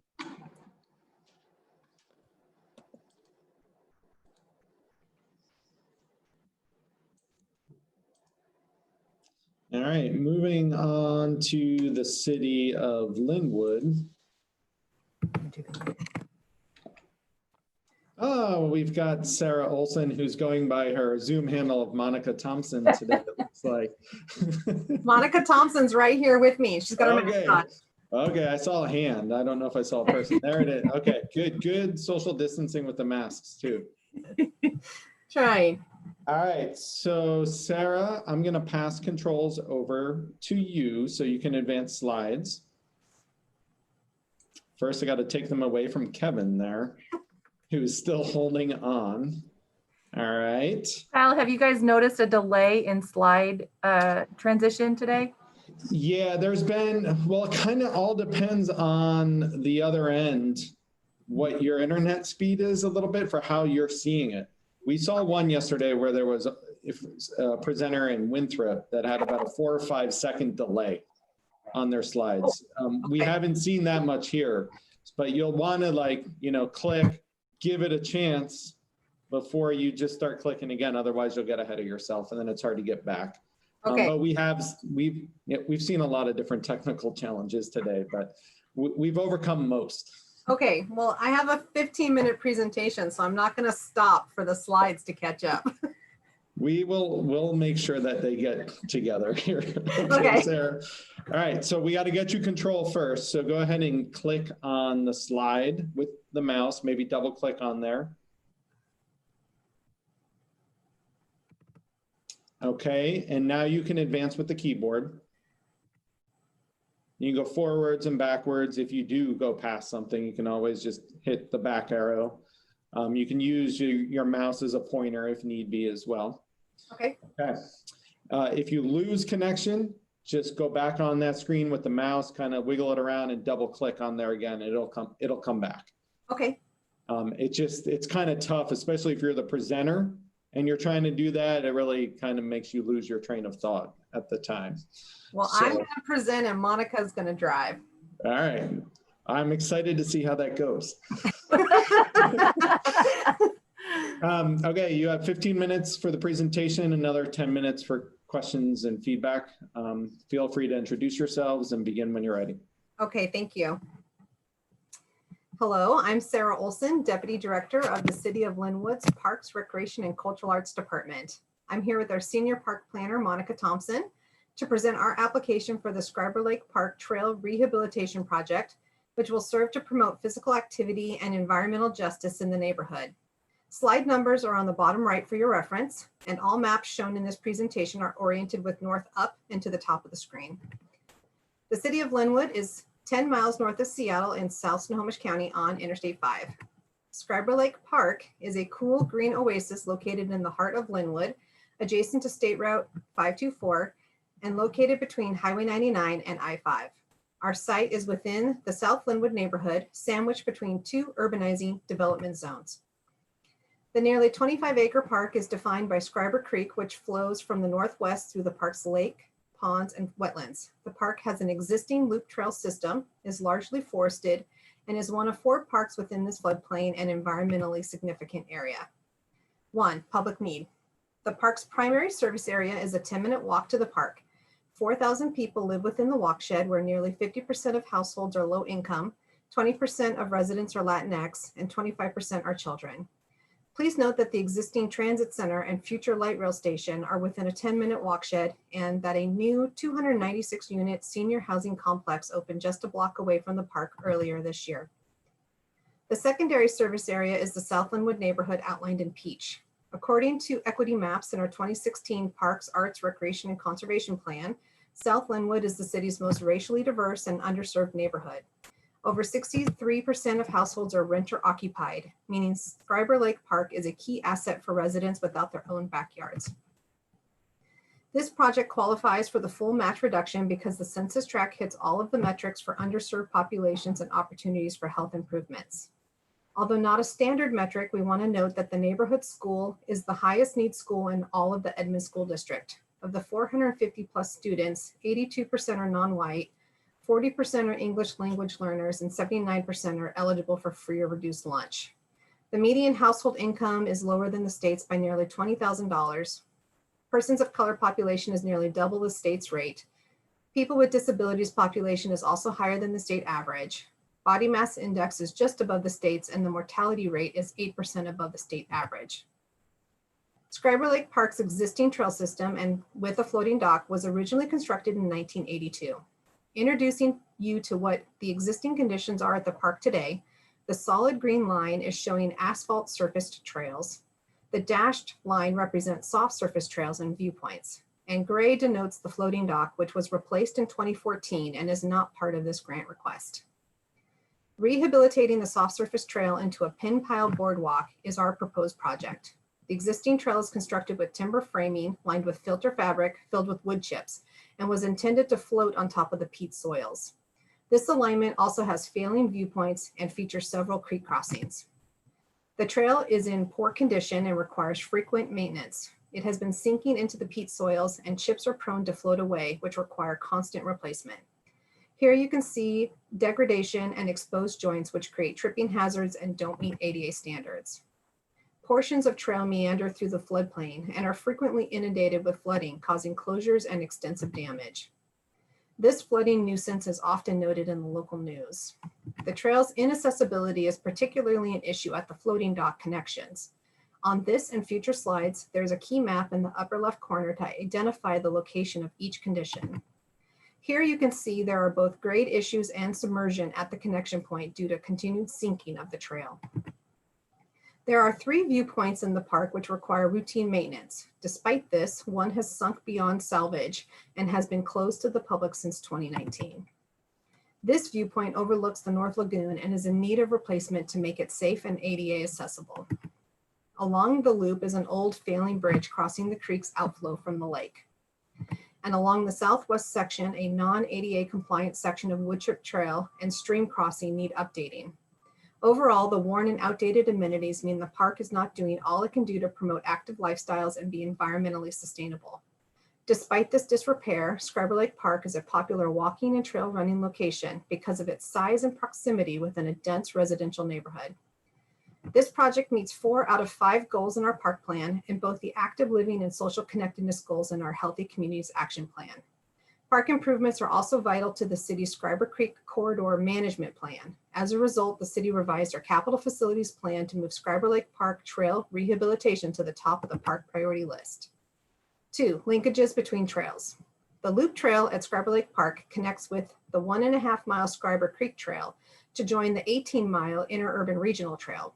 The Interurban is the most significant all ages and abilities urban trail in Snohomish County and links to the Burke-Gilman Trail at the southern terminus. The Scriber Lake Park Trail System serves as a spur to the regional trail system by providing a destination and amenities for cyclists and nature enthusiasts. 3, linkages between communities. The Scriber Lake and Scriber Creek trails connect a string of parks together through a dense urban neighborhood, which is located just blocks from the Linwood Transit Center, Future Light Rail Station, and Linwood City Center, which is redeveloping from commercial strip malls into tall mixed-use developments. With the connectivity to the Scriber Creek Trail, Scriber Lake Park serves as an important destination for walking, hiking, birding, and nature-based recreation. Currently in design is a plan to redevelop the full length of Scriber Creek Trail into a 12-foot wide Class 1 bike and pedestrian facility. This $15 million project will be constructed in 3 phases. The southern section will be constructed by Sound Transit in tandem with the middle section, noted in red, by the city, with an anticipated completion date of 2023, ahead of light rail service beginning in 2024. The northern section is on track to move to construction in 2023 with an anticipated completion in 2025. Longer term, we have a vision to extend Scriber Creek Trail an additional 3 miles to the north to create a new all ages and abilities recreation trail connecting the city's center to Lund's Gulch, where Linwood owns over 100 acres of open space wrapping around the 108-acre Meadowdale County Beach Park. This new regional trail will be Linwood's center to sound connection. 5, project design. Our project proposes to remove and replace all wood chip trail sections with a new pin pile elevated boardwalk with fiberglass mesh decking materials. This design will increase the usability and access to the floating dock and viewpoints, will make the new boardwalk trail fully ADA accessible, increase the lake's storage capacity, and decrease maintenance. Our project request of $1.7 million proposes to replace 0.22 miles of soft surface trails. The segment on the north side of the lake, shown as red with white hash, will be replaced with an elevated boardwalk and reconstruct both viewpoints, noted as brown with red outline, to create a new boardwalk trail. We will also convert a short southern segment to asphalt, shown as gray with red outline. The green lines are existing asphalt trails to remain, which connect the loop trail to the park's restroom, parking lot, and entrances. These improvements will create a universally accessible half-mile loop trail around the lake. Scriber Lake is a 3.3-acre bog lake with peat soils. The main body of the lake is separated from the North Lagoon by a floating peat island. To create an ADA accessible trail, we are proposing a boardwalk constructed on pin piles with fiberglass mesh decking. This infrastructure is necessary to create a long-lasting trail experience sustainable for decades to come. Pictured here are our local example projects to reference how our project would look, with the exception that our project will be elevated. The viewpoints will also be constructed on pin piles and elevated, each approximately 200 square feet. Railing will be incorporated around the perimeter, offering unique habitat views with interpretive signage and seating. 6, sustainability. We do not have a park or open space within our city center neighborhood, so Linwood is heavily interested and invested in utilizing this park to serve 2 densifying neighborhoods. Right now, we are working in partnership with Earth Corps to develop a habitat management plan to map and inventory the natural areas present at the park. This plan will provide recommendations for improving the function of the bog and wetlands in order to better plan, manage, and maintain the property. Scriber Creek and Scriber Lake are critical to the city's stormwater drainage system. The city completed a flood reduction study of the Scriber Creek corridor in 2017, which included a priority projects list to reduce urban flooding along the creek channel. The Scriber Lake Inlet Improvement Project was the #1 priority project listed and is within our project area and aims to alleviate flooding and enhance fish passage and aquatic habitat. This project is currently under design. These historic photos show the resulting impact of the construction of State Route 524, which pushed peat material down and out into the lake, creating the Peat Island and North Lagoon. This project will remove the at-surface trail infrastructure, which includes pressure-treated lumber, filter fabric, and a minimum of 12 inches of wood chips to provide no less than 250 cubic yards of additional storage capacity. Following the completion of the habitat management plan, the city will begin working with Earth Corps to focus on restoration efforts throughout the park. With this park serving the city's most diverse and densifying neighborhood, improving the loop trail will provide universally accessible physical activity opportunities, increase access for low-income residents to nature, and provide a variety of social connection opportunities. And our focus on this park, along with the creation of a park stewardship program partnership with Earth Corps, increases environmental education and action. An elevated boardwalk with fiberglass mesh meets all the basic requirements for high traffic boardwalks. It is easy to install, exceptionally low maintenance, and provides a long lifespan. This project will improve the natural hydrology and add stormwater capacity by removing the existing trail infrastructure. This is an important environmental justice project for the neighborhood, as several multifamily housing complexes immediately downstream and adjacent to the park have been subject to flood damage during significant rain events. 7, water access and views. Scriber Lake is the only public water access within the city of Linwood. Here is a view taken from the existing floating dock. It is the largest and longest feature within the park, providing a prime opportunity for water access, fishing, and views. Opposite the floating dock is our southern viewpoint, offering a unique experience and sunset views. The proposed reconstructed viewpoints offer other vantage points of the lake, habitat, and wildlife. Due to the environmental sensitivity of the lake, no in-water access is allowed. However, the floating dock provides fishing access for largemouth bass and yellow perch. The lake is not stocked and is open year-round. 8, scenic value.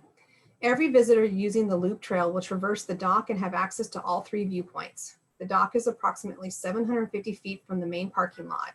The entire loop is a half mile with viewpoints and creek crossings spaced every 200 to 350 feet. Leaving the southern viewpoint, the trail meanders through the forested uplands back to the parking lot. Each viewpoint offers a slightly different perspective of the diverse bog plant habitat. Birding, contemplation, fishing, and socialization are opportunities available to all who will enjoy the new boardwalk trail.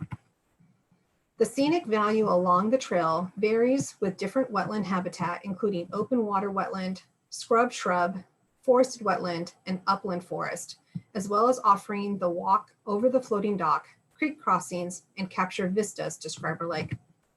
The lake supports a variety of waterfowl, osprey, largemouth bass, perch, and urban animals such as river otter and beaver, as well as provide refuge and breeding habitat for lowland tree-dwelling species. 9, enhancement of wildlife habitat. Scriber Lake Park is included in the WWRP Priority Habitat and Species Map for shrub wetland, and biodiversity areas. The park, along with the Scriber Creek and the larger floodplain, provide important tree canopy, habitat, and hydrology, which eventually drains to Lake Washington. The trail rehabilitation project will remove hydrologic blockages, improve water quality by removing pressure-treated timbers, and increase the lake's storage capacity. 10, project support. As you saw earlier, the park's frequent flooding is a well-known issue. The Verdant Health Commission, our local public health agency, supports this project as one of our program partners, promoting walking, and leads a weekly walk through Scriber Lake Park. Our emerging partnership with Earth Corps to develop the habitat management plan will be followed by a series of ongoing volunteer service projects in the park to educate and create park stewards. 11, cost efficiencies. Each year, we support a handful of large service projects at the park that range in size from scout projects to an annual 100+ person corporate event. The completion of the habitat management plan offers us the opportunity to formalize this support with more regular and long-term park stewardship opportunities to help support and maintain a healthy natural environment. We are also seeking the award of a Hazel Miller Grant. This grant is given to nonprofits serving South Snohomish County. We will not likely know if the grant is awarded until this fall. However, if successful, we are seeking funds to support the construction of both viewpoints as part of the city's project match. The Linwood Parks and Recreation Foundation has created a dedicated fund for the Friends of Scriber Lake. our fundraising efforts for the Friends will kick off with our stewardship event planned for National Public Lands Day in September. Thank you.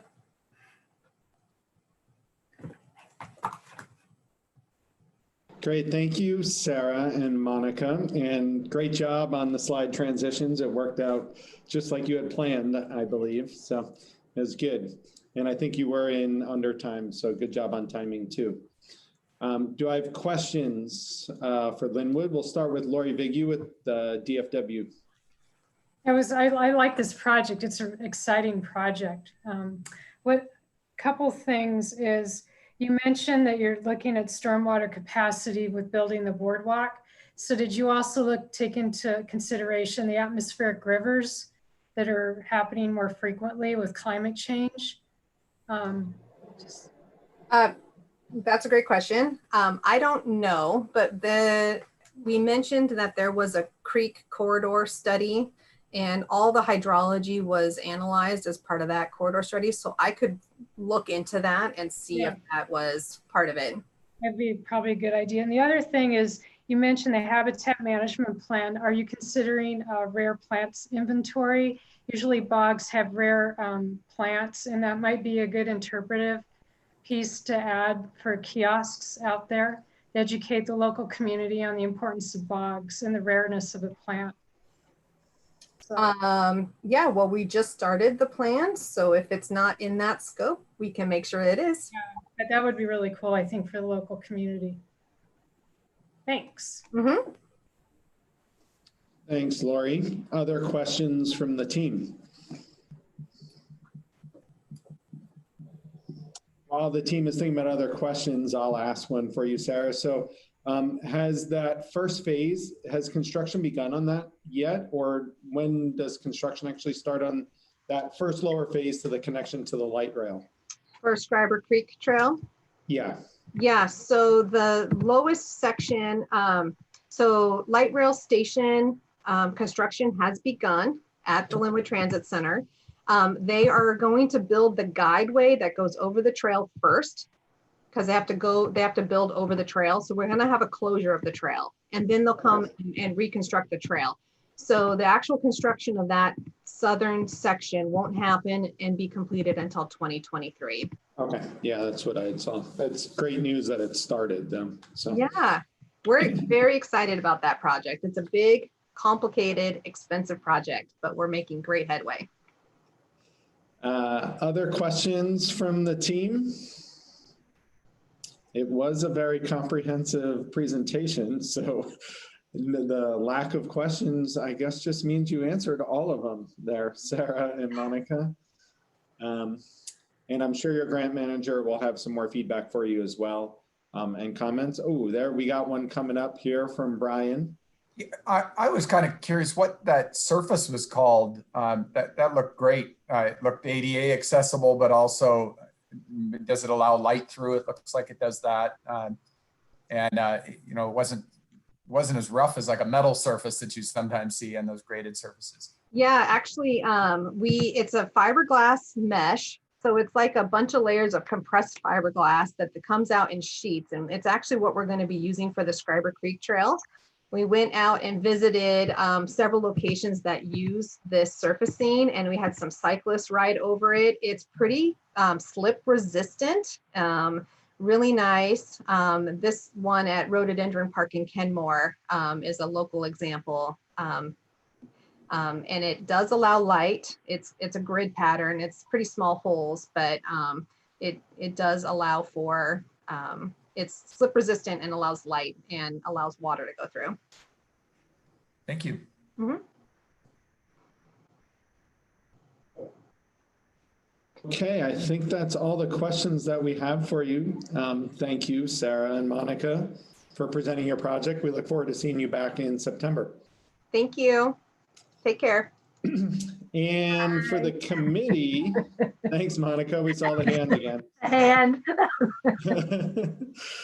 And for the committee, this brings us to our afternoon break, and we are a little bit ahead of schedule. So why don't we come back at 2:35 and we'll see if we can kind of start the afternoon projects a little early so that we can end the day early. It looks like we've got 4 more projects to go through today. So enjoy a nice little break, get up and stretch, get outside, and we'll see everyone back at 2:35.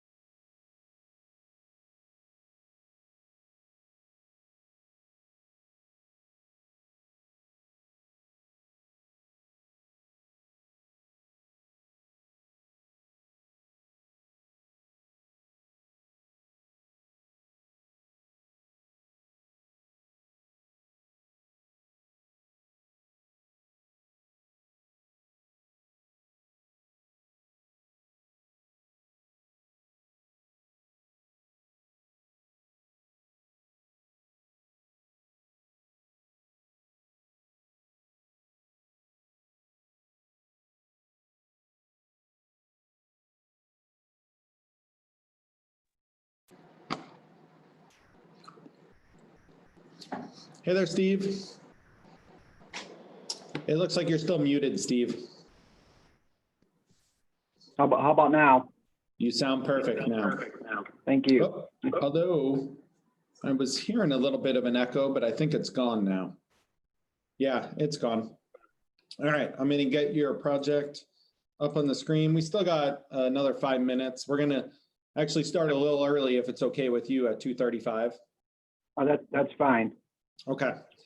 So still 5 minutes, but I want to make sure you can get control of the presentation so we can start right on time there. Okay. All right, so you'll want to use your mouse, double click on the screen there, and you've got control. Now you can advance with your forward and backwards arrows. Okay, it's working. And you can also use the pointer on the slides as well to point on, you know, if you have maps or something else like that, you can use that. I can use my mouse to do that, or? Yep, we see your pointer basically. Okay. It's the intent of letting you know that. And then if you lose, like if it's not advancing or something, just move the mouse back around, double click on it, it'll reestablish that connection, okay? Okay. Yeah, so we'll see. We'll give a couple more minutes here for the advisory committee to kind of get back from their break. They've gotten to see a lot of projects already today, but they've got 4 more to go, so. Okay. We're right. So, what's that? I said it sounds like they've had a full day. Yeah, it's been a pretty full day thus far. It's an interesting time doing these Zoom meetings, isn't it? Yeah, this is a pretty long one. When you do these Zoom meetings all day long. Yeah, not eight or 9 hours of straight Zoom is a long one. Well, I'm just glad it's all connected. I was having problems with our system here on other Zoom meetings, but I'm glad this one's working. Yeah, what problems have you been having? Well, part of it was just my computer setup, really. So they gave me a laptop that had all the bells and whistles, and we've tried it a couple times, so that's working. So I'd rather have my big monitor, but this works.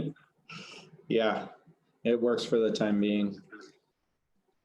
Yeah, some of the older computers or laptops, yeah, they definitely do not function as well on the online teleconference video, especially when you have video up. It just pulls a lot of bandwidth, and older computers can't really handle the speed. Right. So is the committee just seeing my presentation? Are they going to have my face in the background, or how does that work on your end? You'll show up. So what most of them will see on their screen is just your video. So just your face in the corner, or if they have multiple monitors, they might have it on the set. They have them separated. But yeah, most likely it'll just be in the upper right-hand corner of the screen. Okay.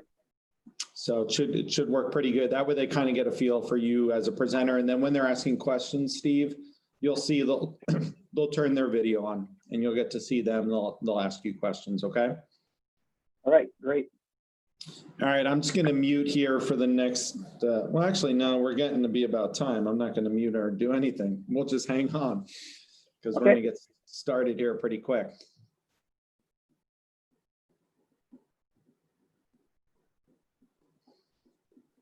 And it 15 minutes, right? Yeah, you've got 15 minutes for the presentation. I'll keep a clock. You know, it's technical review. So if you go slightly over, you know, I'm not going to cut you off right then, but I'll definitely remind you that at the final evaluation, it's a much more hardline cutoff. So we would definitely be saying once you got to that 15-minute point, you need to wrap it up. Just because we got to keep that equal amount of time so it's fair for everyone. But because right now everyone's learning their technical side of things, been much more lenient on the time. So it's not, you know, strictly that 15 because, you know, it's new for folks, especially if you're advancing slides and you're trying to present and all of a sudden the slides don't move for you or something. It definitely can make you kind of flustered at times. So, okay. All right, well, I think we should have our whole advisory committee back online, and maybe I'll just to make sure everyone's back, could everybody just raise their hand on the participant tab or click your video on, just show me that you're there. All right, I see thumbs ups. I see people's faces, that's good. All right, excellent. Okay. So we've got Steve Gray here ready to present with Clallam County, and he'll be presenting Olympic Discovery Trail. Steve, you kind of got control and you understand your timeline, so feel free to introduce yourself and begin when you're ready. Okay, thank you. Hello, my name is Steve Gray. I am the Clallam County Transportation Program Manager, and we are seeking funding assistance for acquisition of a significant part of a needed trail corridor to complete the western segment of the Olympic Discovery Trail that will connect the city of Forks and the Quileute tribal community of La Push on the Pacific coast, as well as very popular Olympic National Park coastal trailheads.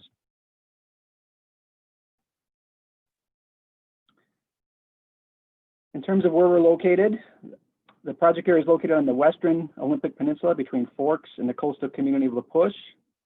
Forks is approximately 56 miles west of Port Angeles and about 130 miles west of the Bainbridge Island State Ferry Terminal on the Seattle to Bainbridge Island route.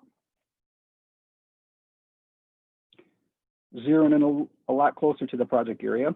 The proposed acquisition area is for a trail corridor that will be generally 150-foot wide on undeveloped forest land along the south side of State Route 110, also known as the La Push Road, between US 101 and Forks and the Olympic National Park boundary before the community of La Push. The acquisition area consists of two worksite areas. Worksite 1 starts at the US 101 State Route 110 intersection in Forks and continues west along the south side of State Route 110 for approximately 7.5 miles to the intersection of Three Rivers Road. From there, it extends approximately 1,600 feet directly south to Ballard Road, which is a county connecting road. Worksite 2 starts just west of the State Route 110 Bogacill River Bridge and continues west for approximately 2.2 miles on the south side of State Route 110 to the Olympic National Park boundary.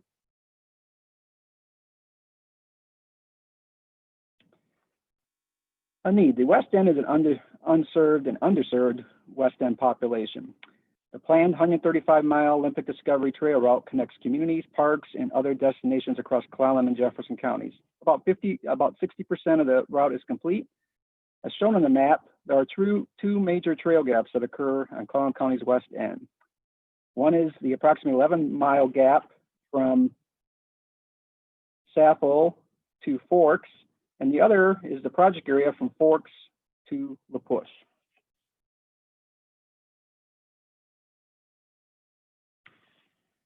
The project objective is to bring the recreational health benefits of the Olympic Discovery Trail to connect and serve the county's West End communities. Depicted here are pictures of existing points along the trail and some of the users along the trail in the eastern and central parts of the county.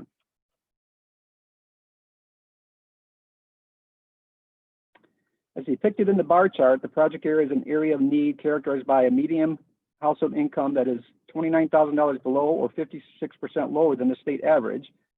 Disabled population is 9% higher than the state percentage. Body mass index for ages 16 and 19 is above the state average, and the mortality rate is over 100 persons per 1,000 higher than the state average. The county is also a state designated economically distressed county.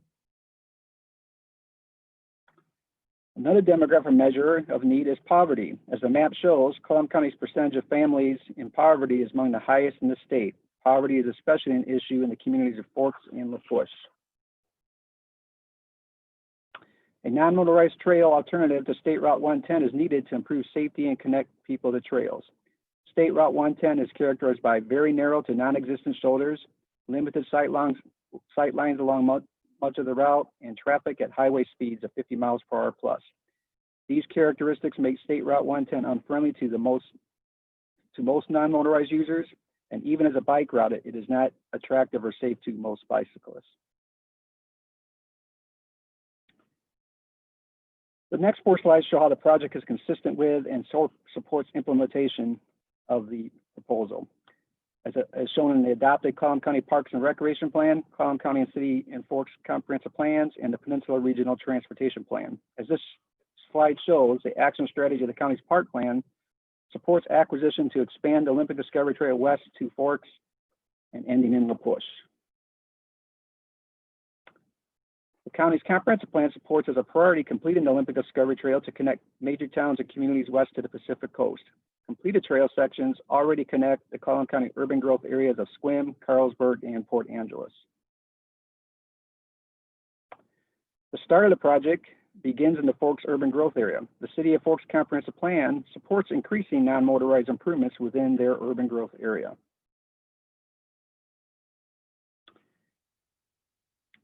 As these plan excerpts indicate, the 2040 Regional Transportation Plan also supports the Olympic Discovery Trail as a priority project. This plan covers the four-county area of Mason, Kitsap, Jefferson, and Clallam County. It was developed by the Peninsula Regional Transportation Planning Organization, which is governed by a 31-member intergovernmental body comprised of the 4 counties, 9 cities, 4 transit agencies, 4 port districts, and 9 Indian tribes, plus the Washington State Department of Transportation Olympic Region. The Olympic Discovery Trail is a major recreational attraction. For example, over 24,000 average monthly crossings at the Port Angeles Trail Corner were this year. The 10+ annual trail events held throughout the year attract thousands of participants, many of which live outside the county and the state. These events generate millions of dollars annually in support of local businesses such as lodging establishments, campgrounds, restaurants, stores, etc. When the Forks to La Push route is complete, it will provide these recreational and economic benefits to the underserved and among the hardest economically distressed areas of Clallam County. Linkages to the trail. As the map indicates, besides supporting completion of the western end of the Olympic Discovery Trail, the proposed trail acquisition corridor would support an Olympic Discovery Trail connection to Olympic National Park, popular 2nd and 3rd Beach trailheads. They're located down here. An existing 1-mile separated trail connecting the La Push community. So if you visited La Push, there's sidewalks, but there's also a separated 1-mile trail that goes from essentially the downtown areas of La Push to the 2nd Beach trailhead of Olympic National Park, which starts in La Push. It also is connected to our future planned Olympic Discovery eastward connection to Sappho, and another segment, I'll go into more detail here, that extends down into the Forks downtown area.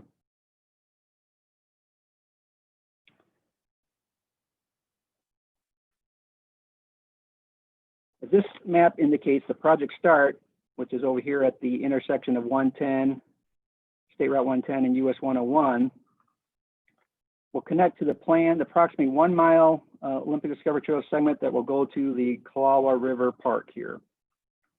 That will also include a trail bridge crossing of the Kalawa River here at the park that will be an alternate to the current narrow US 101 crossing into downtown Forks. What's exciting about this project is its recent progress. A $300,000 donation commitment from a local charitable trust. Just this week, selected for $450,000 of grant funding under the Transportation Alternatives Program by the Peninsula Regional Transportation Organization. And the county has a pending offer on about 3,100 feet here, which would connect to the start of the project area from a willing landowner. And in fact, it's the landowner that the major landowner in Worksite 1 and Worksite 2 of our project before the RCO. The Olympic Discovery Trail is a state-recognized regional connecting trail. The proposed trail acquisition corridor will be part of the Olympic Discovery Trail that connects to regional and cross-state trails, as you can see on the map here, and part of the trail connection to La Push that will ultimately connect to the National Coast Trail.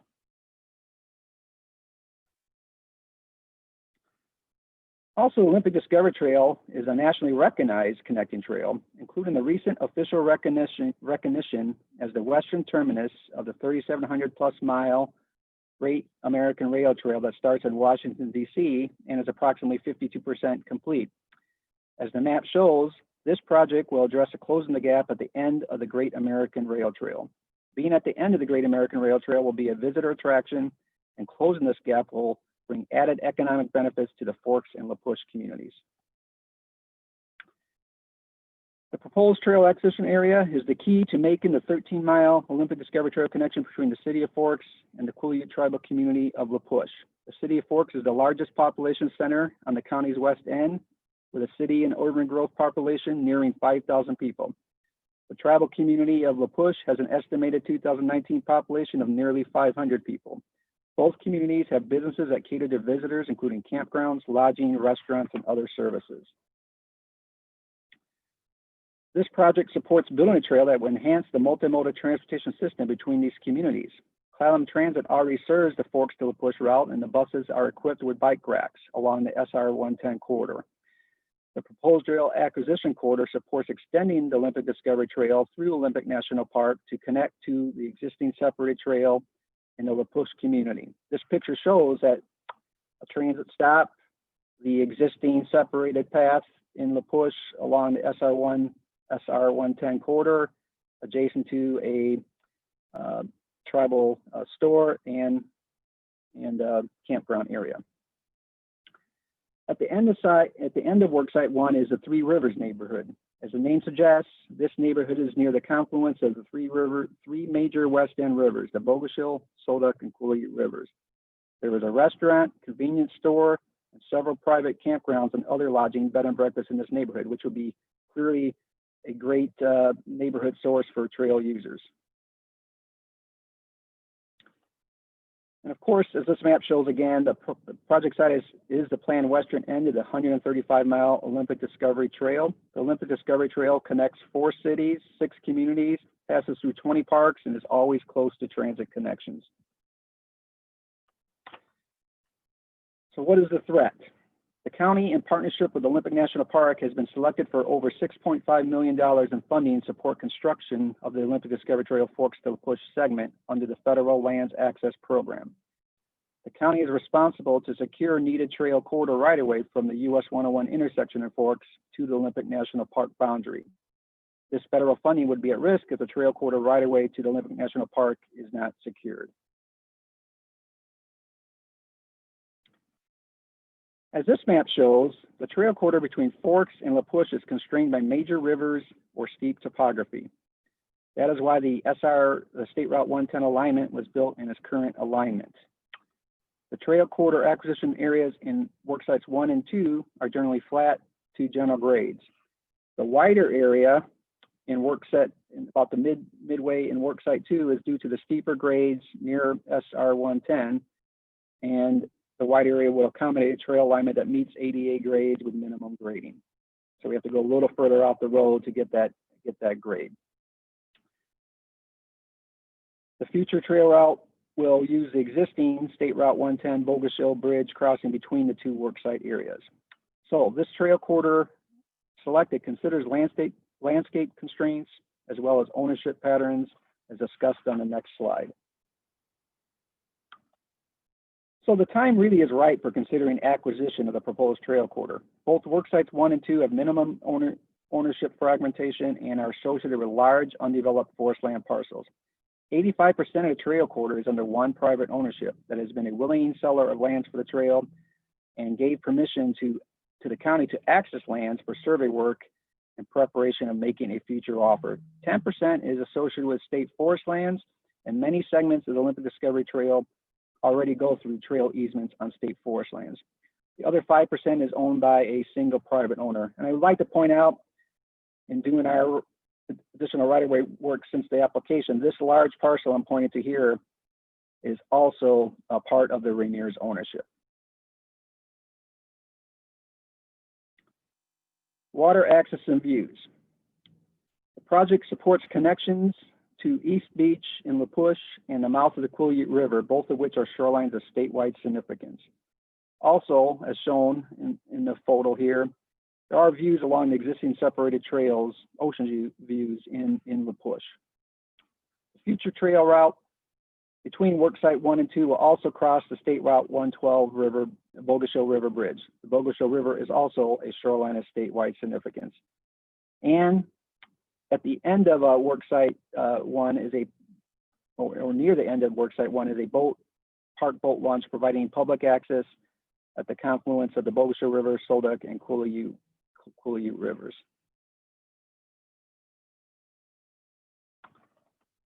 Scenic values. The trail corridor and work sites 1 and 2 will travel through a forested landscape. Most of that landscape is undeveloped forest land. Work site 2 will connect to the Olympic National Park, where the future constructed trail route will continue for about 3/4 of a mile through the park and connect to the community of La Push on the Pacific Ocean. And we'd be looking at a trail corridor through the park on the south side of SR 110 in this area here that would connect to existing trailheads on the park for 2nd and 3rd Beach.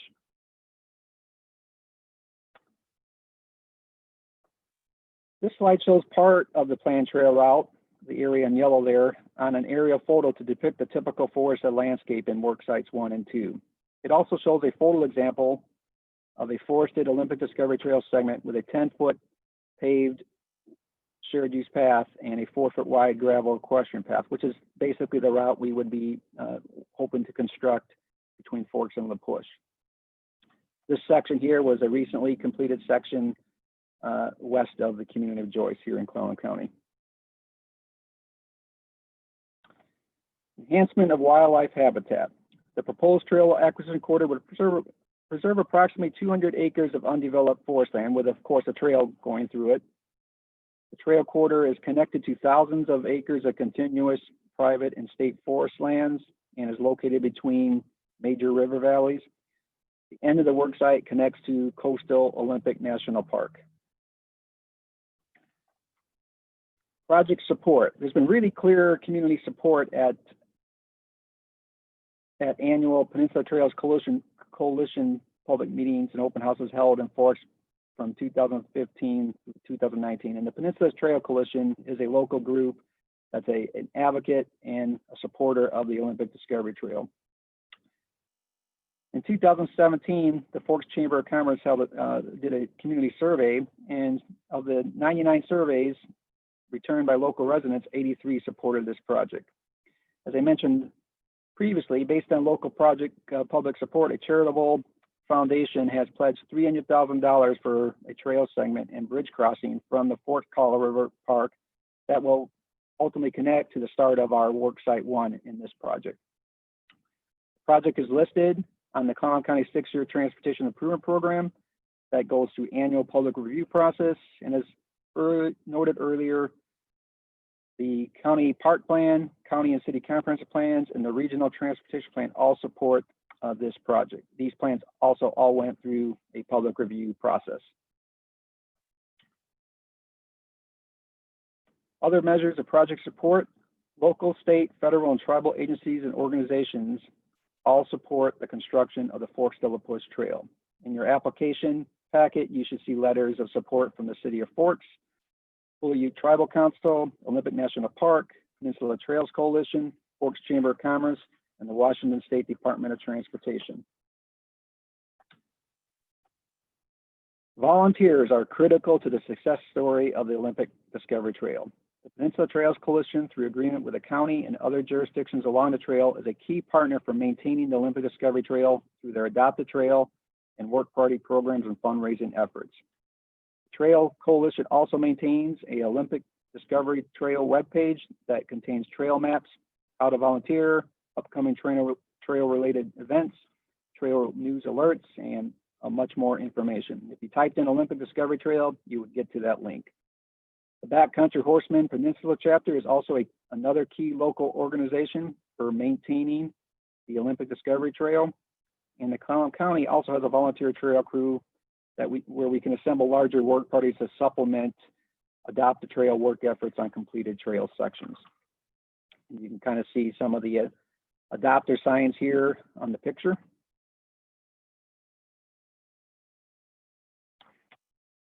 Cost efficiencies. As previously noted, approximately $6 million of construction money has been secured or has been awarded for the Forks to La Push Trail under the Federal Lands Access Program.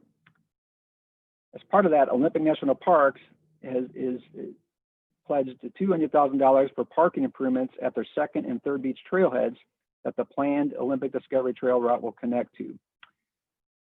Recently this month, the board of the local Peninsula Trails Coalition approved $20,000 to contribute to the local match of this grant on June 10th. And the county has and will continue to use public works staff for survey and right-of-way negotiations. We have that expertise. And in fact, we've completed the survey work for work site 1.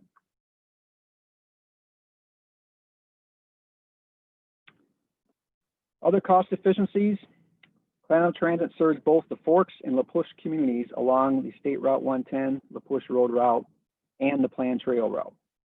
As I said earlier, buses all have bike racks. In this picture, which was earlier, but just re-emphasizes an example of trail, a transit stop, and the existing trail that we would ultimately want to connect to here in La Push. So there are transit stops all along the route from Forks to La Push, where it makes sense to have a stop, including the Three Rivers neighborhood I showed earlier, and at the trailheads of Olympic National Park.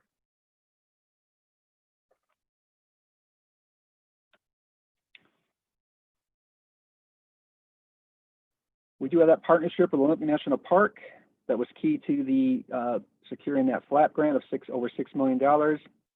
So these are the two parking areas. Second Beach, you can see the parking here. The trailhead starts in La Push, and there is a separated trail that just comes to Second Beach and a little further where we would hope to connect into. And then Third Beach, parking here. These trailheads are very popular, and there's been ongoing issues with people parking on the road. As you can see, there's not much parking. So getting these trail improvements as part of this overall vision here with a connecting Olympic Discovery Trail will not only help with people who actually drive there, but maybe encourage more people to ride or walk to these trailheads.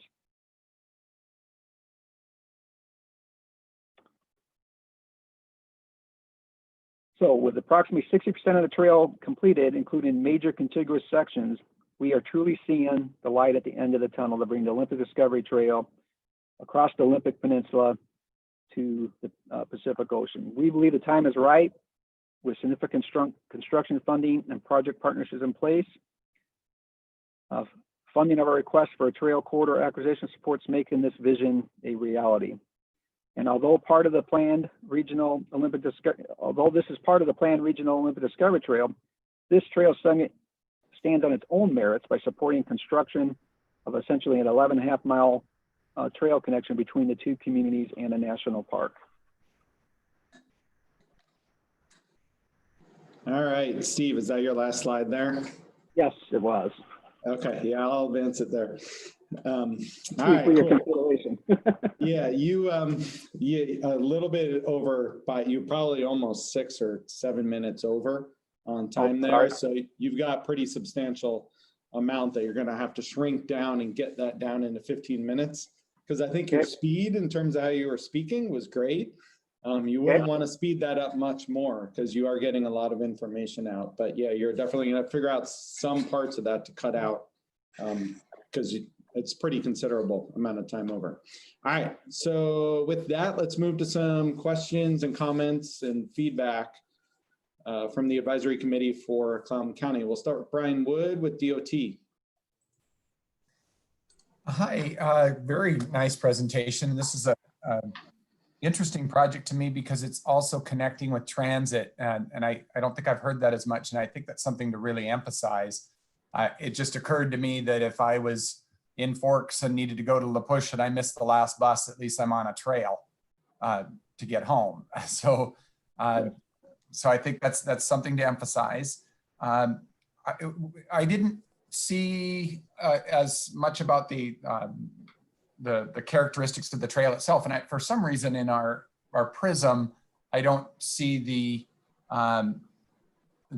project. I can't remember what you call it here.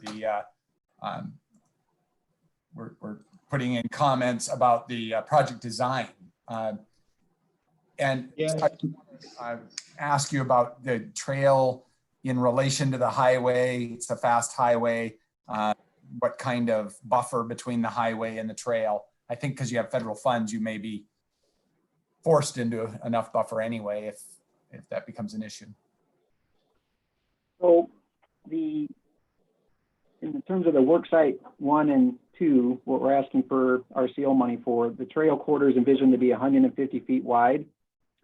And we would try to align that trail in the middle as much as possible of that alignment to provide a buffer to the highway and also a buffer to adjacent working forest lands.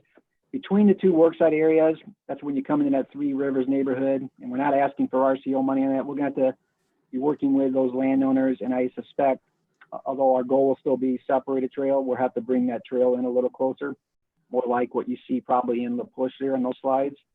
The trail itself, our standard, or at least our current standard trail cross section would be a 10-foot wide asphalt paved shared use path, a 4-foot wide gravel equestrian path, and a 2-foot gravel shoulder on the other side.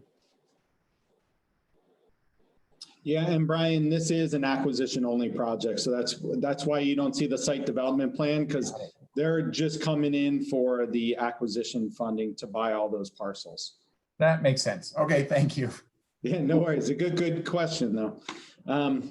And I could have done better actually letting the whole committee know in advance that that was an acquisition project. I'll try to be better with that in the future. Let's move to Andy Stevenson for the next question.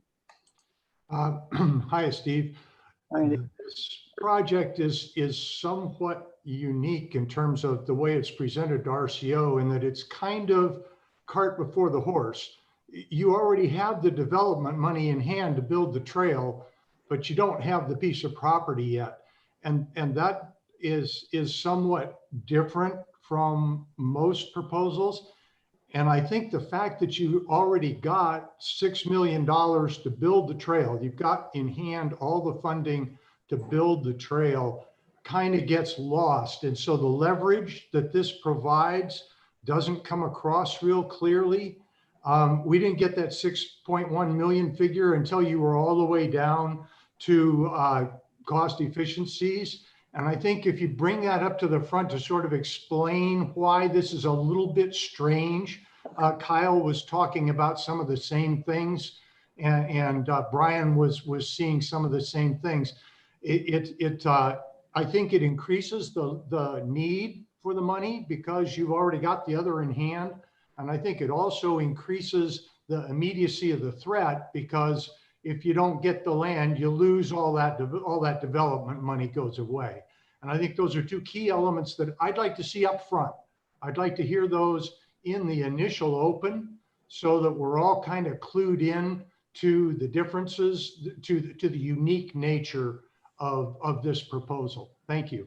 Yeah, and not only could you have that mentioned up front there in the introduction about the complete picture, because that's kind of the bigger picture, and then dialing into the specifics once you get to the criteria, but that is definitely a part of the immediacy of threat, because I'm sure some of that funding comes with timelines as well, and that you have to spend them by, especially I'm assuming the Federal Lands Access Program funds, you have a certain amount of time that you have to get that money spent. So it'd be good to share that with the committee as well in their evaluation.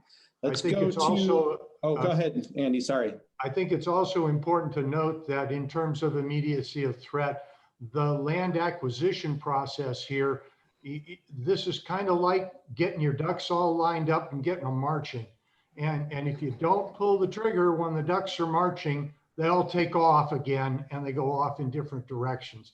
So I think it's important to show or to give a detail of how much time and effort's already gone into these negotiations with the landowners and how close we are to having a complete agreement that this funding will take care of. And to get all that lined up again, there are no guarantees. I'm done. Thank you. Okay, thanks, Andy. Let's move on to Betsy, City of Bellevue. Hi, thanks for your presentation, Steve. You actually answered part of this in your response to Brian's question, but I think it would be helpful just to cue us into the reason that you've got two different work sites and that gap that exists in the Three Rivers community. I mean, it seems that there's certainly enough land acquisition on the table to support the development that you have the funding for, but some acknowledgement of that gap and what the approach might be in the future to filling that would be really helpful as well. Thank you. Thanks.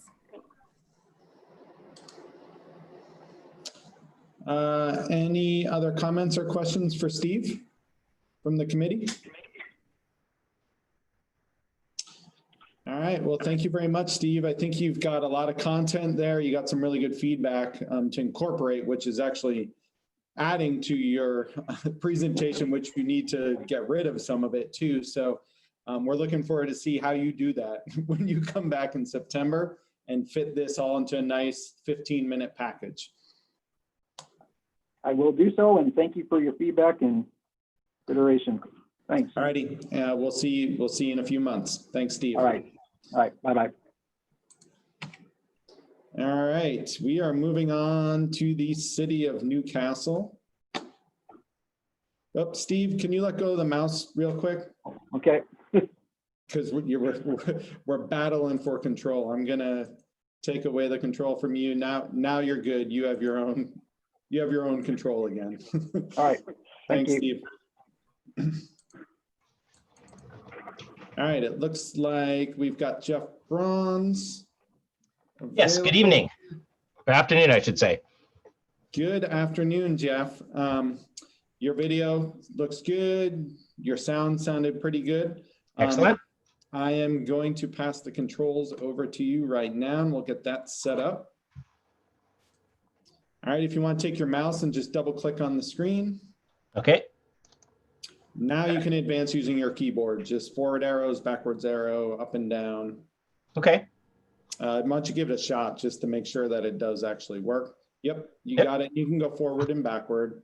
If you do lose control of the screen, all you got to do is double click again on the mouse, get it reestablished, and then you'll be able to control it again. But that does occasionally happen, especially if I accidentally touch my keyboard or the mouse on this end, it steals it back. So okay. Well, good. Thanks for those tips, Kyle. Appreciate that. All right, you got 15 minutes for the presentation. That'll be followed up by about 10 minutes for feedback and questions from the advisory committee. Okay. Feel free to introduce yourself and begin when you're ready. All right. Well, good afternoon, everybody. Thank you for your technical review. My name is Jeff Bronze. I'm the Public Works Director for the City of Newcastle.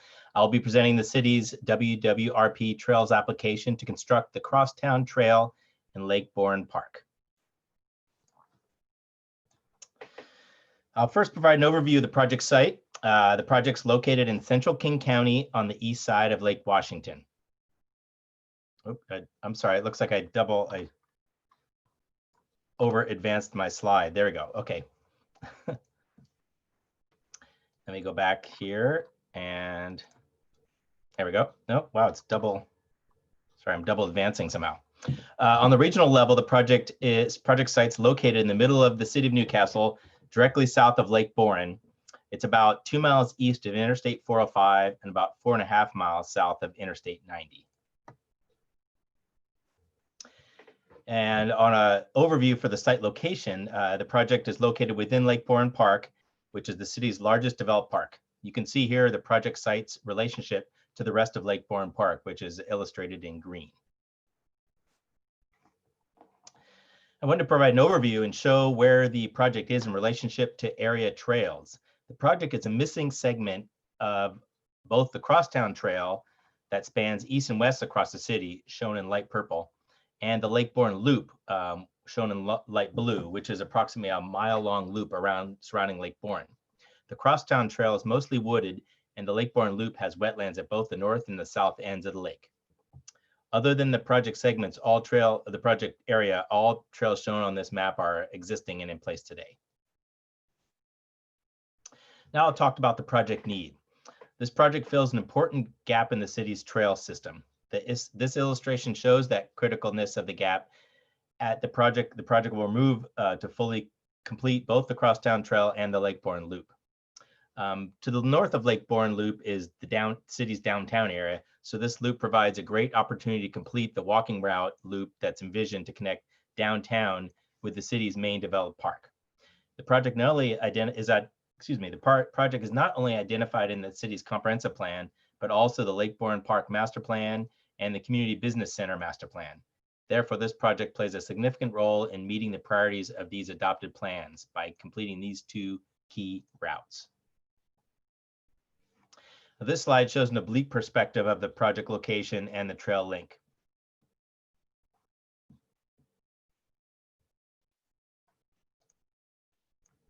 Okay, moving on to the need of the project. This is an inventory of trails within the city of Newcastle. Dashed lines are proposed trails, and I recognize that on Zoom the dashed lines may be hard to discern. And the solid are the existing trails. We're going to zoom into the project area in a couple slides, but this scale allows us to see the span of the crosstown trail shown in light purple and the central location of the Lake Bourne Park, as well as the Lake Bourne Loop, which is shown in blue, and how they play a pivotal role in the overall trail network. City's trail system is very popular and it's very well used. And as I mentioned earlier, Lake Bourne Park is the highest used park in the city. Okay, now looking on to the demographics and regard to public need. For persons of color, the project is just above the state average of 30. In the project area, it is at 32%, and the area just to the east of the project site is 43%. The project area is below average in regards to mortality. The state average is 692 per 100,000 people, and the project site is below that at 551. But the area immediately adjacent to the east is above average at 739. On the remainder of the demographic measures, the project area is not on the underserved side, of the state average. The project area is above average in regards to household income at $110,000. Project is also below average in regards to disability. The state average is 13% and the project site is 6%. Project area is also below average in regards to body mass index. The state average is 23% and the project area is 21%. Now I'd like to share the project's linkage between trails. As I mentioned earlier, the project provides a missing link for both the Crosstown Trail and the Lake Bourne Loop in the center of the city's trail network. Completing these routes will be a huge enhancement to the city's trail system. Many of the trails in the city network link to these trails in the general vicinity, so this project is very important missing linkage between all the trails. I'll now share the project's linkage between communities. In addition to making the trail connections I just discussed, this project also makes a significant connection within Lake Bourne Park. This image shows the current conditions where you can see the main body of the park highlighted in yellow or surrounded in yellow to the left. This area is disconnected from the eastern shore, which has existing and proposed features along the shoreline. In the middle are two newly acquired parcels featuring critical areas. Even though this area is now owned by the city, it's not yet open to the public. This project expands the park by beginning to utilize these newly acquired parcels, making them available to the public, and also providing a more direct connection between the main body of the park and the eastern shore, making the park feel bigger and more like a coherent whole. The park itself is already an important community gathering place. All of the city's major events take place in Lake Bourne Park, and it's otherwise a popular place for people to come together. And as mentioned, the Crosstown Trail is the spine of the city's trail network, providing connection to communities across the city. And then in turn, the city's trail network provides connections to adjacent trail systems in the city of Bellevue, the city of Renton, as well as the Cougar Mountain Regional Wildland Park. This neighborhood map shows how the project is centrally located in the city and plays a pivotal role in allowing walkers and hikers to connect with one another and travel to and from popular destinations within the city, such as downtown and Lake Bourne Park. I'm going to skip over this slide. It was inserted inadvertently as this criteria does not apply to development projects. So now I'm very excited to show you with the project design. We're going to zoom in a subsequent slide, but first here you can see the project's relationship with the main body of Lake Bourne Park and the eastern shore. The project's currently in final design, currently at 90%. Construction drawings will be completed this summer, so the project is essentially shovel ready. Construction bidding can occur as soon as funding is aligned. This project is appropriately designed for the intended use. It provides bird watching, walking, shoreline, and shoreline recreation opportunities. The Lake Bourne Park Master Plan identified through public input that despite the park being situated on a lake, the visitors don't really feel that the lake is part of their visit. The shoreline area on the left of the park and the left-hand side of the slide creates an inviting space for people to spend time enjoying the lake. Visitors may also use visitors may also use the shoreline viewing area as a point from which they can view, touch, or even wade in and swim the lake. The shoreline viewing area improvements go near a shoreline, but do not actually include a beach or fill material in conjunction with consultation with the Department of Fish and Wildlife staff during project development.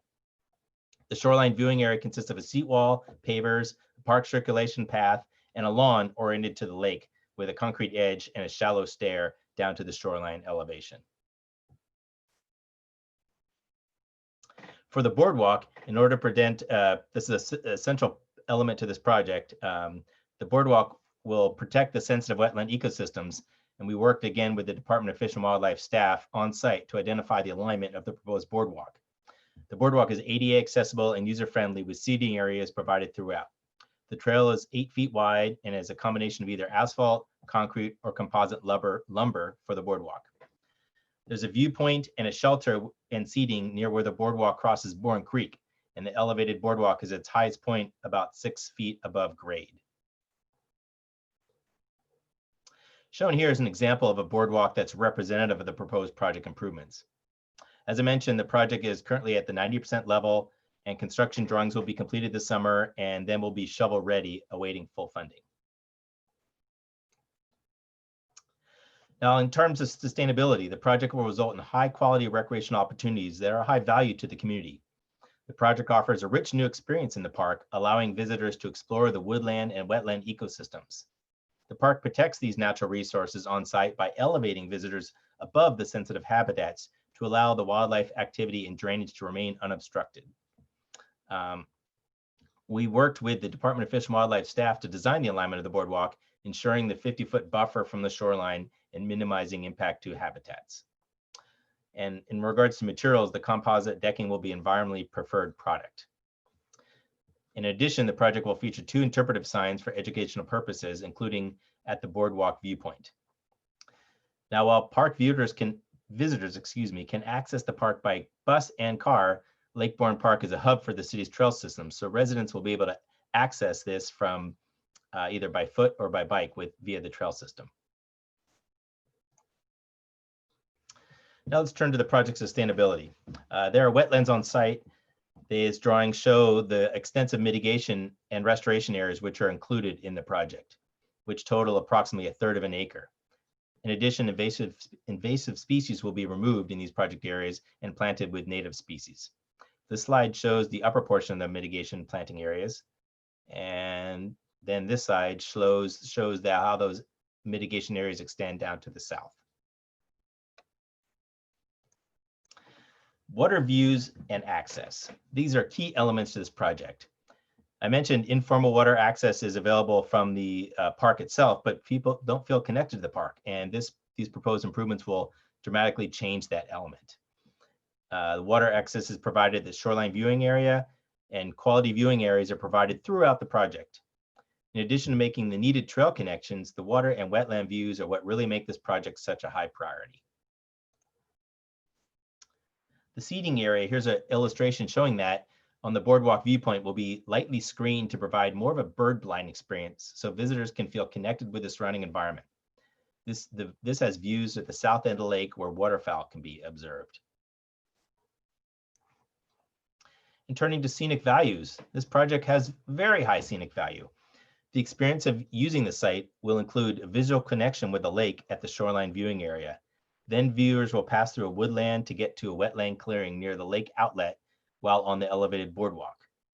And that boardwalk will provide a viewpoint opportunity to pause and soak in the setting. The boardwalk then continues over Bourne Creek and continues across the wetland before connecting to paths and the esplanade on the east side of Lake Bourne. The bottom photo there shows the approximate location for the path and the boardwalk. In addition, to the water access and views, scenic value is the key essential element shown by these photos. And this photo here, we see we are looking south to the project site. This is slightly zoomed in from the last photo. The boardwalk will be located approximately 50 feet from the shoreline and elevated about 6 feet from the surrounding terrain. This vantage will provide exceptional vistas to the north. In this photo, we're looking to the north now towards Lake Boren. The photo was taken around the western limit of the boardwalk. And this is about a quick maybe 5 or 10 minute walk from the main parking lot at Lake Boren and only a few minutes from the existing esplanade along the east shoreline. Some more project photos. The left photo shows Boren Creek within the project limits flowing out of Lake Boren. In the photo on the right, the boardwalk will be just beyond these majestic and mature Doug fir trees and continue east, crossing over Boren Creek, which is just outside the limits of the photo. Here's another view facing northwest towards the scenic treescape. The boardwalk again will be located just beyond the Doug firs located in the foreground of the photo. And here's some more diverse landscaping as seen in the project photo. This is again looking north towards Lake Boren. In terms of enhancement of wildlife habitat, several elements are included in the project. It will feature an abundance of wetland areas and mitigations. The drawing shows these areas again, which total about 1/3 of an acre. Invasive species will be removed and planted with native species. Additional features to further contribute to the rich ecosystem, including the installation of bird and bat boxes. Now turning to project support. This project has received a wide range of public support.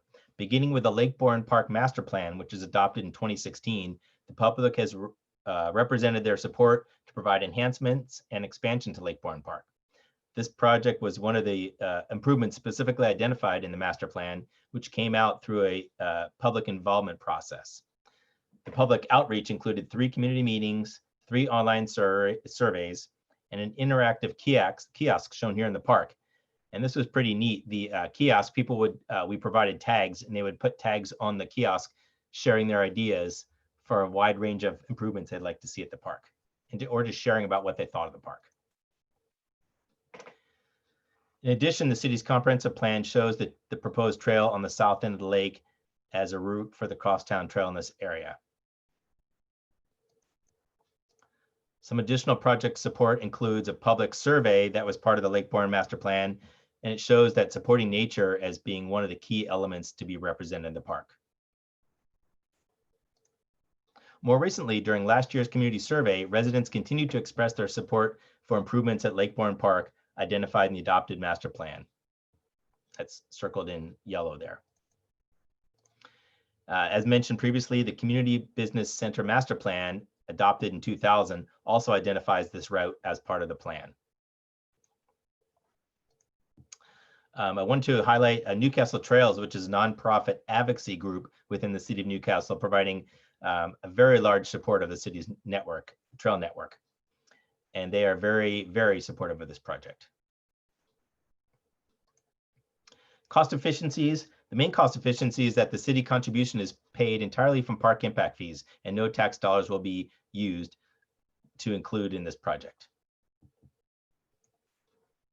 I see that I'm about over time here, so I wanted to thank you for your time this afternoon. In summary, we are seeking funding to construct the Crosstown Trail in Lake Boren Park to close the gap in this critical trail linkage. Thank you very much. Great, thank you very much, Jeff. Questions from the committee for Newcastle. We'll start with Sam with Department of Natural Resources. Hi, that was really good. Thanks for that presentation, Jeff. You're welcome. Thank you, Sam. Yeah, I just had a question to kind of understand the regional trail value of the project proposal in relationship to the Crosstown Trail. Some of the slides, I couldn't quite tell. Is there an existing way through on the north end of the lake? Is there a route there to make the connection currently to connect the east and west side of the Crosstown Trail? There is, yes. Yes, right there, that slide shows that.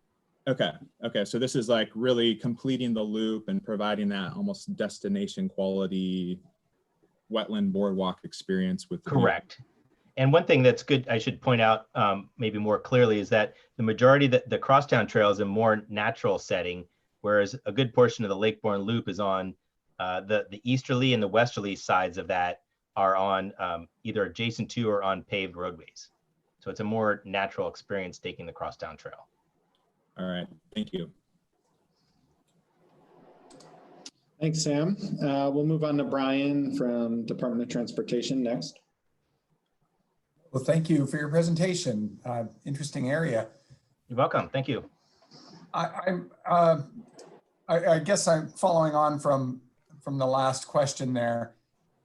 Is this potentially a shortcut? It didn't feel like it was something for the bicyclists to be completing their commute on. If I'm wrong, certainly tell me. No, that's correct. Okay, so this is a walking trail only, or? Correct, and we've not decided if we'd specifically restrict bicycles, but in general, bikes are not restricted from trails in the city, and we've been fortunate to not have an abundance of any problems. But this is not envisioned to be a major bicycle usage trail. The trail east or west is just not really conducive to bicycle use. Okay, yeah, because I got the feeling that it was being presented as a connecting piece of a longer trail. Correct. Your intention would be for them to take the north loop instead. Well, bicycles would pretty much, you don't see as much bicycles on the trails at all. It's walkers. So like commuter bicycles would be on either Coal Creek Parkway or other arterial roadways. I see. Okay, that's fine then. You I guess I should clarify it's more of a hiking trail. Yeah, and make some of those points in there. That would help. Another one piece in there was the demographic need. You had a number of slides in there, and I was wondering if maybe it could be in one slide, and maybe just that there's a take home. Is there a certain demographic take home that you want us to have? Okay. Yeah. Great. Very much. Good suggestion. Thanks. All right. Thanks, Brian. Other questions from the committee?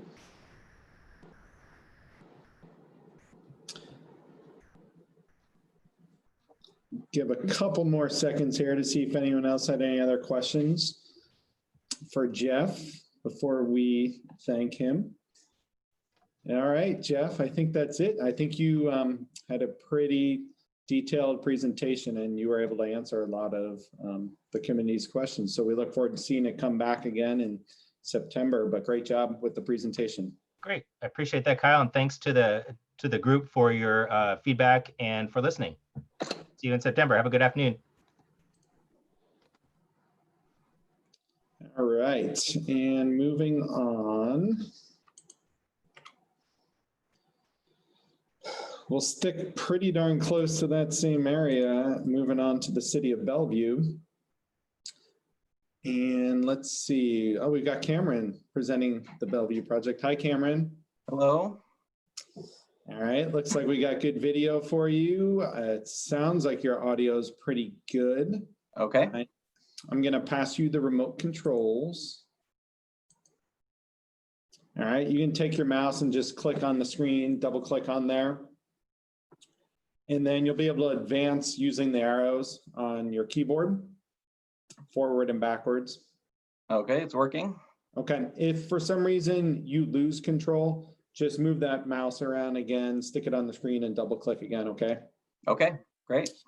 All right, so Cameron, you've got 15 minutes for your presentation, followed up by 10 minutes of questions and feedback from the advisory committee. Feel free to introduce yourself and begin when you're ready. Okay, great. Hi, everyone. My name is Cameron Parker. I'm the Parks Property and Acquisition Manager for the City of Bellevue.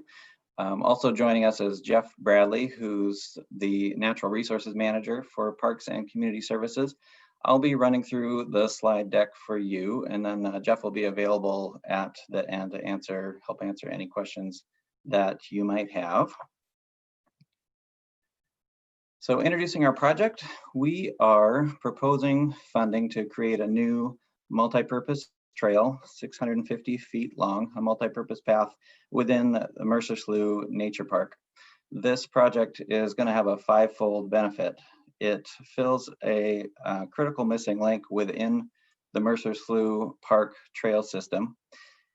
It better connects the park to the Mountains to Sound Greenway Trail, which is just to the south of here. It's going to create a connection to a new regional trail that runs north and south from this location, King County Parks East Rail Regional Trail. It will create a new link between the Mountains to Sound Trail and the East Rail Trail. And on top of all that, it is part of the existing Lake Washington Loop Trail. So we'll be improving that loop trail segment as well. We'll start with our geographic reference points here. Here's the city of Bellevue in the central Puget Sound area. Moving to the city scale, you can see our project location here, as well as those regional trails, which generally follow the freeway corridors. So for those more familiar with the freeways, this project is right at the intersection of I-90 and I-405. Zooming into the neighborhood scale, you can see in red the project location as it relates to Mercer Slough Nature Park. Mercer Slough is over 325 acres of peat bog wetland that's associated with Lake Washington. And then finally looking at the project site itself, you see again in red the work site that will make a connection at the north end to the existing periphery loop trail of Mercer Slough Nature Park and extending that south to the connection to the east-west Mountains to Sound Trail that is right there at the I-90 bridge. So for the project need criteria, we'll start by giving you an inventory of the trails that are in the immediate vicinity of the site, give you a snapshot of demographics in the area, and then speak to how the project is supported by policy and planning documents. We'll start with the well-known Mountains to Sound Greenway Trail that runs along Interstate 90 through Bellevue. From our project location, you can go west 7.7 miles to Seattle. To the east, there's a half mile of trail and almost a little over half mile of trail extending to what's a well-known gap in the trail through Bellevue that the city is working on filling over the next several years on its way to Issaquah and beyond. We have a network of counters from which we are pulling information on who uses the Mountains to Sound Trail. It's very highly used. You can see with 2019 data. One thing I wanted to point out is looking at 2020 data, in particular data coming from just the past few months during the COVID pandemic, the use on Mountains to Sound Trail has almost doubled. So whether that's people getting out and recreating more or using it as a commute route is, we don't know exactly, but seeing a lot of additional use there on Mountains to Sound. This slide focuses on the new regional trail that is underway called the East Rail. It's the King County Parks project. From our project location, you can or will be able to travel 18 miles north up to Woodinville, making connections to Redmond, and then connecting up into Snohomish County. That trail is in development and should be open, or all the sections of it should be open by 2027. From moving south, there's 4.2 miles, which will come online a little bit sooner by 2021 of a multi-use trail that goes south into Renton. We're just starting to collect data on usage of East Rail. It is coming online in segments. And much like Mountains to Sound, we're also comparing 2020 to 2019 and seeing a very large increase in use recently. When the segments are filled out completely, we anticipate that the use will be significant and right up there with other powerhouse regional trails like Burt Gilman. So additionally, and maybe most important, is how this project fits into the existing trails within Mercer Slough Nature Park. The Mercer Slough has almost 9 miles of land and water trails, and Mercer Slough is one of the city's most visited parks, in part due to our partnership with Pacific Science Center at the Mercer Slough Environmental Education Center. Tens of thousands of visitors from schools around the region come to the park each year. And I might also add that by 2023, I think this may be the only park with its own light rail stop coming from Sound Transit. We have another interesting way to show use on the trail system. This is a heat map with crowdsourced data showing pedestrian and bike use from a fitness app called Strava. They put all of that data together. The bolder lines show frequency of use, so you can definitely see the I-90, the Mountains to Sound Trail lighting up there east-west. What you see north-south is 118th Avenue Southeast, which is the street that borders our project. It's very well used. You can also see the trail systems within Mercer Slough Nature Park, both the land trail and then the water trails as well for canoe and kayak. Turning to demographics, you can see Bellevue and East King County are just steadily growing. A lot of population growth in King County is consistently coming to the east side, and Bellevue continues to receive a good portion of that. We have 145,000+ residents now, working our way on up to 160,400 by 2025. Here's a look at our demographics. What's really interesting to see here on the bar chart on the left is that of Bellevue's population growth, it is almost exclusively coming from people who are moving here from outside the country, such that in 2017, almost 40% of Bellevue residents were coming from somewhere outside of the United States. And so you can, of course, see that in our demographic balance as well, where we have an extremely diverse population living here in Bellevue. This is the data from RCO's grant application mapping tool. It gives you a sense of how the specific demographics in this census tract compare. The census tract is, for the most part, filled with the park and then commercial and office use. So it's not a large area in terms of immediate neighbors, with just 2,200 some odd residents in the immediate vicinity.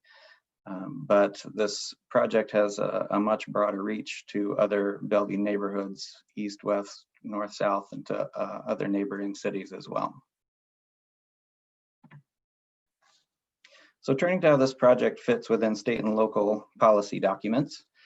From the SCORP plan, we pulled out these three recommendations where this project really supports well the recommendation to connect more people to popular activities, providing experiences and trails where people go most, and enhancing community health and safety.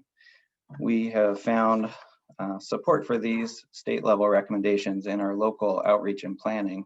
This is data from a survey of Bellevue residents that we did for our Parks and Open Space System plan. Here you can see, this is a question around how often people use different parts of the park system, and trails through forest, wetlands, and other natural areas as the top type of use for Bellevue residents, with a good portion of the population using these facilities frequently.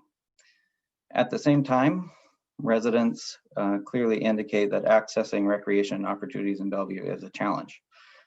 Using trails, where the city has been using trails as a way to increase connectivity between neighborhoods and parks for a long time. This is a long-term goal for the city, and something that this project will help. Here you can see covers of different plans under which this project supports. There's the statewide trails plan. Regionally, we have the East Rail Master Plan, and then here within Bellevue, this project is supported by policies in our comprehensive plan, our pedestrian and bicycle transportation plan, and our parks and open space system plan as well.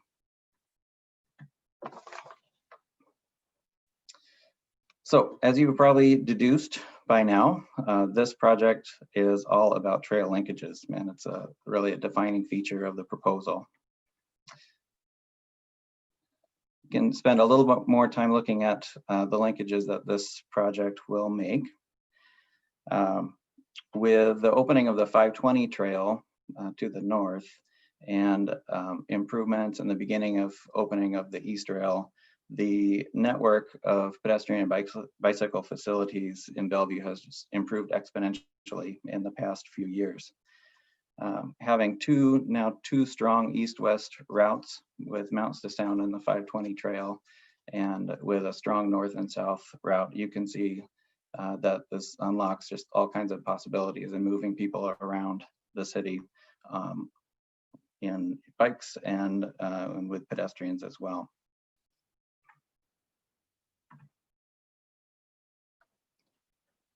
So by itself, this project makes an important internal connection between trails within Mercer Slough Nature Park, and it connects the park to the Mountains to Sound Greenway and fills a gap in the Lake Washington Loop. There are concurrent projects underway. The white dashed line on Southeast 32nd Street is a project that the Bellevue Transportation Department will be doing to create a crossing around the 118th Avenue Southeast, and then using Southeast 32nd to get up to the green dashed line, which is the East Rail trail alignment. There, King County Parks will be building a connection point onto East Rail. So there will be a good way for folks using the trails in Mercer Slough to cross 118th and get to East Rail, or continue south and use the existing connection into the Mountains to Sound Trail.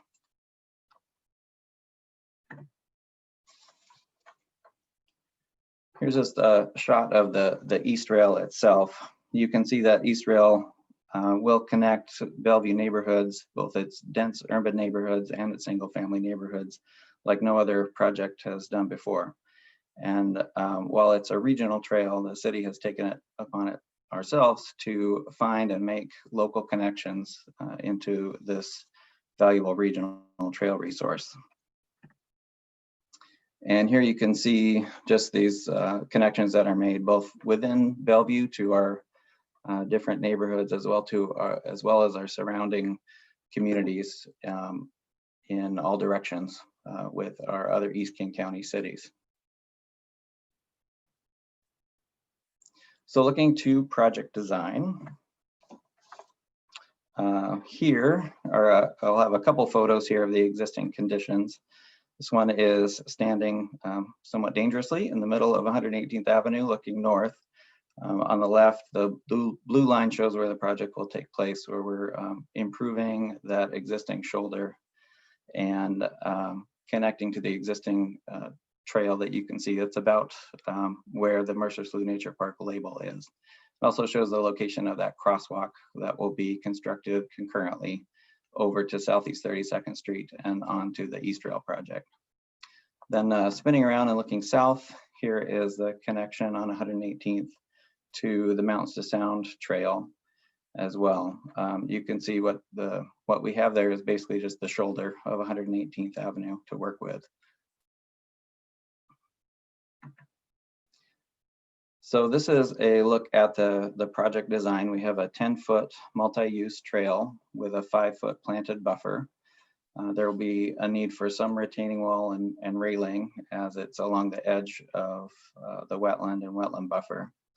And this will create just a drastically different condition and more safe condition for users that use this connection now, and all the additional users that will come as these linkages are made. Following all appropriate design guidelines, the project will deliver immediate benefit as part of the existing park trail system, and will have added performance as these other trail linkages come together. Here's a look at the cross section with the 10-foot trail, that 5-foot buffer, which will provide a lot of safety and more aesthetic to the existing conditions there. The 118th Avenue, as that is upgraded as well, there will be a 5-foot bicycle lane there that adds just a little bit more flexibility and options for non-motorized individuals using this section of the trail.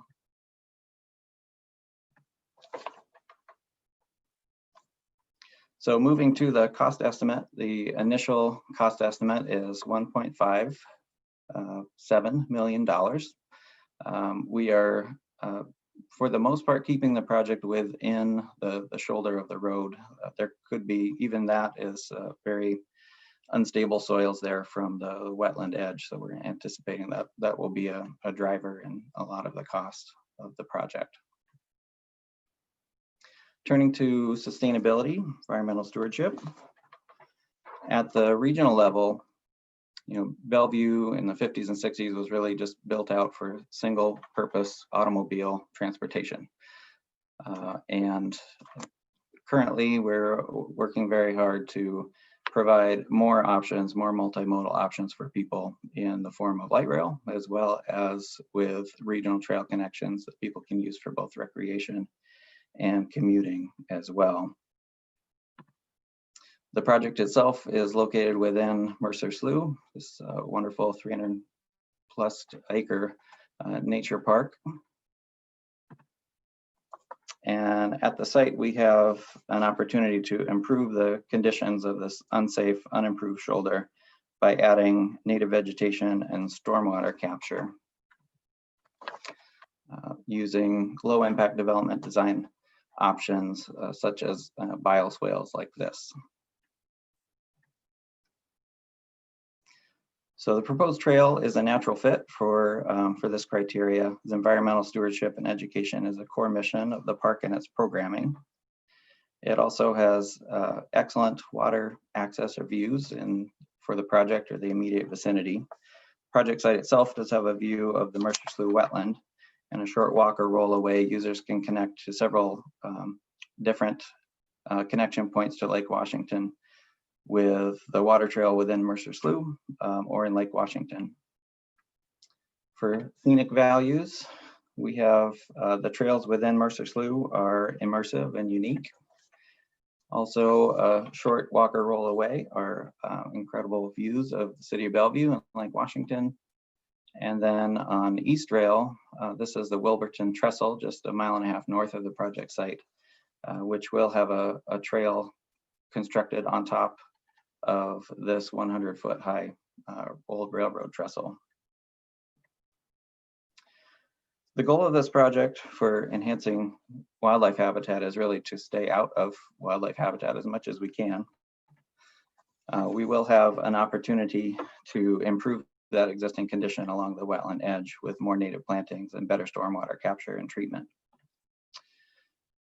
So I'm excited to share with you the high level of project support that we have for this project. A great deal of outreach and engagement has taken place in Bellevue and other areas in the past years in planning for the new East Rail Regional Trail, such that in 2019, voters in King County approved a renewal of the King County levy that will bring a lot of the funding at the county level to build East Rail out within Bellevue and East King County. You can see here, this is the same survey that we have of Bellevue residents. When we ask them what they would like to see more of in Bellevue, they overwhelmingly support more trails through forests, wetlands, and other areas. And there's also a strong private sector link here with the East Rail. The East Rail Partners is a nonprofit Friends Of group that is just getting off the ground. They will be helping raise funding from corporate philanthropy for projects such as the Wilburton Trestle rehabilitation. Specifically for this project, we have letters of support from the Mountains to Sound Greenway, King County, the Cascade Bicycle Club, and East Rail Partners. So looking at cost efficiencies, you can see, looking at East Rail as well as City of Bellevue's investment in continuing the Mountains to Sound further east, and the more local connections and concurrent projects that the City of Bellevue will be doing along Southeast 32nd Street. you can see how this project fits into an overall strategy to really make these two regional trails well connected and working well for Bellevue residents and other East King County cities as well. So that brings me to the end here. I put the project slide back up and either Jeff or I can answer any questions you may have. Thanks for your time and consideration today.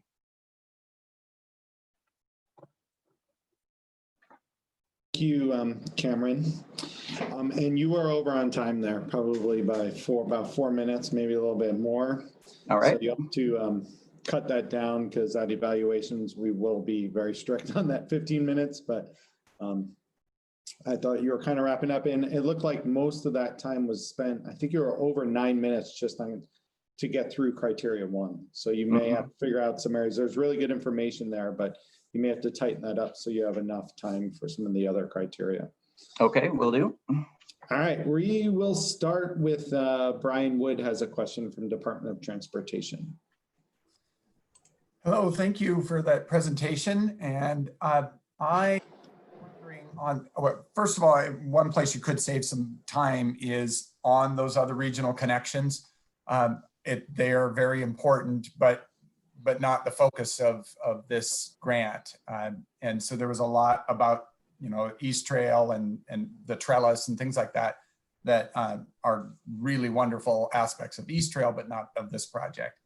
But so then my first question as I was looking at your slides was, why is this connection needed? Because it looked like East Trail was already connecting to Mountains to Sound, so that couldn't somebody be going up East Trail and then over on the new 32nd to complete the same connection? Then you'd have a smaller need. I can also see how it improves connectivity somewhat, but it just begs that question. So I wanted to hear what you thought about it. Yeah, the existing Mountains to Sound trail in this location is essentially under the grade of I-90. And as it moves east, it sort of comes up to grade. Whereas, I don't know if you can see a pointer here, but you can see at the bottom right of this slide, just to the left of the north arrow, the East Rail Trail is on a girder bridge that crosses over the top of I-90. So there's a big grade challenge in making a direct connection between Mountains to Sound Trail and the East Rail Trail. Okay, great. That's wonderful. If you could make that point in your final presentation, that there is no obvious way to connect those two other than this, that would be wonderful. Thank you. Okay. Thanks, Brian. Yeah, that would kind of just show why you couldn't take that route. And I think that would be a good thing to show, since there would be some savings, but showing that grade difference would be good. Other questions from the committee?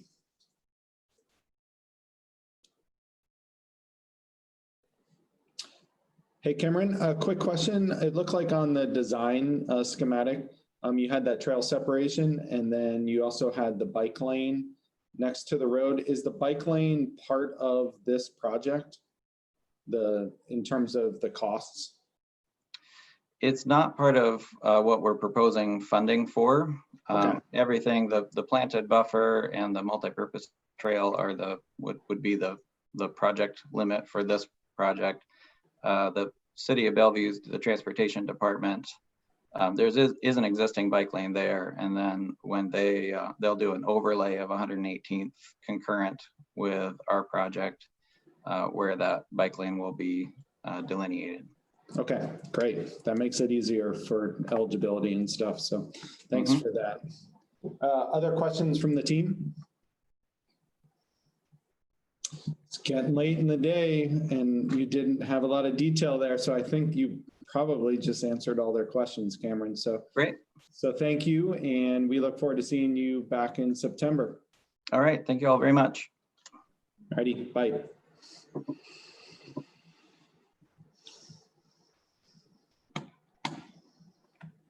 Hey, Cameron, can you stop moving the mouse for a quick second?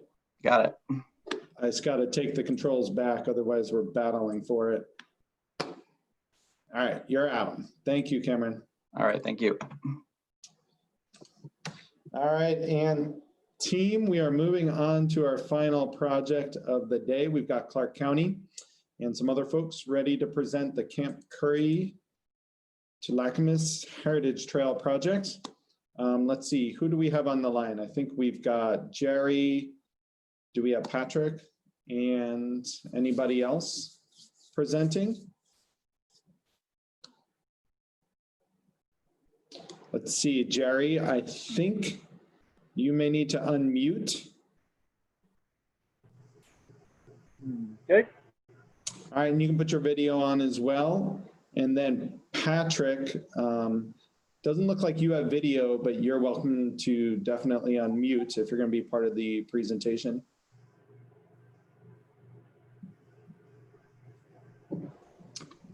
Are you there, Jerry? I am, Pat. Well, I haven't heard Patrick yet. Here, I will see if we can get Patrick to unmute.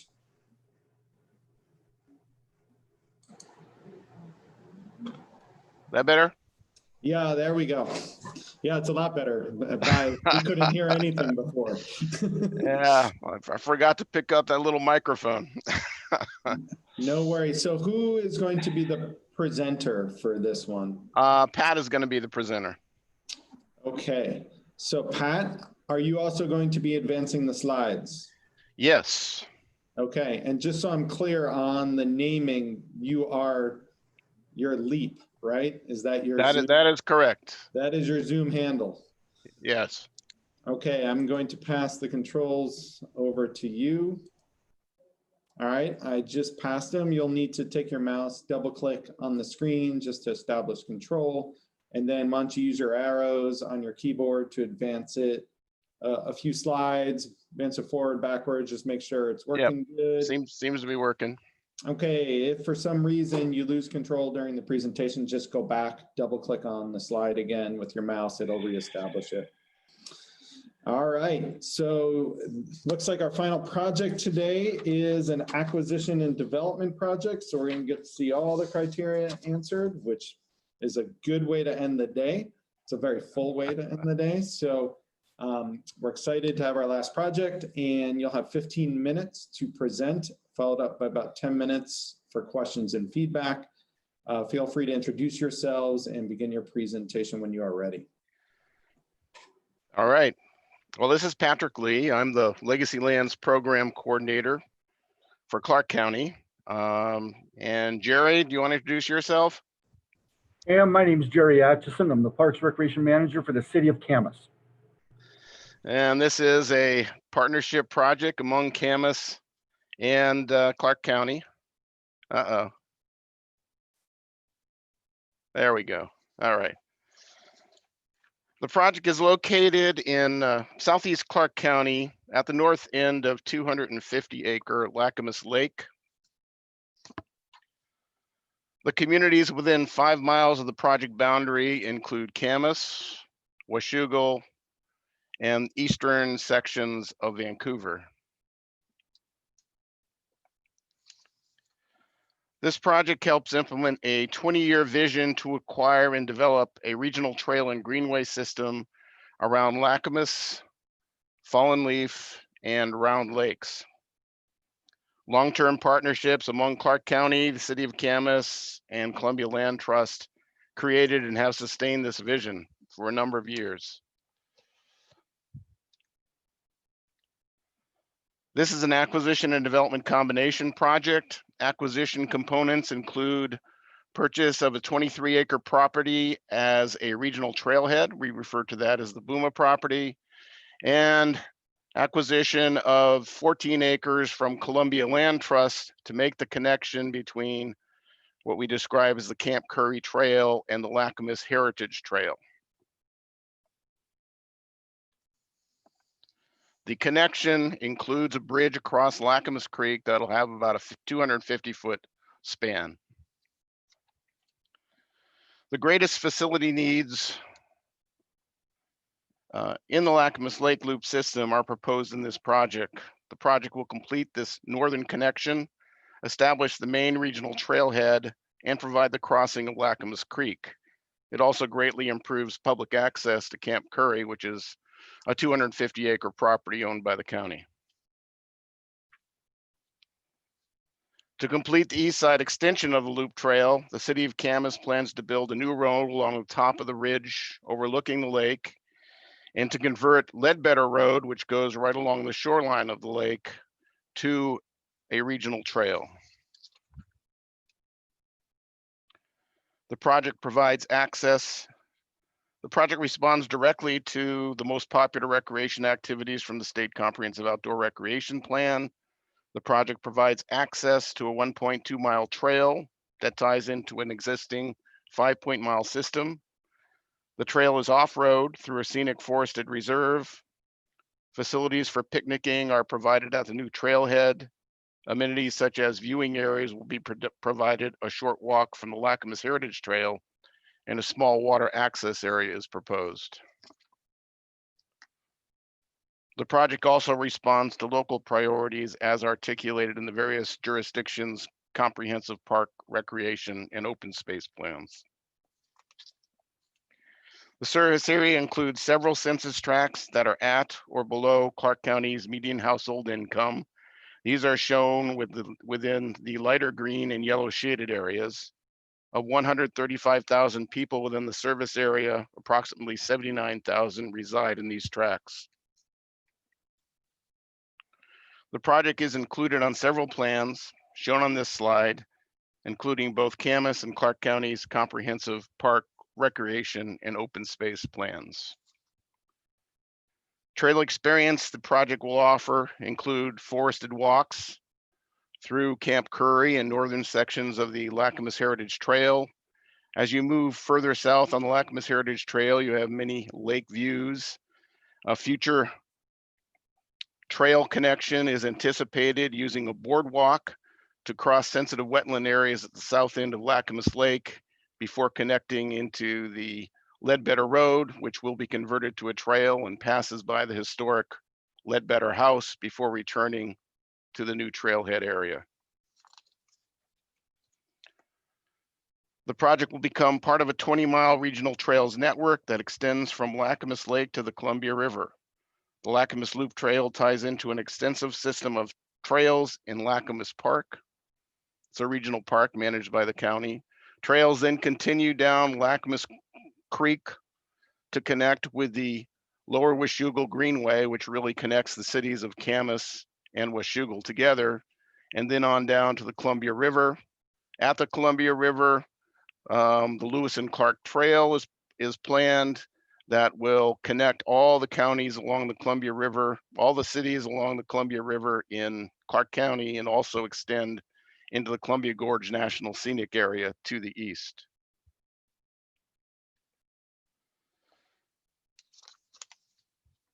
The project will help link a variety of neighborhoods, stores, and public facilities throughout Southeast Clark County.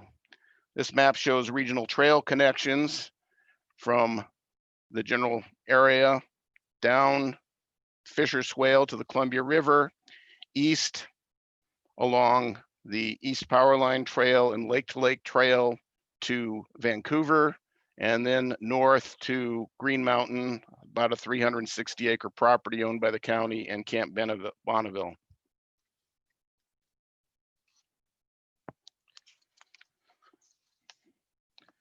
The Columbia Land Trust property and Camp Curry were protected through proactive action by Clark County and Columbia Land Trust in the early 2000s. The Booma parcel, on the other hand, was highly threatened and will be protected by this project. In 2017, Camas annexed the North Lacamas area, shown in this map, into the urban growth boundary. Current population of the area is 2,250. The city estimates 7,300 new residents will be there by 2034. The Booma property is zoned for multifamily housing, and several developers contacted the owners with purchase proposals shortly after annexation. Almost 200 units could be built on the property, and due to this threat, the city of Camas purchased the property in November 2018 under a waiver of retroactivity. Major development components include a new 0.5 mile trail and bridge. We'll be using an existing sewer access road as for about 0.67 miles as part of the trail linkage. The new trailhead will be developed down in this area and also equipped with a pedestrian activated flashing signal to cross Northeast 232nd Avenue to access the trail system.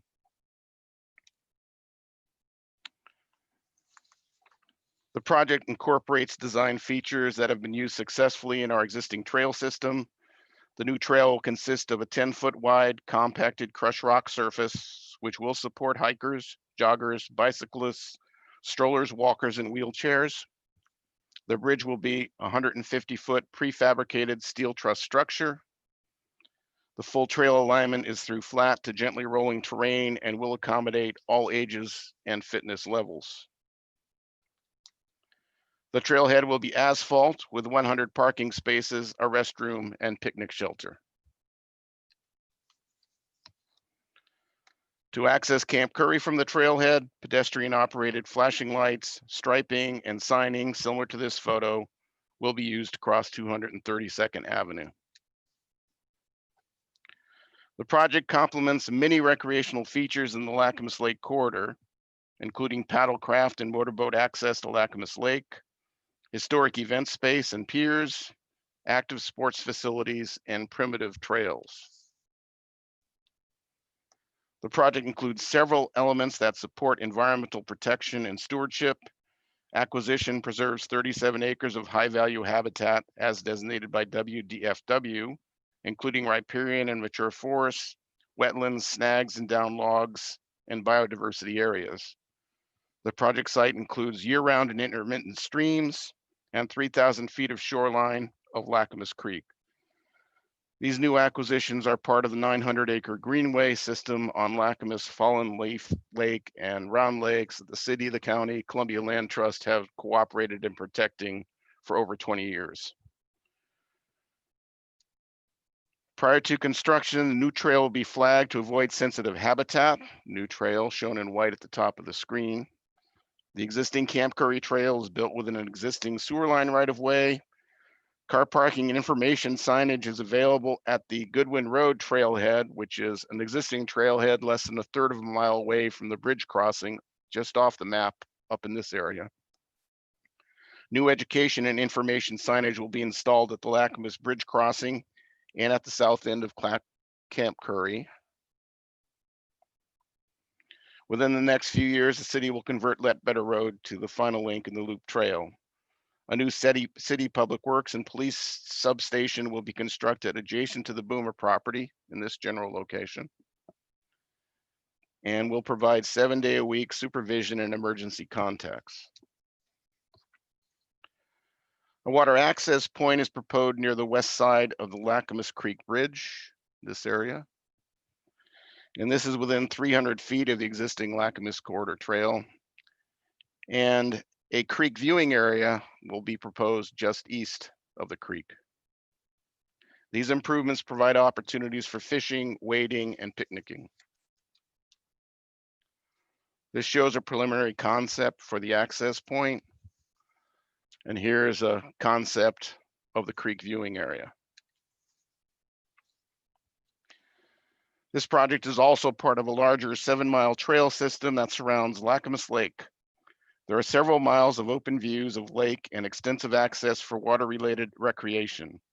These photos show some of the recreational activities pursued along the lake. Because of the location, scenic values, trail linkages, and historic use of the Lacamas Heritage Trail, we expect this project to immediately attract thousands of visitors each year. The north end of Lacamas Lake includes a variety of high-quality scenery, including open water, shoreline, mature forests, low hills, and meadows. The existing trails and trailheads provide easy access to these scenic areas. The trail corridor includes shoreline and forested landscape and is entirely off-road except for the crossing of 232nd Avenue. In addition to the water access point and creek viewing areas, we are proposing a lake viewing area at the high point of the trail, and also a spur road to take you to a mature forest grove just off the new trail.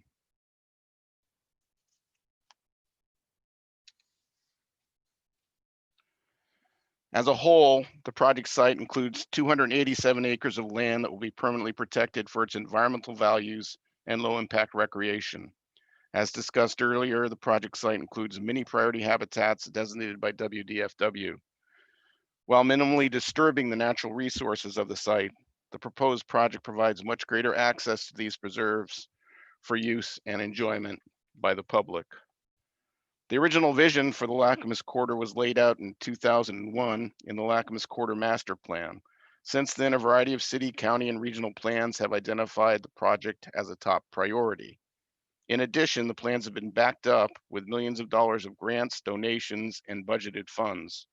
In 2017, the county rated the Lacamas Lake shoreline as the top priority for conservation futures funding and is providing over 2.5 million for new acquisitions. The city of Camas has spent nearly 20 million to protect the north shore of Lacamas Lake and to make the trail, recreational, and cultural improvements along the corridor. In addition to the plan support, this slide shows just a few of the agencies and organizations that have endorsed this project. As the Lacamas Lake Legacy Lands vision came together earlier this year, there was a strong support in local media with articles applauding the work that is underway and urging jurisdictions to connect the parks and natural areas together with a trail system. The City of Camas, Clark County, and Columbia Land Trust have worked cooperatively over 20 years to acquire important properties to realize the Lacamas Loop Greenway and Trail vision. Clark County and Camas pooled funds to purchase the Booma property. Camp Curry was acquired with state grants and county conservation futures funding. Columbia Land Trust parcel was acquired via donation. These important acquisitions enable the development of the trail, the trailhead, and the bridge across Lacamas Creek. The project also takes advantage of existing infrastructure by using the sewer access road through Camp Curry and connecting to the Lacamas Heritage Trail and trailhead. Design elements like the prefabricated steel truss bridge also contribute efficiencies. In a few years, Ledbetter Road will be converted into the final trail segment, realizing considerable cost and environmental efficiencies for the city of Camas. And that concludes the presentation. I think we're ready for any questions and comments. Great, thank you, Patrick. Just a quick question that I had on the existing Camp Curry trail. I may have missed it. What is the surfacing and the width of that trail? It's about 12 feet wide, and it's basically a dirt forest road. Okay. All right. Questions from the committee for Clark County and the city of Camas?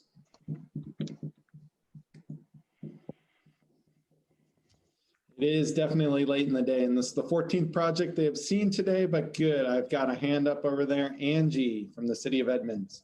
Yeah, I can't resist. So I know it's late in the day and we've seen a lot, but this seems like a pretty heavy project. There's a lot of pieces to it, and it's a lot of information to convey at once. But one of my initial questions is, why wasn't this broke up a little bit more? Why wasn't this phase maybe just acquisition, maybe just, you know, why it feels like everything was put into this project, and it makes it hard to completely understand it tip to tail. So, you know, I don't know if you want to address that a little bit now or address it when you come back in September, but that's just kind of my initial observation. Just generally, I think we feel to make it a functional corridor, you need both the trailhead and the crossing of the creek.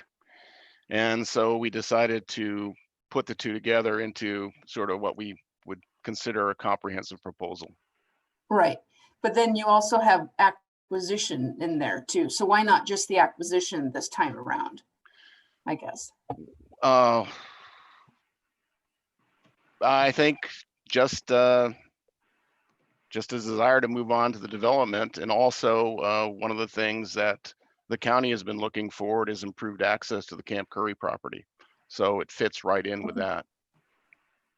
Okay. Fair enough.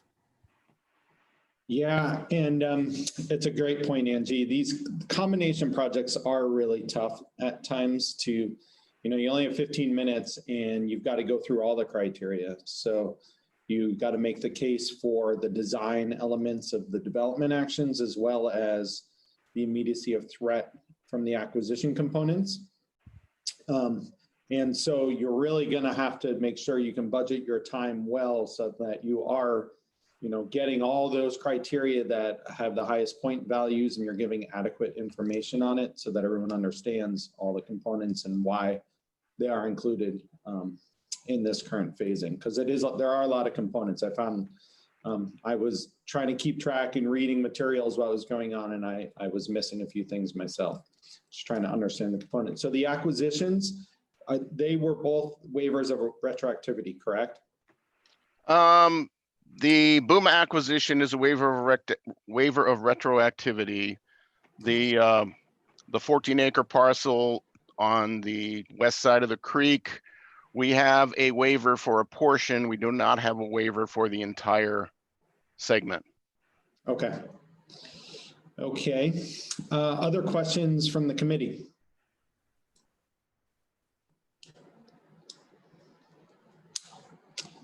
All right, I'm not seeing any further questions at this time. So I'd like to say thank you, Patrick, for bringing the project here to technical review today. We look forward to seeing it back at the evaluation meeting in September. And same goes to you, Jerry.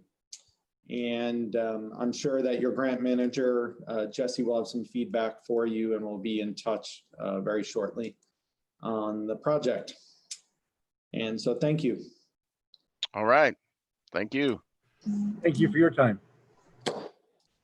And so this team, I'm just going to make sure, let's see. I'm going to ask all of the non-advisory committee members to leave the meeting at this point. Thank you.